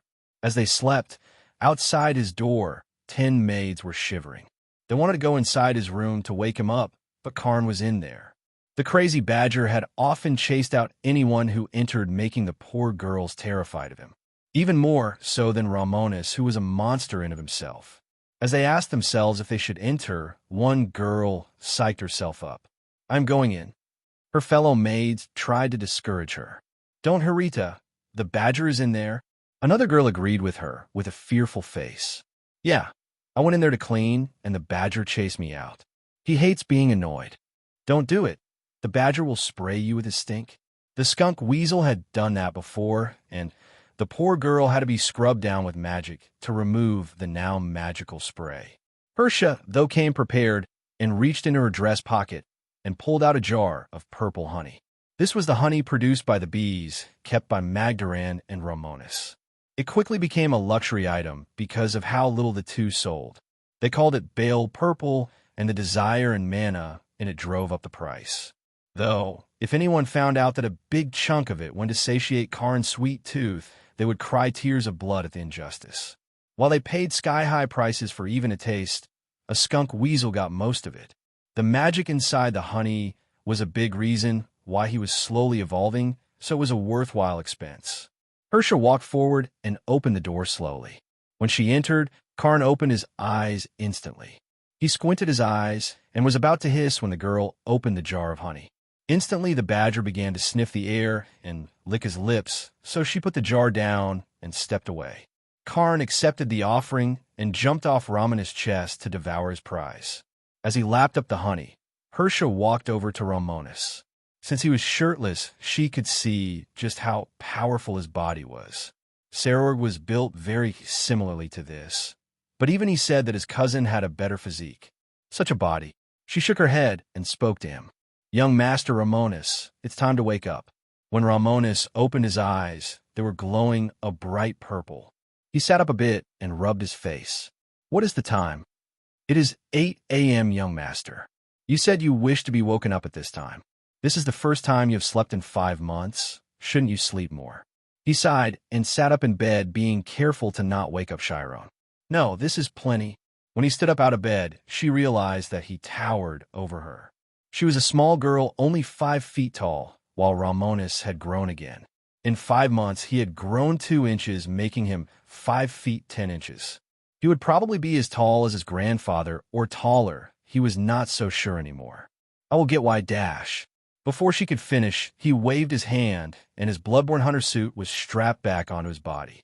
He walked over to his bed and picked up Chiron into his arms. The small white cat flipped around to expose her belly to him. "Chiron, time to get up." The Nakushu opened one golden eye to look up at him. "Sleep more." "No, no sleep. Come on, today is my birthday. Though the ball is scheduled in 10 days to get my work ready. You're going to be needed for this." Chiron yawned as he put her down on the bed. With magic, she returned to her human form, showing her young age. She was only 2 years younger than him, making her 10 at the moment. Thanks to her great diet of magical beast meat, magical vegetables, fruits, and even different potions he brewed, she was far from thin. Thanks to being a devil, and Nakushu linked to his soul, her body followed her desire and began to grow up. Even with all that, she was still 10, so she needed time to enter puberty. If he was not wrong, she would look more like her sister. She was already looking much healthier than when he got her in his peerage. "Image here. Come on, get dressed." "Oh, and Hirita, you can go." The maid looked up at him and asked a question. "Do you not need me to clean?" "No, the room cleans itself." "Thank you, but no." "All right." Almost sad, she left his room as he had no real need for the 10 maids given to him. He started to think that he should train them to be battle maids rather than cleaners. Magic made many jobs obsolete, which was going to have to wait. Chiron in front of him got dressed in her bloodborne suit. It was the official uniform of his peerage, only that once it was time, he would buy some made from expensive leather for mythical creatures. Chiron got clothed fast enough, and Karn was done with his honey by then. The magic inside, it was absorbed by his body, growing his power. As Romonus and Chiron walked out, the badger ran up his leg to reach his shoulder. As he stepped out, Itsuki and Akino also came out of their rooms already dressed. Because they were a devil dragon and a Nephilim, respectively, both girls had matured into powerful individuals. Just like Chiron, they got an expensive diet and potions. They were maturing rapidly. Akino had 3 pairs of Nephilim wings, while Itsuki wings were rapidly evolving into dragon wings. Once they finished maturing, he planned to place runic tattoos on them, just like him. "Did you girls sleep well?" Itsuki most certainly did better than the human world. "I did. I much prefer the beds of the underworld to the human world. Even my parents like the use of magic in their daily lives." "I can see why. You look much better than when I found you." She grinned as 5 months of training, she had gotten a bit taller as well. Her birthday was also close to his, as it was on April 16th, 7 days after his birthday, so they were going to celebrate together then. As for Akino, her birthday was July 21st and Chiron's was on November 23rd. He had each one memorized, which reminded him that Rias will be having a birthday at their normal time on April 9th. That was why he pushed for 10 days after, so he could go see his sister on her birthday. Akino, though, frowned as he ignored her. "And me? Aren't I also doing good?" "Yes, you are. Your Nephilim bloodline is making you a little nightmare. You could get in close and be away if needed." You are also quickly looking like your mother. That'd make her smile, but what he said next was the hope she needed. Tell you what, on your birthday, let's go see if the Shinto gods will let you see your mother. She instantly perked up. Really? I will. Chiron, we could try the same since she is a yokai. Though I still haven't found a trace of your sister. Chiron frowned as she thought of her mother. Romonus had not kept anything back, and even spoke of her mother. It was because of her that her sister was forced to suffer and leave her. Can we not? If that is what you want. Today we have no training, as all of you are going to be helping me in the forging of my profane gear. I will need Latia, McGregor, Ajuka, and all your help in it. Aquino, your holy demonic lightning will temper the metal, and Itsuki, you will boost up and transfer your energy to me and the armor, while you Chiron will use your Senjutsu to add nature energy to it. This will take a while to complete, which is why I had you all rest the night before. You all feel ready. One by one, he got confirmations, which meant it was time to start the forging. He pulled out his phone and began to call up those he wanted to help. Ajuka and McGregor were going to do the enchanting, he would do the forging, and Latia would add the tech he wanted. He even managed to get Surtur to agree to fuel the forge along with the volcano core to make sure everything was perfect. This was going to be his gear for the rest of his eternal life, and while it would grow with him, he wanted it to be as powerful from the start. In the 5 months leading to this, he had been buying materials from several factions, including Azazel. Now it was time to see just how good he was at his craft. Romonus had been preparing for this day for months now, and it was time to start. Once Itsuki and Aquino were awake, they returned to his room, where he used his phone to lower the hidden wall to reveal his forge room.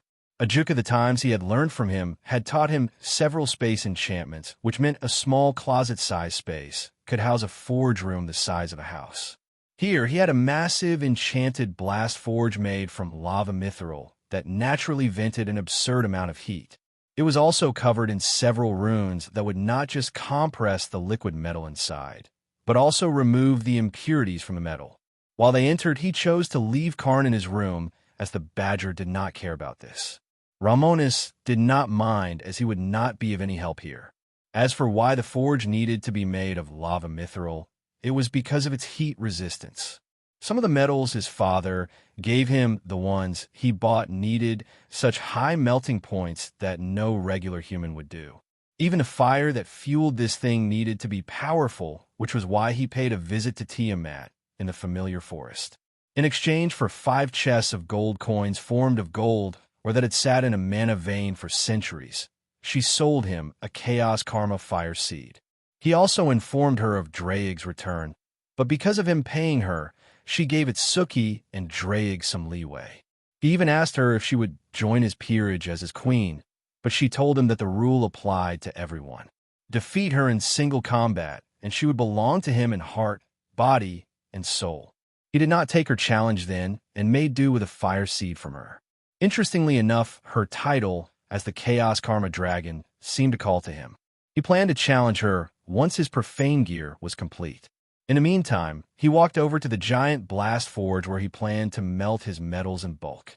All right, Latia, Surtur, McGregor, and Ajuka will be arriving in 12 hours.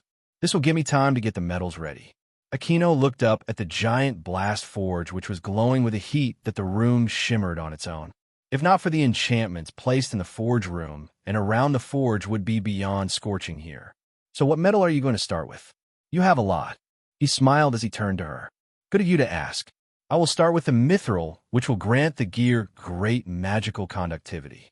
I have crushed it down with gravity magic, so to take up less room in the forge, which will make the armor heavy. But I am more than strong enough that it won't be a bother. After the mithril has melted, the adamantium will be added to the mixture. The insane pressure of the enchantments on the forge, heat, and power in Tiamat's Karma Chaos Flame will make an alloy of mithril and adamantium. Itsuki sat down on the anvil that Hephaestus sold him with a question. Why those 2 first? He walked over and ruffled her hair. Glad you asked, Draig. Take it from here, buddy. You're just too lazy to explain it. First, adamantium is stupidly hard, one of the strongest metals around. However, It has one issue in that pure adamantium is very magic resistant, making a bitch to enchant, which the dwarves can do, but they don't like to share their method. Mithril, on the other hand, is tougher than magisteel, and more magically conductive. By mixing it in this process, he will effectively grant the metal the strength and resistance to external magic, while allowing Romonus to flow through it. Understood. Itsuki nodded. Got it. Romonus also had another ingredient to add. I also have been refining my blood into blood metal. It was not easy, but I plan to add the 5 ingots I have. Once this initial mixture is ready, we will pour it out and form ingots from it. With Itsuki's boost and transfer, you will increase your energy and give it to me. From there, I will hammer them in the furnace here to remove any impurities. As I do this, Chiron will use your Senjutsu to add ki and nature energy, while Akino will blast the metal with holy demonic lightning. Once the initial ingots are formed, we will melt them down again and add in the dark steel, which shall grant it darkness properties. This might throw off our original work, so we will repeat the process of forming ingots and then refining them again. Itsuki asked something. Can't we just add everything in at once? Drake instantly got onto her for even asking. No, you dumbass. If everything was added at once, nothing would mix well. He is doing this in a process that makes it so everything will fuse into a perfect alloy. The Thunderbird Claw, Minakawa feathers, Minakawa eggshells, dragon scales, and dragon blood are not cheap. Not to mention the orichalcum, so everything needs to go well. She pouted as she looked at her left hand. Why are you being so mean to me? I just asked an innocent question. So you learn. Romonus looked at the spatial ring on his left hand, where he had stored many materials he was going to need. All right, let's get to work. Romonus walked over to the blast forge before he started to levitate. He much preferred to use his wings, but when indoors, basic levitation was easier. Once he floated above the empty blast forge, which could hold up to 35 tons of regular steel, he looked down. Akino, fire her up. On it. She ran over to the console at the base of the forge and pushed a button activating the Chaos Karmafire seed. From the bottom of the forge, a massive stream of dark blue flames began to blast the forge from below. Romonus looked down at Akino, who gave him a thumbs up. Everything is holding. Good. As he said, from his spatial ring, he pulled out the mithril he had been compressing with gravity. He had also bought more, so instead of a ton of mithril, he had 4 tons of the stuff. After compressing it down, instead of taking a massive area, it was the size of a small car. He dropped it into the blast forge and watched as the forge began to heat up to insane temperatures. The last time he checked the forge with all the enchantments, and a special fire could reach up to 12,000 degrees Fahrenheit. The temperature was hotter than the surface of the sun, but it was a necessity. These compressed magic metals had started to take on some crazy properties and would not melt otherwise. Thankfully, all the enchantments to displace the heat were working as needed. Romonus, though, was being subjected to a big chunk of the heat as he was looking straight down into the forge. To lower his discomfort, he used his Tuki, which kept him cool and shielded from a big portion of the heat. He activated his eyes of the soul to stare at the melting mithril, which slowly began to turn into molten metal. Though once all the mithril turned liquid, he dropped in a ton of adamantium. When that melted down, he did not instantly add the blood metal. He waited a few minutes until the point where the adamantium and mithril fully mixed. He tossed in 5 ingots of his blood metal, which would bind the armor to him. This had the effect of turning the molten metal a dark shade of blackish red. Once he had his initial alloy, he floated away from the forge. Akino. She pulled a lever on the console, which caused a shot of fire and wind magic to blast down into the forge. An explosion of impurities burst from the top, but the vents above the forge sucked them up and dealt with them instead of allowing the forge to fill up with poison. Once the forge settled down, he floated over and looked down, seeing perfect, bubbling, molten metal. Okay, pour it. Akino pushed a button on her console, which caused the forge to begin to tilt over. The floor opened up to reveal several molds that would hold large sections of metal. Under the gaze of everyone, the many tons of metal poured out and began to fill the molds. Romonus landed on the ground and watched as the flames of Tiamat lowered in intensity as the forge emptied. Once all the metal was in its molds, he sighed in relief. Okay, the first step is done. Now we wait for this to solidify, refine them, and repeat the process until all the metal is in. Chiron sighed. This will take a while. Romonus nodded as he petted her between her cat ears, making her smile. Yes, it will, but we will need to keep going. She smiled up at him as he walked over to the rapidly cooling blocks of metal. In total, there were 20 with each one weighing 500 pounds. He was not sure how much was lost in the impurity removable, but it had to be a bigger chunk. While those cooled down, he walked over to his blacksmithing forge where he was going to be crafting his gear. He fired up the volcano core and vented some of Tiamat's fire seed, which was under the forge room. This caused the fire inside the forge to turn blue. This is going to be a long, drawn-out process, but it is kind of fun. Just as he planned, once the ingots became solid, he drew them out of the molds to start refining them further. He picked up the hammer that Hephaestus made and blessed it with his divine energy. He had Itsuki boost up 7 times before transferring him the power. This was Itsuki's energy, making it over 128 times her base power. He surged this energy and his demonic energy into the hammer as he reforged the metal. At the same time, Chiron and Aquino did their part of the work. Chiron, using her senjutsu, added in the ki and nature energy through her aura blasts, which were like fire. Aquino constantly used her holy demonic lightning, while Romonus forged the ingots into themselves. When they finished one ingot, Romonus tossed it back into the blast forge one by one. When all 20 were refined, they melted them down again before adding the next material, the dark steel. The dark steel he had was 2 tons, increasing the amount of material up to 6 tons, plus the net loss.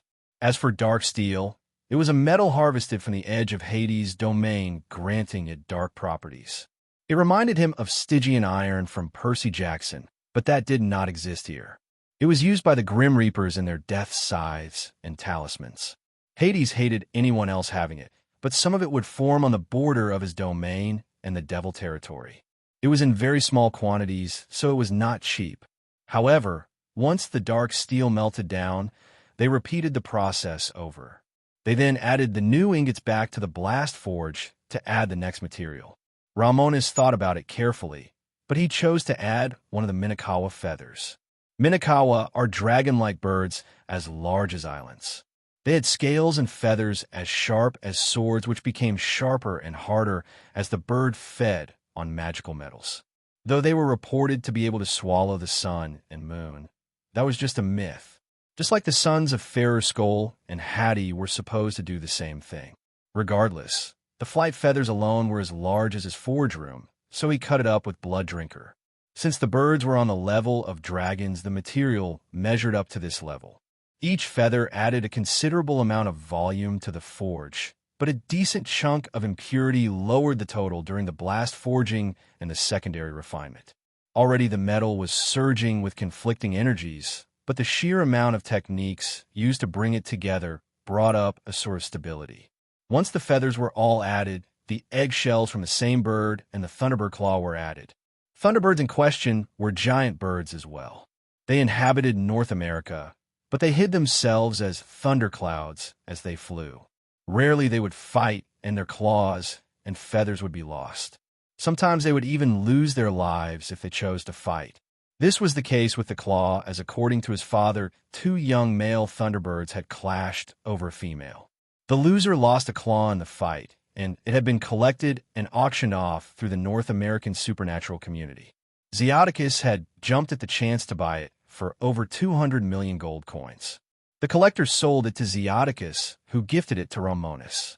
The claw in question was massive, over 8 feet, 2.5 meters, and hummed with pure thunder magic. This instantly reacted with Aquino's holy demonic lightning, which fully fused this into the metal. After another set of refining and forging, they added the second to last material, the steel dragon scales. The very last thing was the single ingot of orichalcum, which instantly forced every material to synchronize and all the energies in the molten metal to just work together in a chaotic mix. The dragon heart, blood, and other materials like the soul stones are going to be added with magic after the gear was forged. Once the ingot brought stability, they poured out the metal again, and after a final refinement, they set it aside, quite tired. Romonus sighed as he looked at the time. This whole thing had taken almost 10 hours of non-stop work. The forge room, even with all the enchantments, was starting to get beyond hot. Luckily, they could turn off the forge for now. Aquino, Chiron, and Itsuki were all drained as this was just the initial forging. He was lucky to have his regeneration from his Sparta bloodline. However, when the ingots of metal cooled down, they surged with a chaotic aura. It seemed that buying the fire seed from Tiamat was the right choice. He grinned as he looked at the power venting from the dark metal. It was calling to him to forge it because of all the energies at work. This gear, his profane gear, would be his armor and equipment until the day he died or the day the infinite multiverse ceased to be. A set of equipment that defined him was within reach, and he could not wait to use it in his conquests, especially when he moved to the Evie Atoll planet. He wanted to give the technology of Evie to Latia, as she was the one who was the machine genius. He was better at cold forging than something like machines, which was why she was coming along. Now, I just had to wait until everyone else arrived to complete the entire forging. Once he recovered, he would be able to undergo the baptism, which should, in theory, make his demonic energy mix with true mana. What the result would be, he was not sure.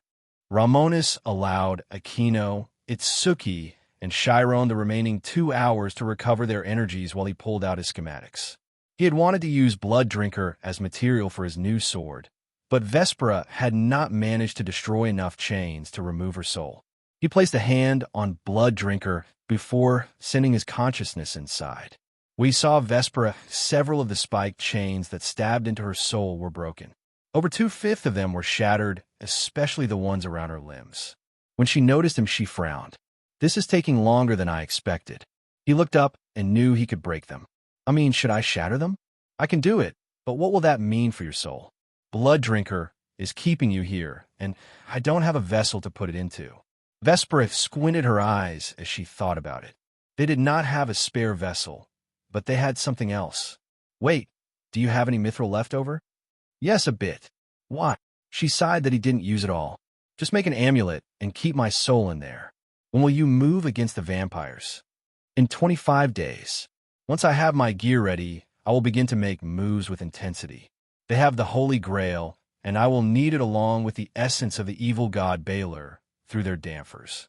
In due time, I will attack the Vatican, because they without question are keeping several magical tomes of lost magic, along with the holy swords, which are going to be useful to me. While I'm pushing for peace with Azazel, we can't make an omelet without cracking a few eggs. Vesper nodded. Okay, very quickly make a necklace from mithril and keep it on you at all times. Your demonic energy will allow my soul to have plenty of energy to heal a bit. I will be able to keep my soul in that state for an indefinite amount of time. Get a noble vampire female for me to possess, and I will be able to warp her body to look just like me. With your blood and my soul, I should be able to recover my power of destruction as I am still a Baal descendant. I also just happen to have one in mind, my grandmother. Romonus could already feel her malice, so he nodded. All right. He left the core of Blood Drinker and checked his spatial ring. He ended up not having much metal left at all, because mithril was expensive. However, it was not bankrupting expensive. He still had about 100 pounds of the stuff, so he cut off a small chunk before walking over to his forge. He activated the Tiamat fire seed and volcano core before placing the mithril in the forge. He waited until it got soft and malleable before walking over to his anvil. He set it down before reaching down with his bare hands, and using his demonic energy, he began to shape and warp a medallion. He chose something simple, so he just picked a bat to house her soul. Then he warped a chain to attach to the medallion before bringing it back to the forge. He placed it back in and waited a few moments until he felt the metal was saturated enough. He pulled it out as he powered down his forge before surging his 2-key and soul energy into the glowing metal. He only needed to do this for a few moments before the mithril warped and rapidly cooled down. He smiled as he blew on the bat medallion before he placed it around his neck. Once the medallion was ready, he sent his consciousness back to Vespera. She was gathering the blood magic and demic energy she had collected the past year. When she noticed the medallion around his neck, she rolled her eyes. Really a bat? He shrugged his shoulders before walking toward her. It suited you. Now hold still. Once he was in front of her, he removed the medallion before placing it on her pretty neck. Once it was on, she nodded and braced herself. Romonus raised his hands, and with his demonic energy and soul energy, shattered every chain at the same time. Luckily, Vespera was ready, as she had been absorbing plenty of energy from him. She used that to protect her soul from the backlash, and he also used his own soul energy to protect her soul from harm. It was a good thing she was still in Blood Drinker, as it was what was left of her body. She took a deep breath and pulled out the spikes still lodged in her soul. When I met you, I never expected you to keep your word. We have known each other for 1 year, and I thank you from the bottom of my heart. But why? Why did you bother? He pushed his hair back before smiling. You are beautiful and family. My favorite sin. Vespera barely stopped herself from laughing before she walked over to him. Now that she was standing, he could see that she was tall. Taller than him at that, as she was at least 6 feet 2 inches. When she looked down at him, she chuckled. Short boy. He did not take offense, as he was going to be taller than her. I'm only this tall because I am a devil. My desire propelled my growth. Give me another 2 or 3 years, and I will be bigger. She knew that. True. So let me enjoy this while it lasts. Vespera instantly bound her soul to the necklace he made for her, causing her to begin to be drawn inside it. While she did that, she turned to him with a genuine smile. Don't ever take me off, okay? I won't. Once her soul was back in the necklace, he reached out and put around his neck. Instantly, he felt her presence through their contract. Unlike usual, she was not going to be very chatty for a while, because she had to recover from her torment.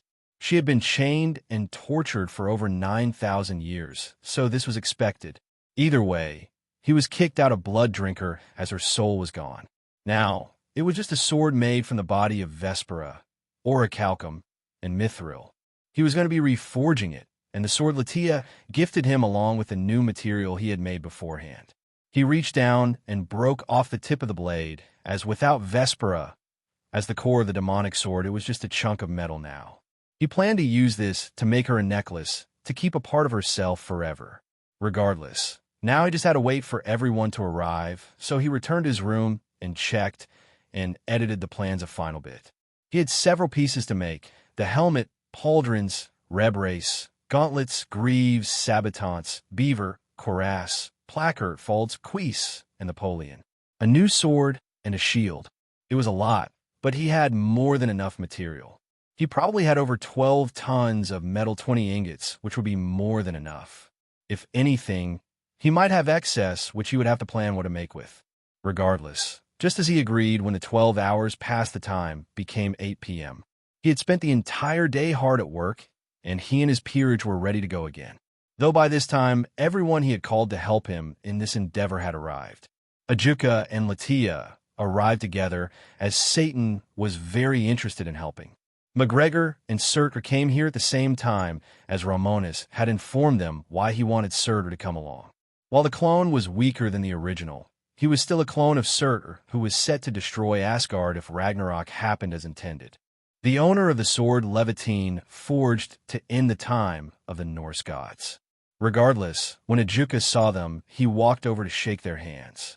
Romonus called on you to help him forge his profane gear. He was very determined to name it as such. McGregor shook his head and agreed. He wants to prove that he can surpass the sacred gears that exist with his creation. We are just here to help him out. Surtur agreed, as enveloped Ajuka's hand into his own. As for me, he wants my fire. I almost feel emotional that he appreciates my power. Now then, why is the lass here? No offense. Latia did not mind, as she was 11, and her birthday was in 1 month. I am here because he wanted me to add some tech to his gear. I am much better at technology than he is, and he wanted a few things he could not do himself. Surtur hummed. Interesting. Well, then shall we? As they were talking, a guard of House Baal walked up to them before bowing. Ajuka was still a Satan, and he was just a guard. Lord Beelzebub, young Master Romonus asked for us to lead you and your entourage to his room. This way. Ajuka turned to Latia before placing a hand on her shoulder. Let's go, right? Together, the four of them were led to Romonus' room, which was just down the hall from his mother's room. Venelana knew what her son was doing, but since she had nothing to contribute, she went to the Gremory mansion for Rias' birthday. She knew it was his birthday too, but while she wanted to celebrate it with him, he wanted to forge his gear. She had offered to help, but he rejected her offer. Sadly, she was not going to be much help. She seemingly accepted that and left to see Rias. However, that did not mean she was not bitter about it, as she wanted to offer something. Regardless, the guard knocked on the door a few times. He waited before the door opened, and waiting for them was Karn. He was floating in the air and used his paws to open the door. He hissed at the guard, causing him to back away. However, when he saw Latia, he landed on the ground and snorted in her direction before shuffling away. Latia scowled while Ajuka looked down at the small weasel. Karn, I presume? Latia nodded. That angry little shit seems to have an issue with the world at large. Like existence is a sin, and we sin against him with our presence. I don't like him at all, as he never lets me pet him. Ajuka chuckled as he saw the badger climb up a big badger tree rather than a cat tree. Honey badgers do act like they own the world. Though, is that what annoys you? That you can't pet him? Latia nodded. It does. Romonus, why won't you make him like me? Romonus was currently walking on the ceiling while scribbling in a journal. Because it would be fake, and earning his care makes it worth it. Been a month since we saw each other, Latia. I missed you. She smiled as he dropped down and landed in front of her. She reached up and pulled him down to kiss him. I did too, but I had training to do. I was preparing to help you out in this endeavor. We all have. McGregor cleared his voice to get attention. I am glad you two are in love. But can we start forging? This is good research material. Romonus snorted as he looked at his British teacher. Come on, weren't you young once? I was, and I was popular among the witches of my time. Aquino shook her head as she reached up into the badger tree to pick up Karn. The badger accepted this offense, as she had sweets in her hand to sate his bloodlust. I don't believe you. You're creepy. McGregor was almost speechless. Look at my dashing good looks. What part of this speaks lie? Aquino gave him a deadpan expression before speaking. You're British, and Romonus said the British always lie. Romonus cackled as if it was true. Yeah, just look at the way they took over India and their former empire. McGregor pointed at Romonus with an offended look. Hey, that was a sad time when we lost our empire. Regardless, is everyone here? Chiron raised her hand. Here, I am a Senjutsu user. Itsuki raised her left hand. And I am a booster, I guess. Aquino smiled and answered. I am a lightning expert. Surtur grinned. And I am a fire guy. Ajuka turned to McGregor with a look of understanding. Guess we are the magicians to enchant, and Latia is the tech expert. Did you bring your equipment, Latia? She smiled as this was why everyone who could afford it bought spatial rings. Of course, don't go home without it. Seeing how everyone was ready, Romonus led everyone into his forge. All right, this has taken me months of careful planning, so nothing can go wrong. Ajuka instantly asked the questions to get a good feel for what they were working with. What fire are you using as a start? I bought a Chaos Karma Fire seed from Tiamat and a Volcano core from Hephaestus. What organic materials were added? Minakawa flight feathers, eggshells, steel dragon scales, thunderbird claw, and blood metal made from my blood. Ajuka pondered on this before he continued. Forging equipment, made by Hephaestus and blessed by him. Metals, mithril, adamantium, dark steel, and orichalcum. Ajuka walked over to the giant ingots that were resting in a pile in the corner. Each one was surging with power that seemed itching to move. McGregor walked over and kneeled to observe them. We have 200 soul stones to use here. Ajuka turned to the British mage with an inquisitive look. The source. 100 devil criminals sentenced to execution and 100 human criminals. Not a single one was a good person. Of course, I fully purified the souls, leaving not a trace of the original memories, desires, or grievances. Ajuka hummed before turning to Romonus. What other materials do you have? Romonus had a few. Steel dragon blood, the still preserved heart of the same dragon, the venom of the Hydra, and some world tree sap. McGregor started to think about it himself before he smiled to himself. Okay, I got an idea. Once every piece of gear is made, we will add an equal portion of soul stones to give it soul energy. You'll have to do the heavy lifting while me and Ajuka ready the ritual to make use of the heart. Sir, get ready to fire up that forge. You will need to make sure to not offset the balance with Tiamat's fire seed. That is money. The giant raised a thumb before nodding. On it, Ajuka rubbed his face as he thought about all the materials they had. What will we use to quench this? Romonus grinned as he pulled his phone out and pointed it at a wall. Instantly, the baptism tank came out hidden by another wall, which made Ajuka smile.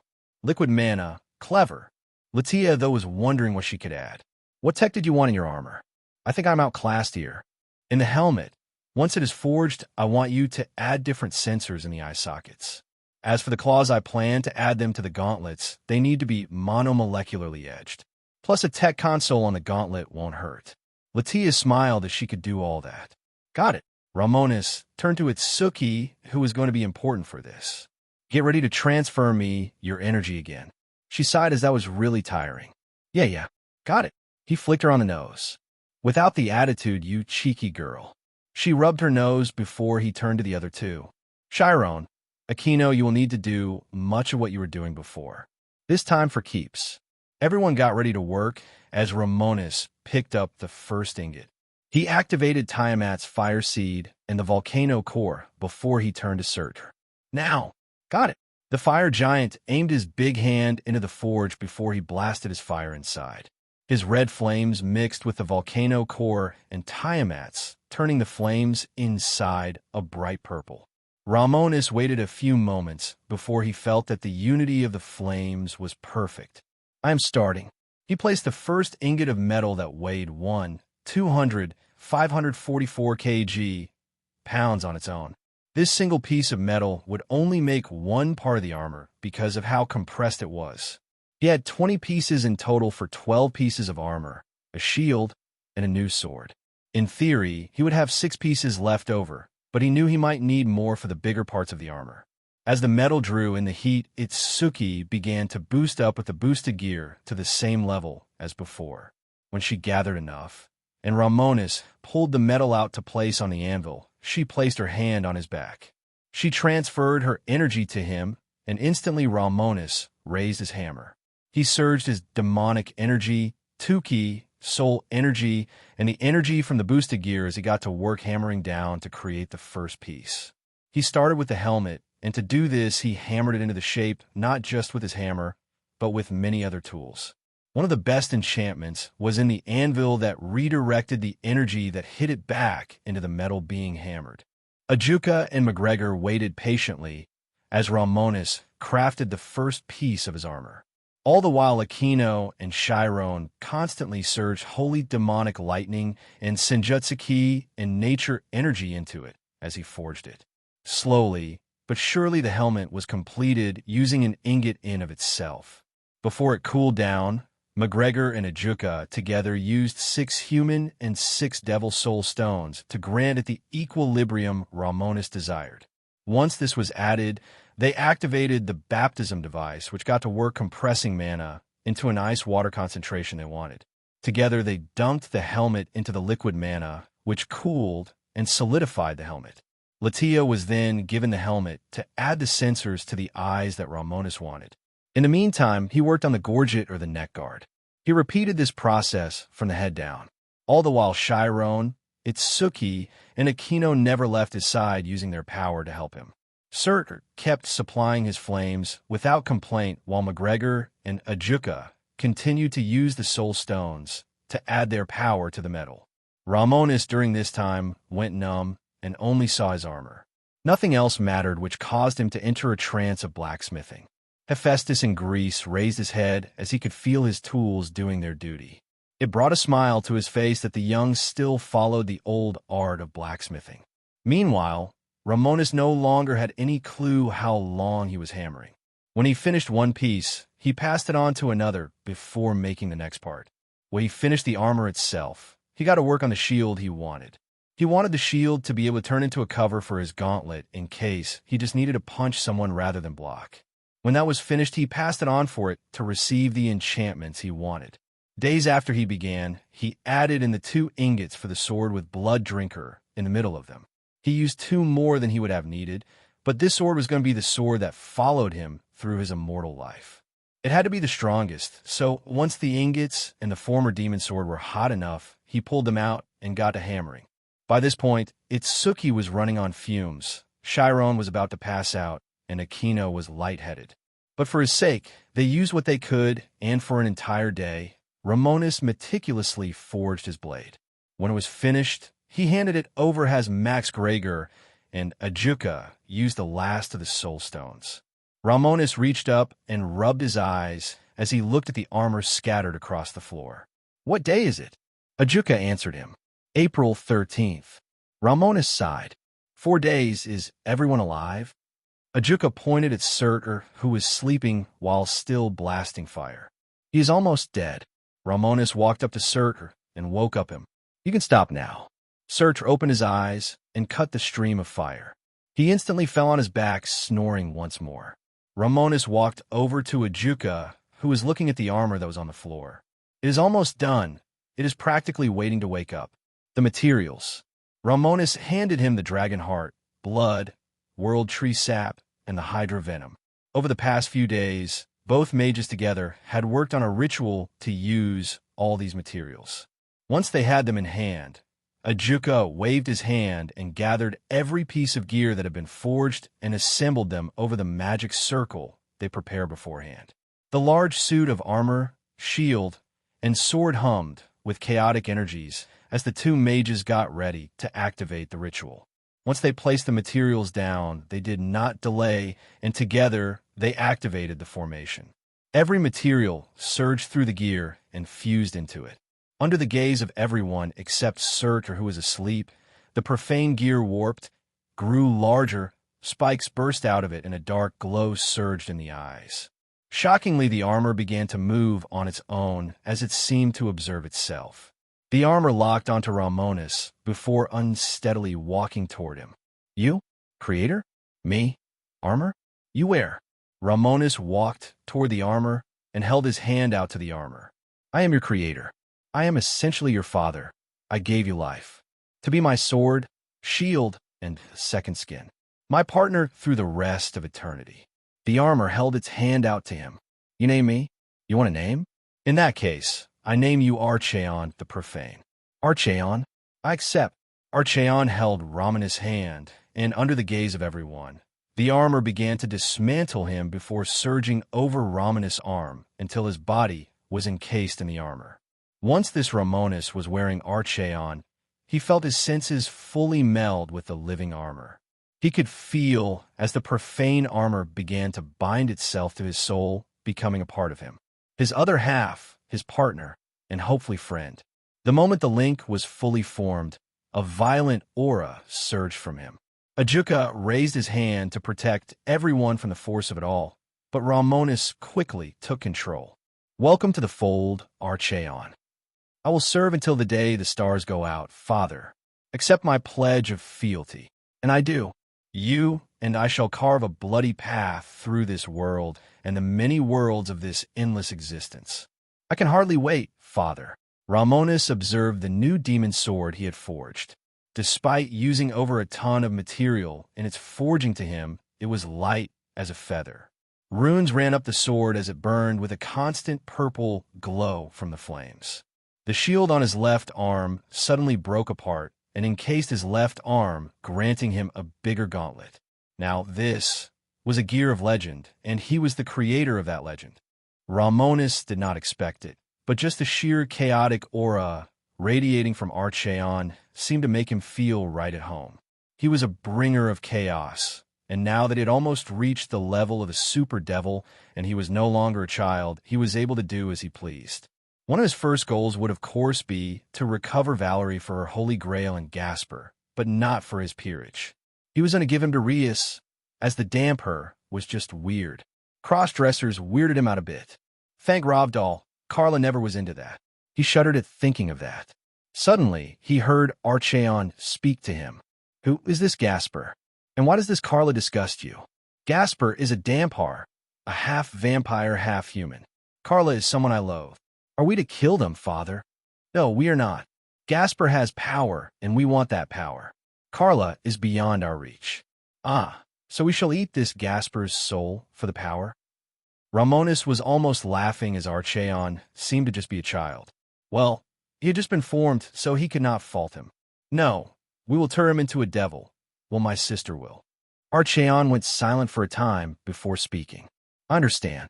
Regardless, once Archeon settled down, Romonus looked at the giant purple and red glowing sword in his hand. This sword needs a name. How does Ruinmaker sound? He turned to Latia, who walked over to his side and placed a hand on Archeon. She pulled her hand back instantly as it was hot. It's hot, does it not hurt? Archeon answered, The master shall not be harmed by a meager flame such as this. Latia pulled her hand away, almost confused. So why is the armor alive? If he could, Archeon would frown. My name is Archeon, son and true armor for the master. She rolled her eyes. In that case, why is Archeon alive? Romonus was the one to answer that question. Simply put, it was a result of many factors. Senjutsu granted him a spark of life. My blood metal bound him to me, and the many organic materials used in his forging all worked together to grant him this life. Archeon, as a living armor, could move on his own, but would only function at his peak when his armor wore him. In this case, Romonus. Archeon, if you will. Under the gaze of everyone, the armor, sword, and shield burst apart into streams of darkness, leaving Romonus behind. Once Archeon reached Romonus' soul, he felt at home. I like it here. Welcome home, then. Romonus noticed how McGregor seemed disappointed. Damn, I thought I was going to get some study materials. By the way, you have some leftover ingots, quite a bit at that, so dash. Romonus thought about it before walking over to one of the 5 remaining ingots. He picked one of them up and looked at it. Everyone who helped can get an equal share of this one. Serta would not want it, which meant McGregor, Ajuka, and Latia. Romonus opened his hand and summoned Ruinmaker to cut the ingot into 3 equal pieces, each one with a weight of 400 pounds, 181 kg. He caught each piece and walked over to his 3 helpers. Here you are. The least I could do. When Ajuka grabbed his piece, he found it ungodly heavy. How are you even walking? I'm insanely strong. Oh, before I forget, Uncle, is it at all possible to have a second peerage? Ajuka thought about it. It has never been done before, because each evil piece is linked to the soul. Even your brother never thought to do something like that. I will say no, that it cannot be done with my evil piece system. However, if you make your own, who is to say it won't work? Romonus nodded as he started to think about it. He could, in theory, make evil pieces from this metal that would probably never be made again. He would then need to bind them to his soul and demonic energy. It could be done, but it would have to be a plan for the future. Regardless, I am grateful you all came to help me. Ajuka simply patted his shoulder. Of course, that is what family does. We help each other. Good luck on your new engagement. Romonus had almost forgotten about that. Are they going through with it? I haven't heard a thing from anyone. Ajuka did not know. All I heard is that they ended up picking a girl from the Barith clan. Clan Barith is a clan very similar to House Bale and the former House Amdusius, because they focused on raw destructive power. Their black flames of anarchy were legendary in the Great War. McGregor took his piece of metal and stored it away. He pondered on this as he had a spy network through the underworld. I didn't get a name or anything, weirdly enough. All I know is that she is not from your generation. Romonus was now confused. Is she from a generation before mine? McGregor nodded. From what I got to gather, because House Barith keeps to itself, I don't know much. The girl is 37 or something. That is all I know. Romonus nodded. Got it. We spent 4 days forging Archeon, and the ball is in 6 days. Guess I will be meeting her then. I just hope she does not end up being a dash. Latia finished for him. A spoiled, pretentious sow. That. McGregor walked over to Serta and picked him up. Come on, big guy. Be seeing you, Romonus. Oh, and you still up to learn under my mentor. Tell him I am ready any time. With that out of the way, McGregor teleported away with Serta. Ajuka smiled as he turned to Latia. I will leave you here.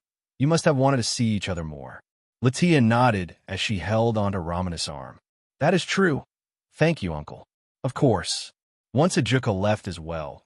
That just left Romonus, Latia, Aquino, Chiron, and Itsuki, who were all dead tired. Even Latia seemed about to pass out, which Romonus noticed. Oh, I guess it's time to sleep. Aquino yawned, and without skipping a beat, fell onto his bed. Since this was a devil's bed, it was a giant bed. Can I sleep here? Romonus rubbed the back of his head as he nodded. Sure, I don't mind, but you would be in bed with me? Isn't that weird? Aquino looked over to him and looked him up and down before grinning. Nah, I don't mind. Itsuki shrugged and removed her boots before instantly falling on the bed. I deserve to be spoiled like a princess after all that boosting and transferring you had me do. Chiron walked up to him and picked him up. He looked down at the cat girl as she placed him on the bed. No talking, sleep time. He sighed as he looked at Latia. You heard them, I guess. She smiled as she lay down next to him. They like you. Romonus looked at Aquino, Chiron, and Itsuki before resting his head on his pillow. I will neither deny nor refuse. Aquino clenched her fingers around his nose with a frown. Come on, don't you know already that we care for you? You might be a training maniac with no gentleness for fair maidens, but you do have your good traits. I thought those are my good traits. Aquino snorted before looking away from him. Fine then, when I get older, pretty and busted like my mom, you can kiss me goodbye. He lunged out with his hand and grabbed her arm before pulling her into his arms. Aquino smiled as she wrapped her arms around him. So big and muscular. I love it. Itsuki looked Romonus up and down, but did not get it. Drake, what is up with her? Give it a few years, and you will be the same. Strong males draw the attention of women. It's a right of the strong. Same with strong females. Oh, I get it. Regardless, Aquino, while being close to him in age, was too little. All of these girls were so he let go of her and let her roll away. Just go to sleep. Tomorrow I will need to use the baptism. Once she was free, Aquino rested her head on his chest as she looked at his face. Romonus, why do you always pull back at the end? I noticed it before. You get close and then pull away. He just smiled at her as he tried to keep his crap from affecting anyone around him. It was his troubles to deal with, and no one needed to know about them. Guess I'm just trying to be respectful of boundaries. I wouldn't like to be forced to do things against my will, so I don't force anything on you girls. Plus, your brains need a bit more time to settle down from the effects of growing up. Aquino smiled. I guess I can accept that, and we are all pretty small. Where it matters. She winked in his direction, which made him chuckle. True. Give it another 3 years, and you will miss being small. Chiron turned into a small white cat before jumping on his face. Don't think so. She curled up, covering his eyes. He yawned and closed his eyes as he allowed himself to sleep, as he had spent 5 months awake. He could allow himself time to sleep, and Archeon was currently trying to stabilize their soul bond. His energies were still chaotic after his forging, and he just needed some time to get everything in order. Quickly, the girls all noticed that Romonus was already asleep, which made them all smile. While he was out cold, they all went to his bathroom to shower before returning to bed. Since when he slept, he was a heavy sleeper. They knew he wasn't spying, but even if he was, they would not mind. Romonus had proven himself to not be a creepy guy, as despite having a harem, he was quite the romantic, rather than a degenerate. If his incest fetish was to be ignored, though, they didn't bring it up. Once they all got into bed, it was clear that there was plenty of free room in the bed, as it was that big. Even Karn took his favorite place on Romonus' chest. All in all, they were all tired, so they slept like logs. Though Chiron was constantly using her senjutsu to give Romonus good dreams, which made him sleep calmer than ever. She was a perfect therapist, and Romonus hadn't even told her anything. While Romonus was living his best life, Rias was not. For days ago, when it was their shared birthday, she had expected him to be there. However, while the celebration was ongoing, she waited for hours and didn't see him. Her father spent his time with Markina and his new baby boy who was born 2 months ago. Markina had tried to be a good adult female role model, but Rias only cared about what her mother told her. When her mother arrived, she was happy and thought she had brought Romonus, but she came alone. Venelana had been forced to tell her that he was stuck in his forge room creating his armor. Now 4 days later, she was in her room angry that he missed their birthday. However, she did not blame him at all and put all the blame on her father. He caused the divorce that pulled him away to Castle Bale. He was the one who stopped training with her in favor of spending time with Asterion. Ever since Markina got pregnant, everything had gone to shit in her family. This was the first year they did not share a birthday. Zeoticus knocked on the door as she had not come out since her birthday. Rias opened the door. She clenched her fists before yelling at him. "Go away. I know that he missed your birthday together, but I am mad at you. Not my brother. You broke our family apart. You choose Marcina over Mom. I hate you. I hate her. And I hate Asterion." Zeoticus felt his heart break when he heard that. He was trying to make the best of his situation and thought she had accepted the divorce. When the divorce was new, she was more accepting of it. However, as time went on, when she saw her mother and brother less, and less she understood her family was broken, she came to accept that Zeoticus drove her mother away, and that also pulled her brother away. Now, she couldn't even see her twin on their birthday. Hearing those words bit at his soul, but he could not deny how true they were. Zeoticus lowered his head before he walked away. When he was gone, Rias rushed to her closet before she started to store her clothes away.